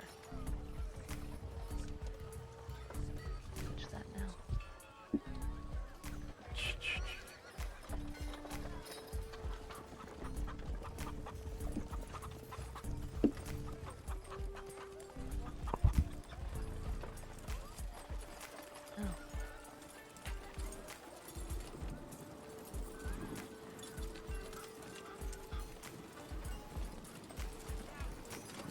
Super lot of lag, I think that's what the problem is.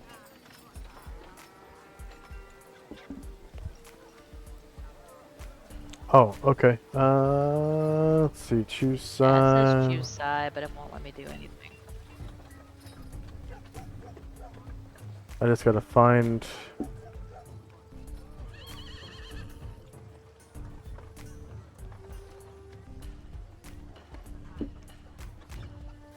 the outfit.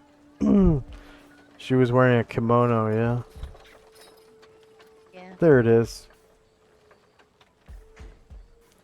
There you go. Thank you. Yeah. Thank you. Yeah, so Asher says, wait for me! And she and Oliver blur all the avatar. Lao Tzu says, oh, this is Hang Mai the Old Capital.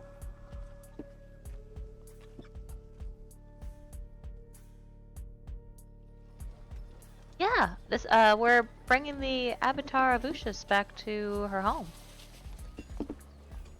We owed a favor to the high priest of the Isis temple in Enervia. Tara? Yeah, exactly. You know Tara? No, but she is supposedly the girlfriend of a very famous wizard. Yeah, Adolf. We've met him. He's a good guy. And she's very powerful in her own right. Yeah, she said Brian drew it straight. He was in a super mess. Ooh, I don't like to think about it.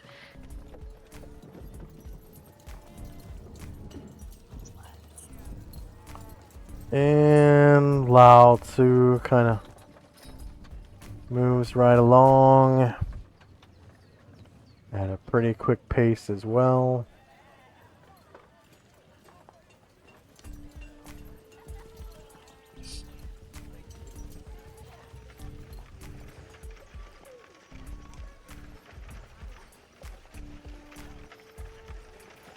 And Tinsy. Follow.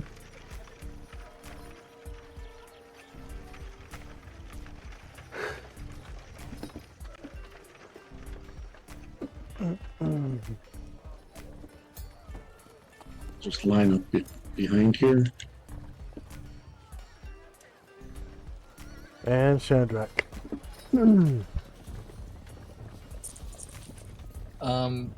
Shandrak is going to try to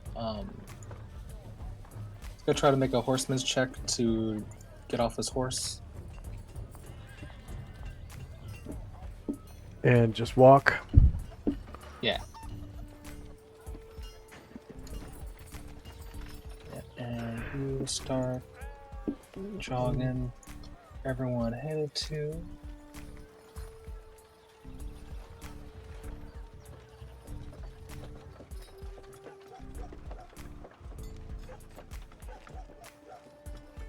And those other people will. Is Basher down to- dead? Basher has negative 4 HP.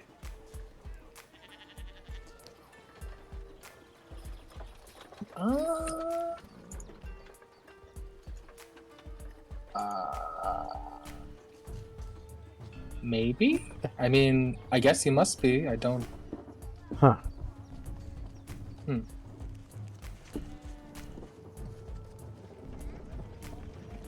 Junk is hurt too. Wow. Yeah, and then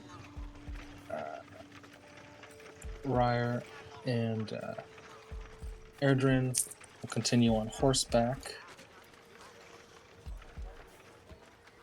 And Gargamond will try to make a dinosaur check to get off a yaw.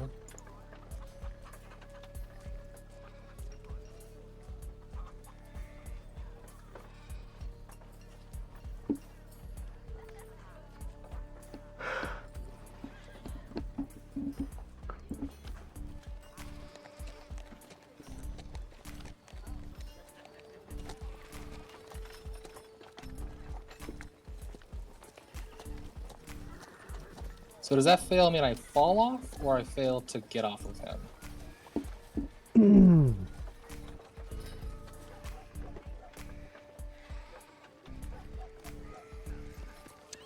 You just fail to dismount.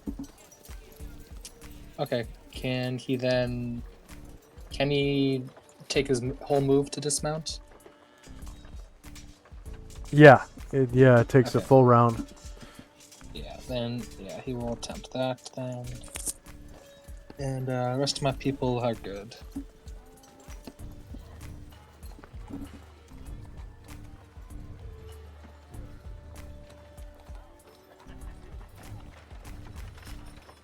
Renzi yells back, Jan, don't mess up the sand garden. Oh, Jan, come on, just take a step. Come on.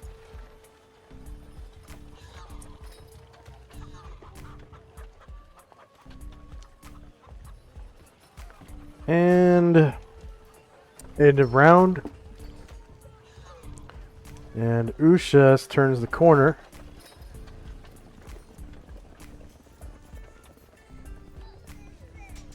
Wait. Somebody was before Ushas last round. Huh. No. Nope. I think she was first. Okay. She turns the corner.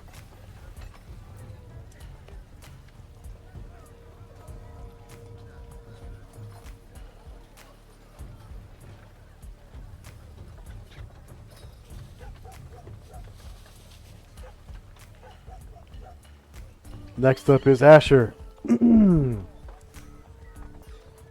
Asher follows along behind, and as she's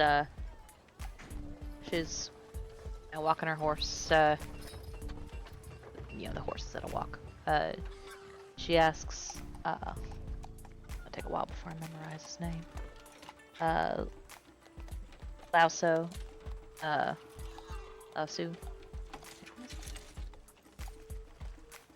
How do I pronounce his name? Lao Tzu. Lausu. Okay. She asked, have you ever been to Hang Mai or been recently?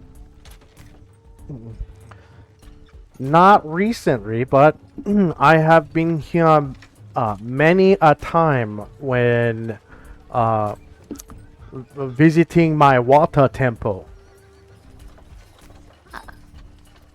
And Asher, seeing that the Avatar has gone into the temple is going to motion her people to dismount their horses, which of course will end their movement when they dismount. She's actually in the courtyard right Okay. outside the temple, and she's talking to the guard.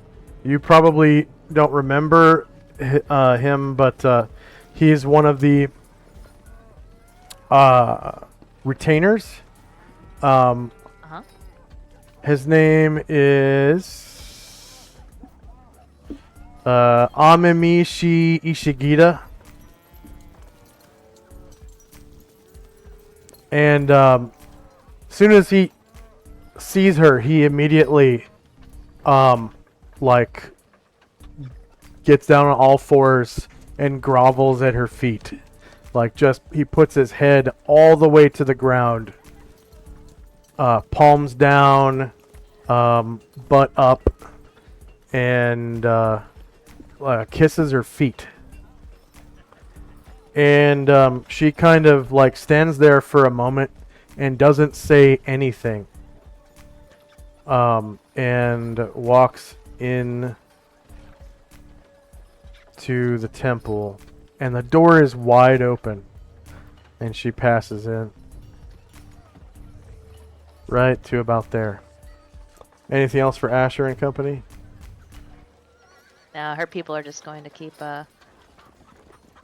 she doesn't really want them to bring their horses into a holy place. That seems rude.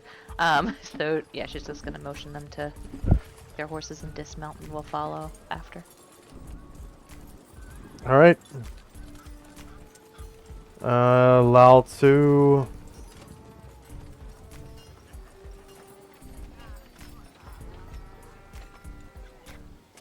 is going to walk up to the entrance of the temple right till he gets to the holy symbol, and he's about to take a step, and he stops mid-step and then puts his foot down next to his other one.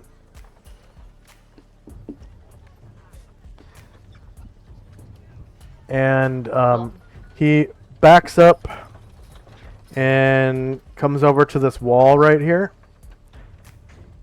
And he sits down with his back to the wall. And he puts the staff down next to him. And he crosses his legs. And puts thumb and forefinger together with his hands on his knees, palms up.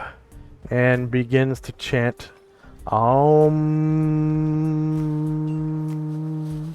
Aum. And next up is Tenzi and Company.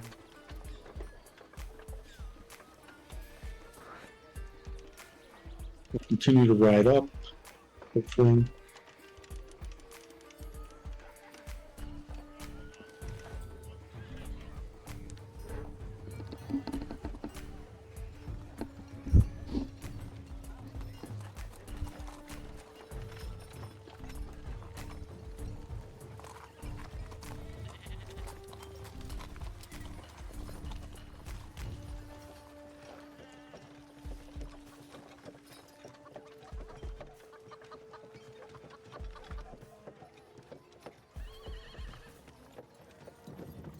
Anything else for Tenzi?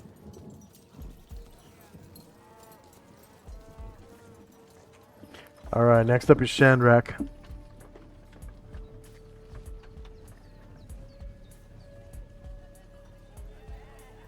Shandrak and Company. Alright. Gargamon tries to jog up to catch up.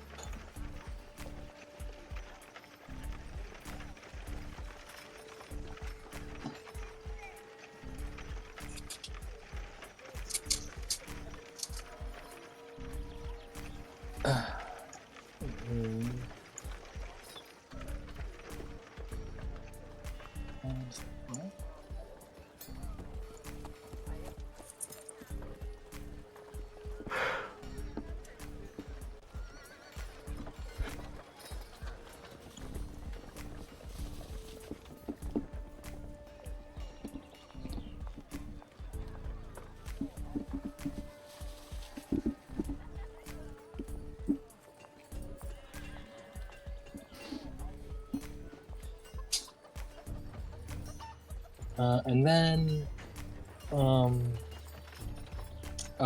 Erdrin and Ryer will kind of ride up, kind of close to the bottom of the stairs. Oh no, wait, they can't. Yeah, they can't dismount after moving, right? That's a full round thing, right? Yeah, unless they have the proficiency. Yeah. Okay. Yeah. So, Oh, sorry. I thought you could dismount, but it just ended your movement. My bad.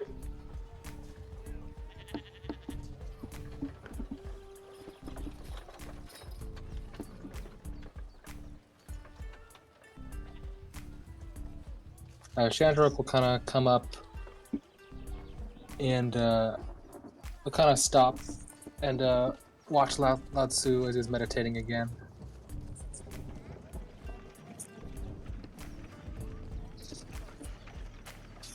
And one of Ush's disciples steps out, and he's dressed pretty similarly to Lao Tzu. It's like a typical Eastern priest. And he's like scratching his ribs and yawning. And he looks up and sees you guys. And he says,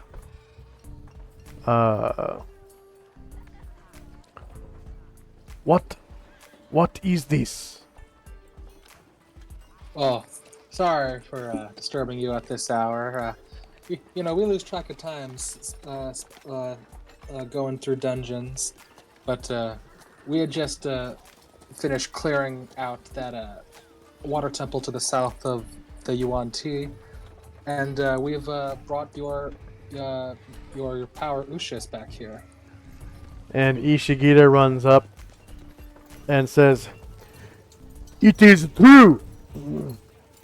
The Empress has returned."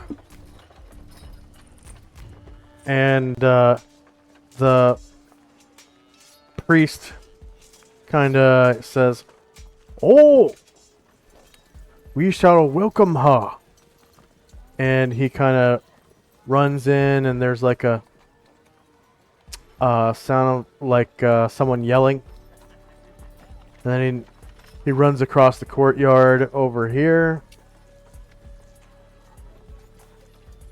And there's like a commotion, and he steps back out.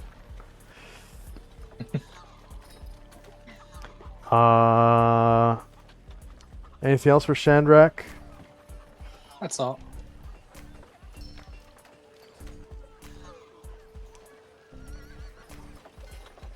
So end of round.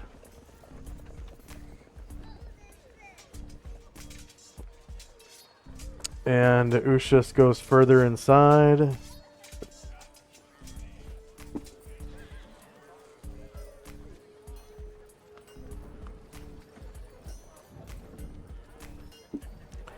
And she takes her place at her pedestal.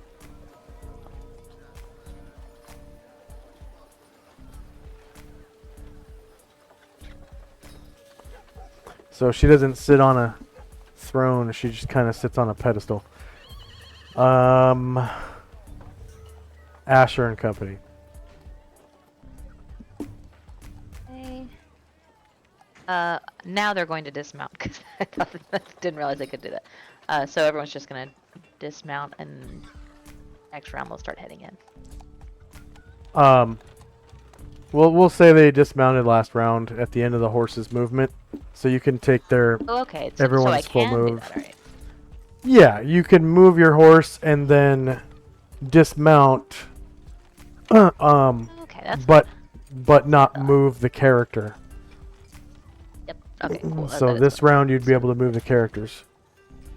If you're a proficient rider, then you can move the horse, dismount, and move the character.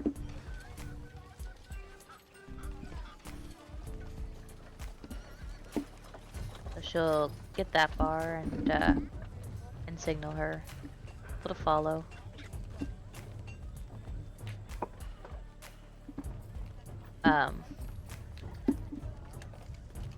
This kind of looks around, sees Lucius on her pedestal. And says, well, I'm glad we were able to get you here safely.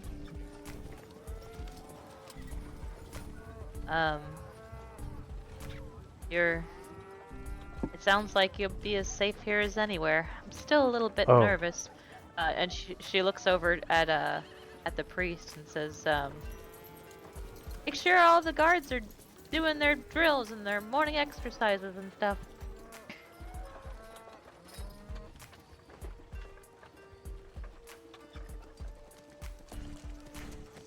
She begins emitting light so you can see her on her pedestal.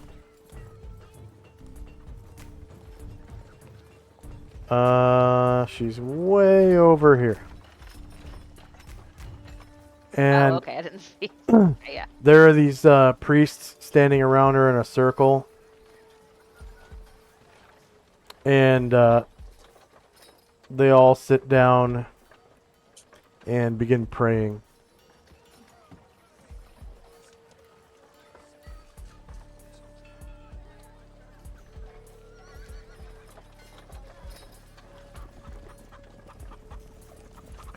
Anything else for Asher?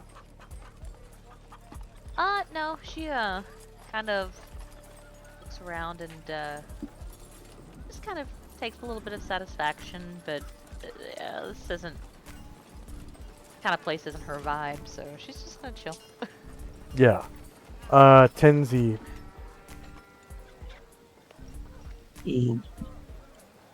Tenzi Musashi will move up. Musashi will stop at the doorway.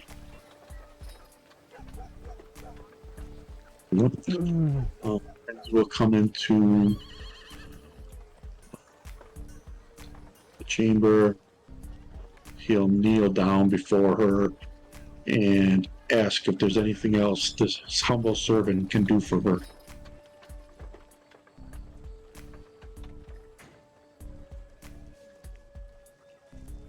She shakes her head and says, "No, Tenzi. You have done more than enough. Thank you."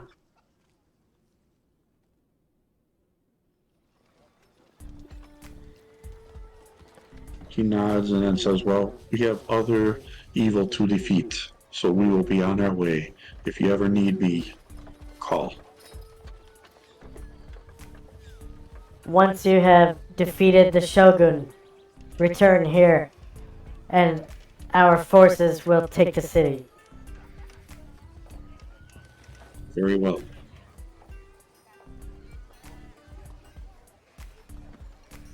That will be it for us. okay.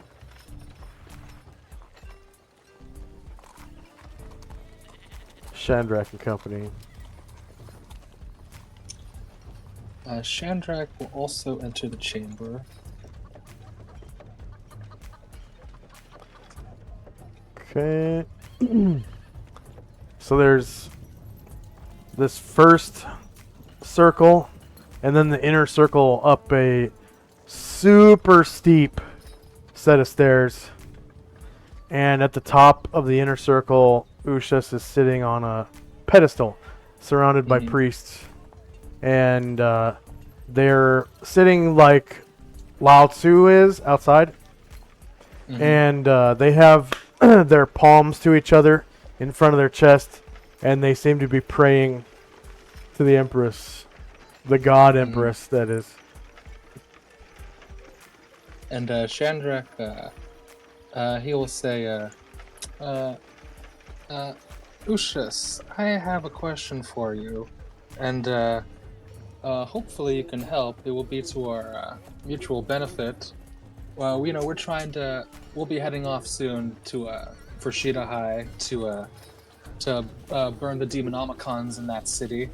But I was wondering if, can you describe to me perhaps what Shogun Fujitawa looks like? Do you know what it looks like? Yes. My master has told me many times.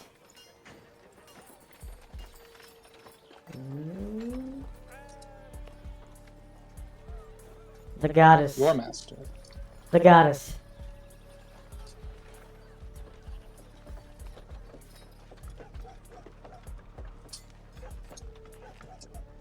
I would like to, if possible. The goddess has described him mhm. as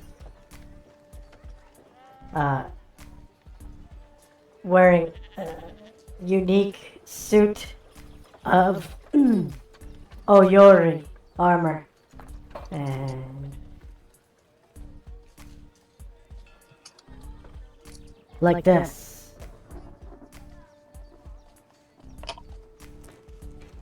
With a gold moon across the forehead. I don't. Oh, okay. Okay, there it is. Okay. Yeah.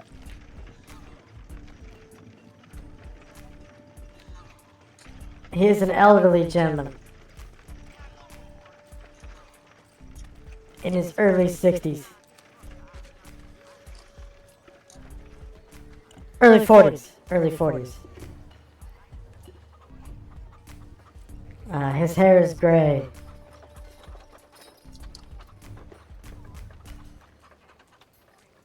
He is approximately 5 feet and 8 inches tall and 188 pounds.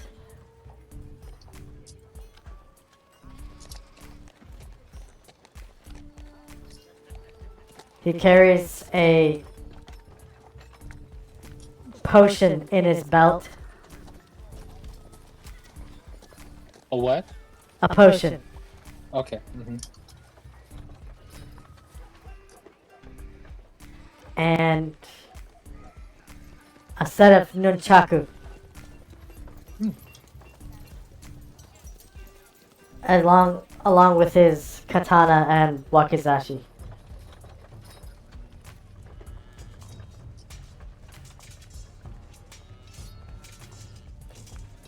His daikyu is always nearby.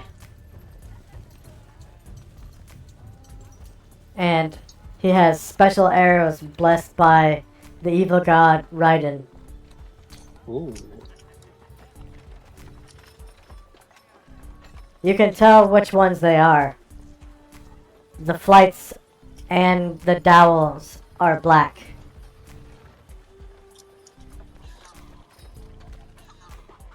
Do you know what the enchantment on those arrows is? Is it some unique magic?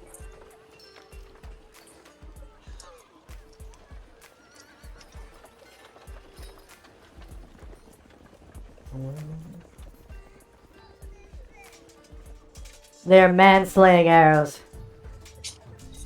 Good to know.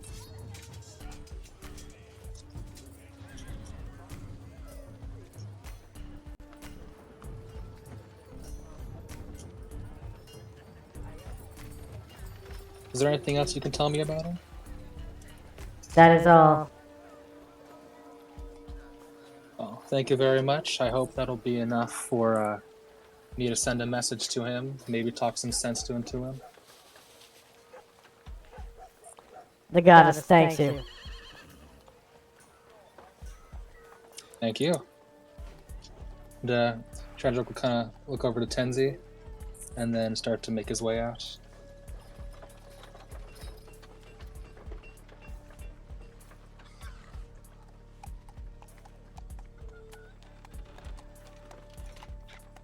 All right.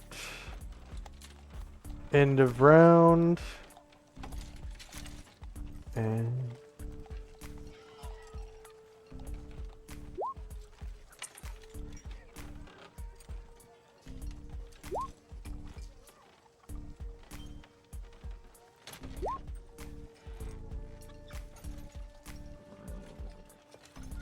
first up is Asher and Company.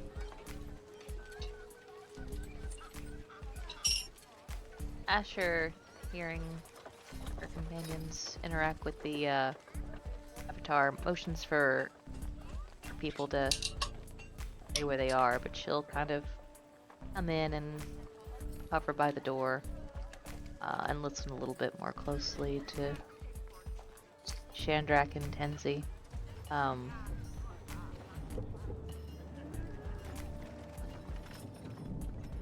All right. But yeah, she doesn't really is content to let them do the talking in this situation. Just kind of looks a little uncomfortable, shifting from foot to foot.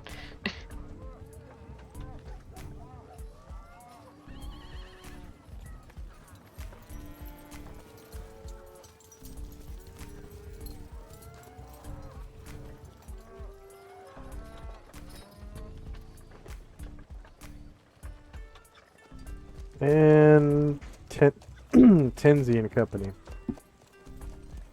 Tenzi gets up. Tenzi gets up, bows, and says that then I will take my leave. And he turns and leaves.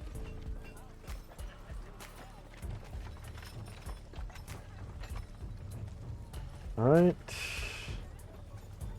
And her disciples come with you.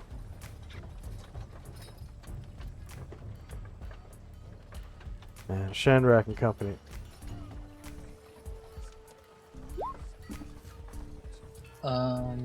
Yeah. I guess I'll just keep heading out again.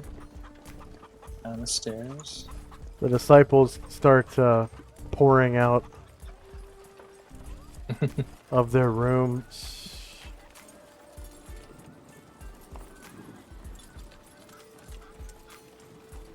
End of round.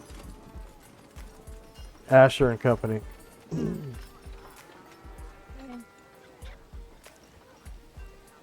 As Tenzi and Shandrak pass her, Asher's like, "Oh, we're leaving," and she kind of waves awkwardly at the avatar and says, "Good meeting you. Good luck." And she like keeps waving as she backs out. She smiles and nods to you.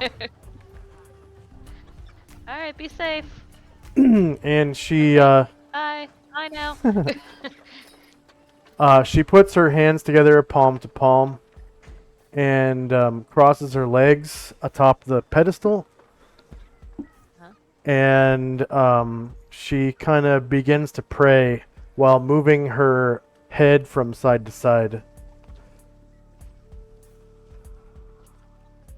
And the disciples move into the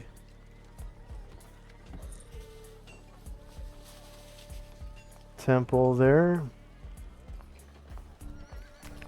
And as the last one passes in through the doorway, the door shuts.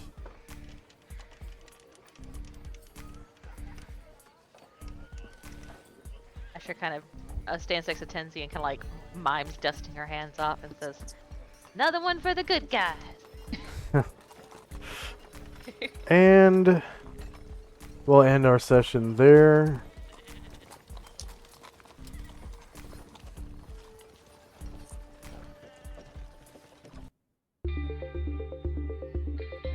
All right.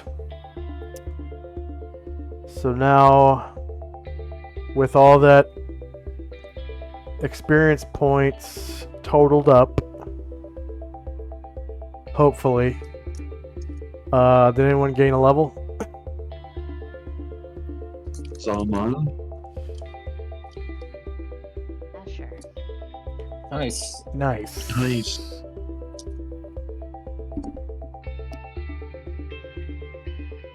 And if I train with a trainer, I can get another.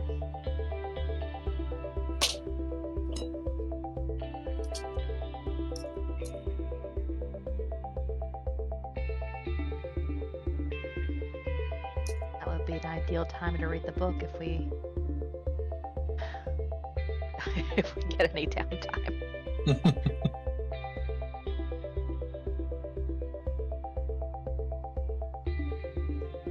Yeah, that's up to you. You could take downtime. Yeah. If you wanted.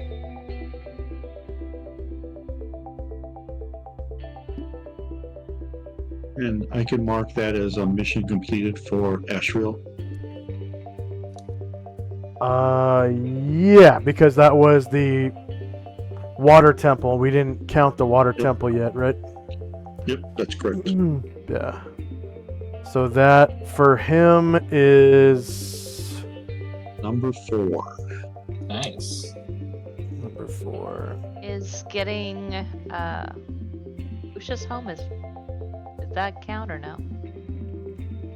No, that's not a dungeon. No. Oh, dungeon. Okay.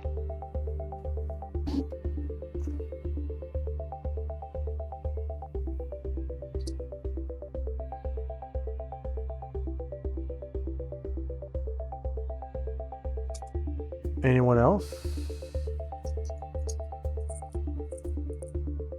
Ronger gained another level. Nice. So he's what, 12 now? 13. 13. So he gets another chance to try to learn that read magic spell now, right? He does, but I don't know if I have to wait for. I think I have to wait another day if I want to do that. If I want to try inner focus, so Okay. yeah, so I'll be trying to wait just to make sure to give him a little better chance. Yeah. Just need read magic now, and then he's fucking ready.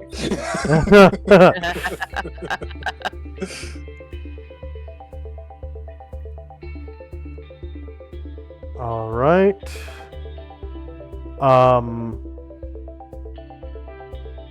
Any feedback for me?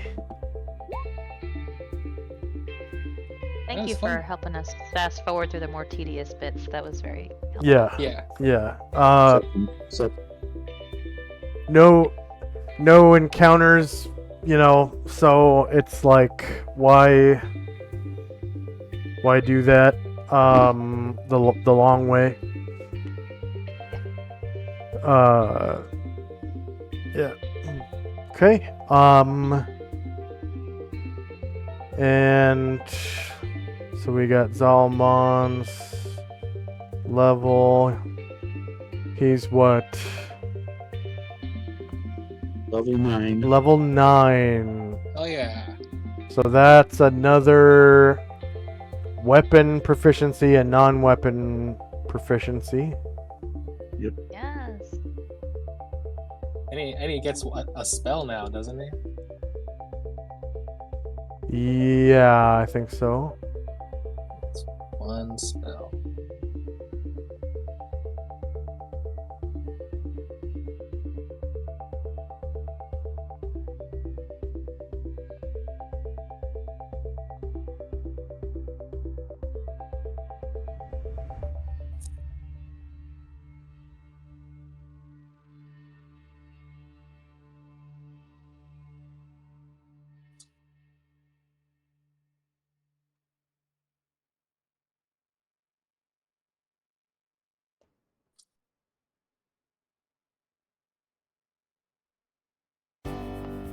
Let's see.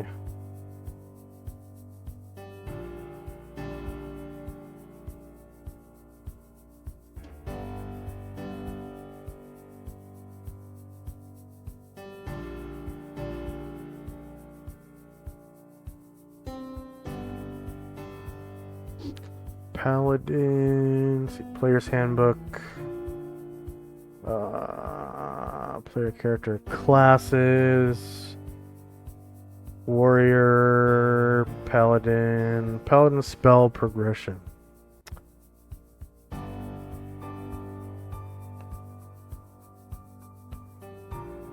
So yeah, he gets a level 1 spell slot.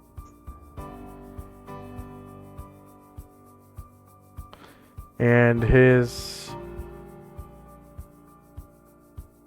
spears are kind of limited. As a paladin, he gets access to combat, divination, healing, and protection. And it might as well be minor access because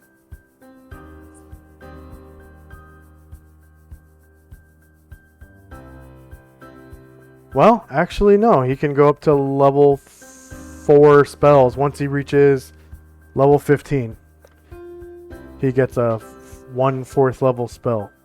So, it is technically major access to those spheres.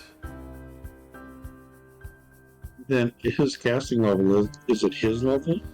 It's 3 levels lower than his actual level, I'm pretty sure. I know that is for turning. I didn't know if it was for casting. Or 2 levels.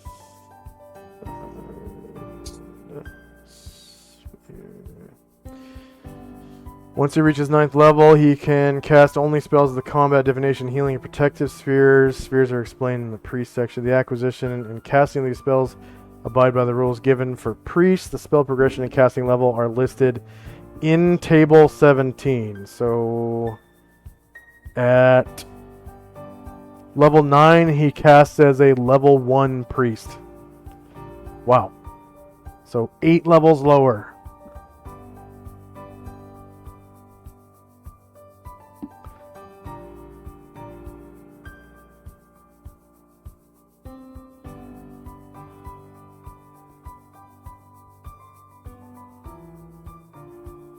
I think we're just going to be doing Cure Light and calling it a day. Yeah,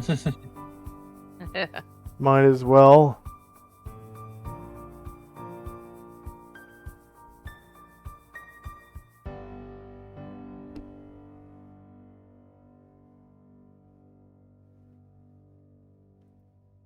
So, copy image. Warrior experience levels. Ranger abilities.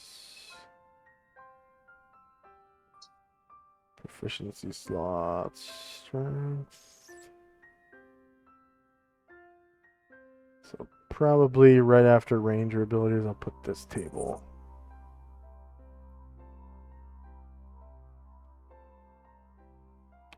Paladin spell progression. Alright, so that table's under warrior now. The warrior handout. It has table 14 warrior experience levels, table 18 ranger abilities, 17 paladin spell progression, 15 warrior melee attacks per round, specialist attacks per round out of the combat and tactics book, and then table 34 proficiency slots, table 1 strength. And that's pretty much what you need for fighters, warriors. Unless you're playing a barbarian, I think there's a couple other tables you might need.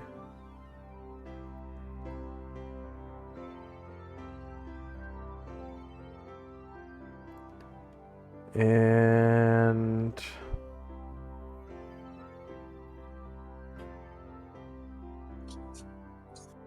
so Asher gained a level, yeah. Yes.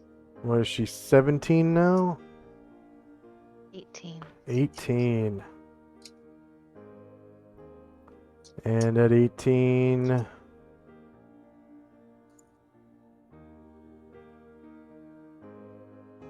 she gets Actually, it's another 30? Yeah, 18. 30 skill points. Oh, forgot about my skill points. Yes. Yeah. And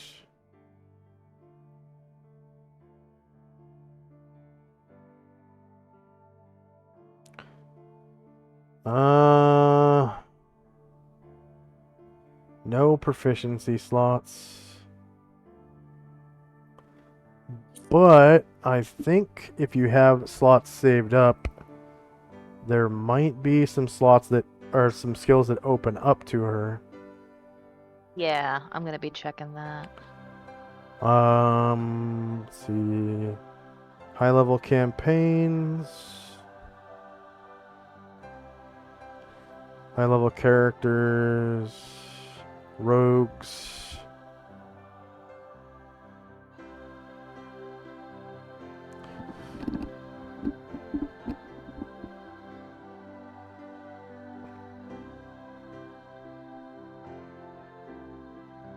Oh, there it is. Skills for high level characters.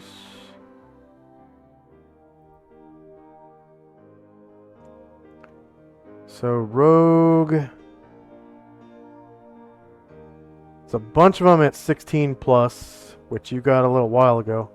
The next one is Shadow Flight at Rogue 21 plus, and you have to have Shadow Travel before getting that. Shadow travel looks super cool.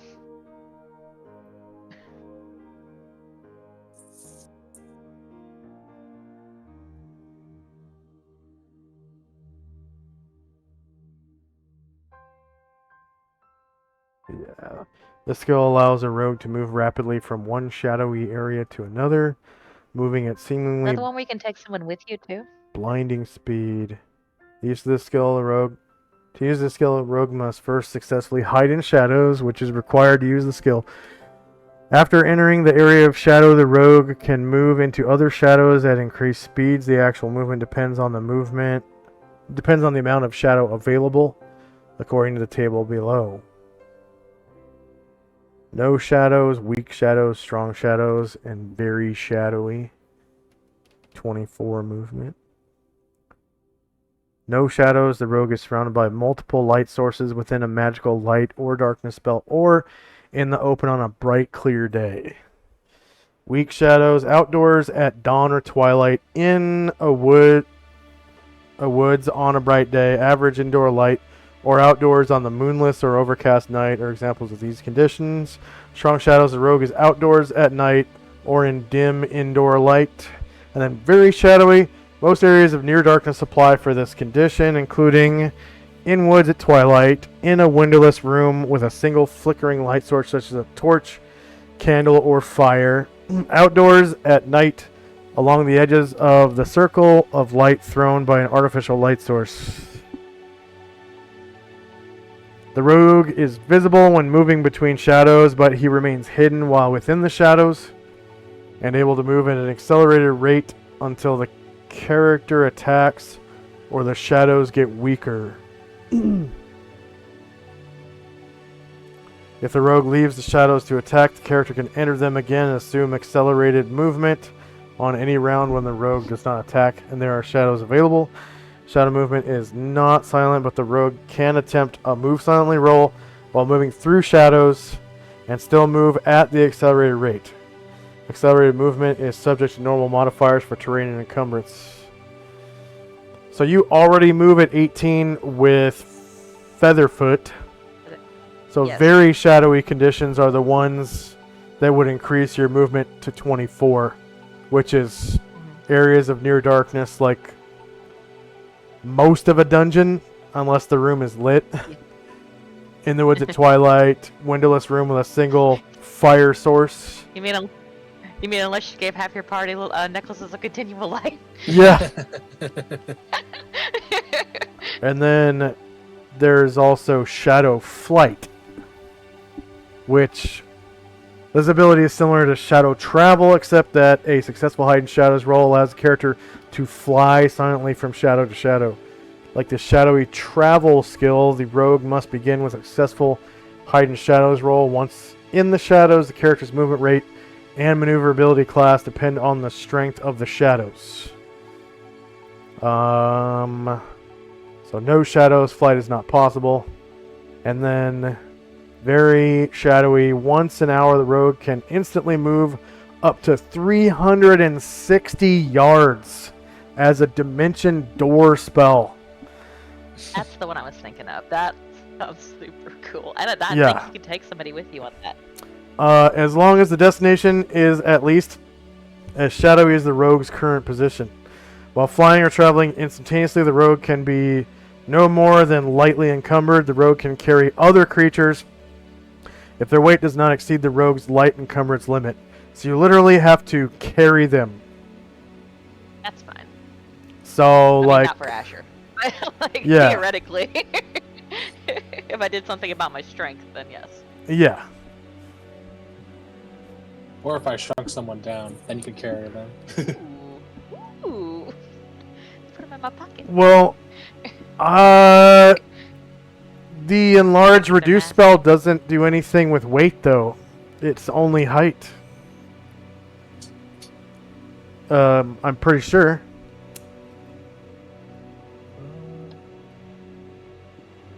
Density.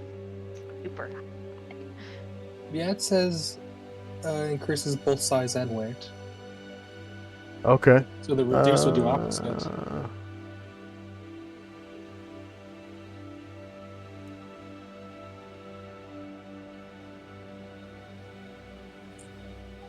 That does look sound like a cool skill. Both size and weight.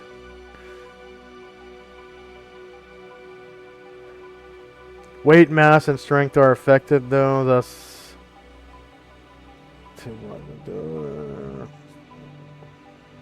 Okay. It grows by up to 10% per level experience of the wizard, including this amount in height, width, and weight. Yeah. Yeah, you're right. Wow.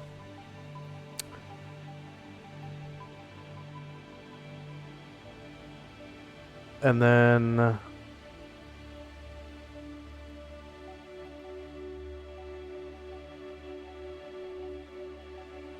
Shadow Flight.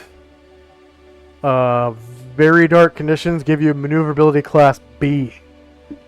Nice.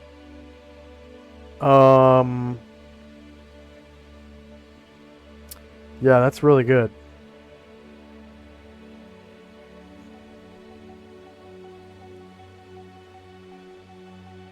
Okay. Tenzi can create an extra dimensional pocket that only weighs like 25 pounds, but it can carry 500 pounds in it. So we can put people in there and you can travel with them. Huh. Oh my god. Is that a spell or what? Yeah, spell. Extra dimensional cool. pocket. Oh no, the boss is 600 yards away. I got this. Who wants a ride? Just pull the Alright. party out of your pocket. All right. That's right. Go ahead. So for our viewers, thank you very much for watching. Please like, share, and subscribe. They changed the way raid works. We'll raid into Dork Tales, I guess. If you stay with the raid, once you get to the other channel, I believe you get an extra 200 channel points in this channel. So here we go. Thank you very much for watching. Oh wow, it's offline. How did that happen? Why am I still...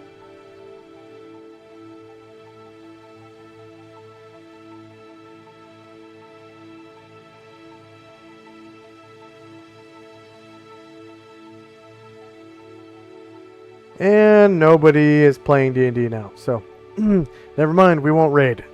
Alright, but thank you very much for watching, and hopefully you enjoyed, and we'll see you next time. Bye-bye! Later.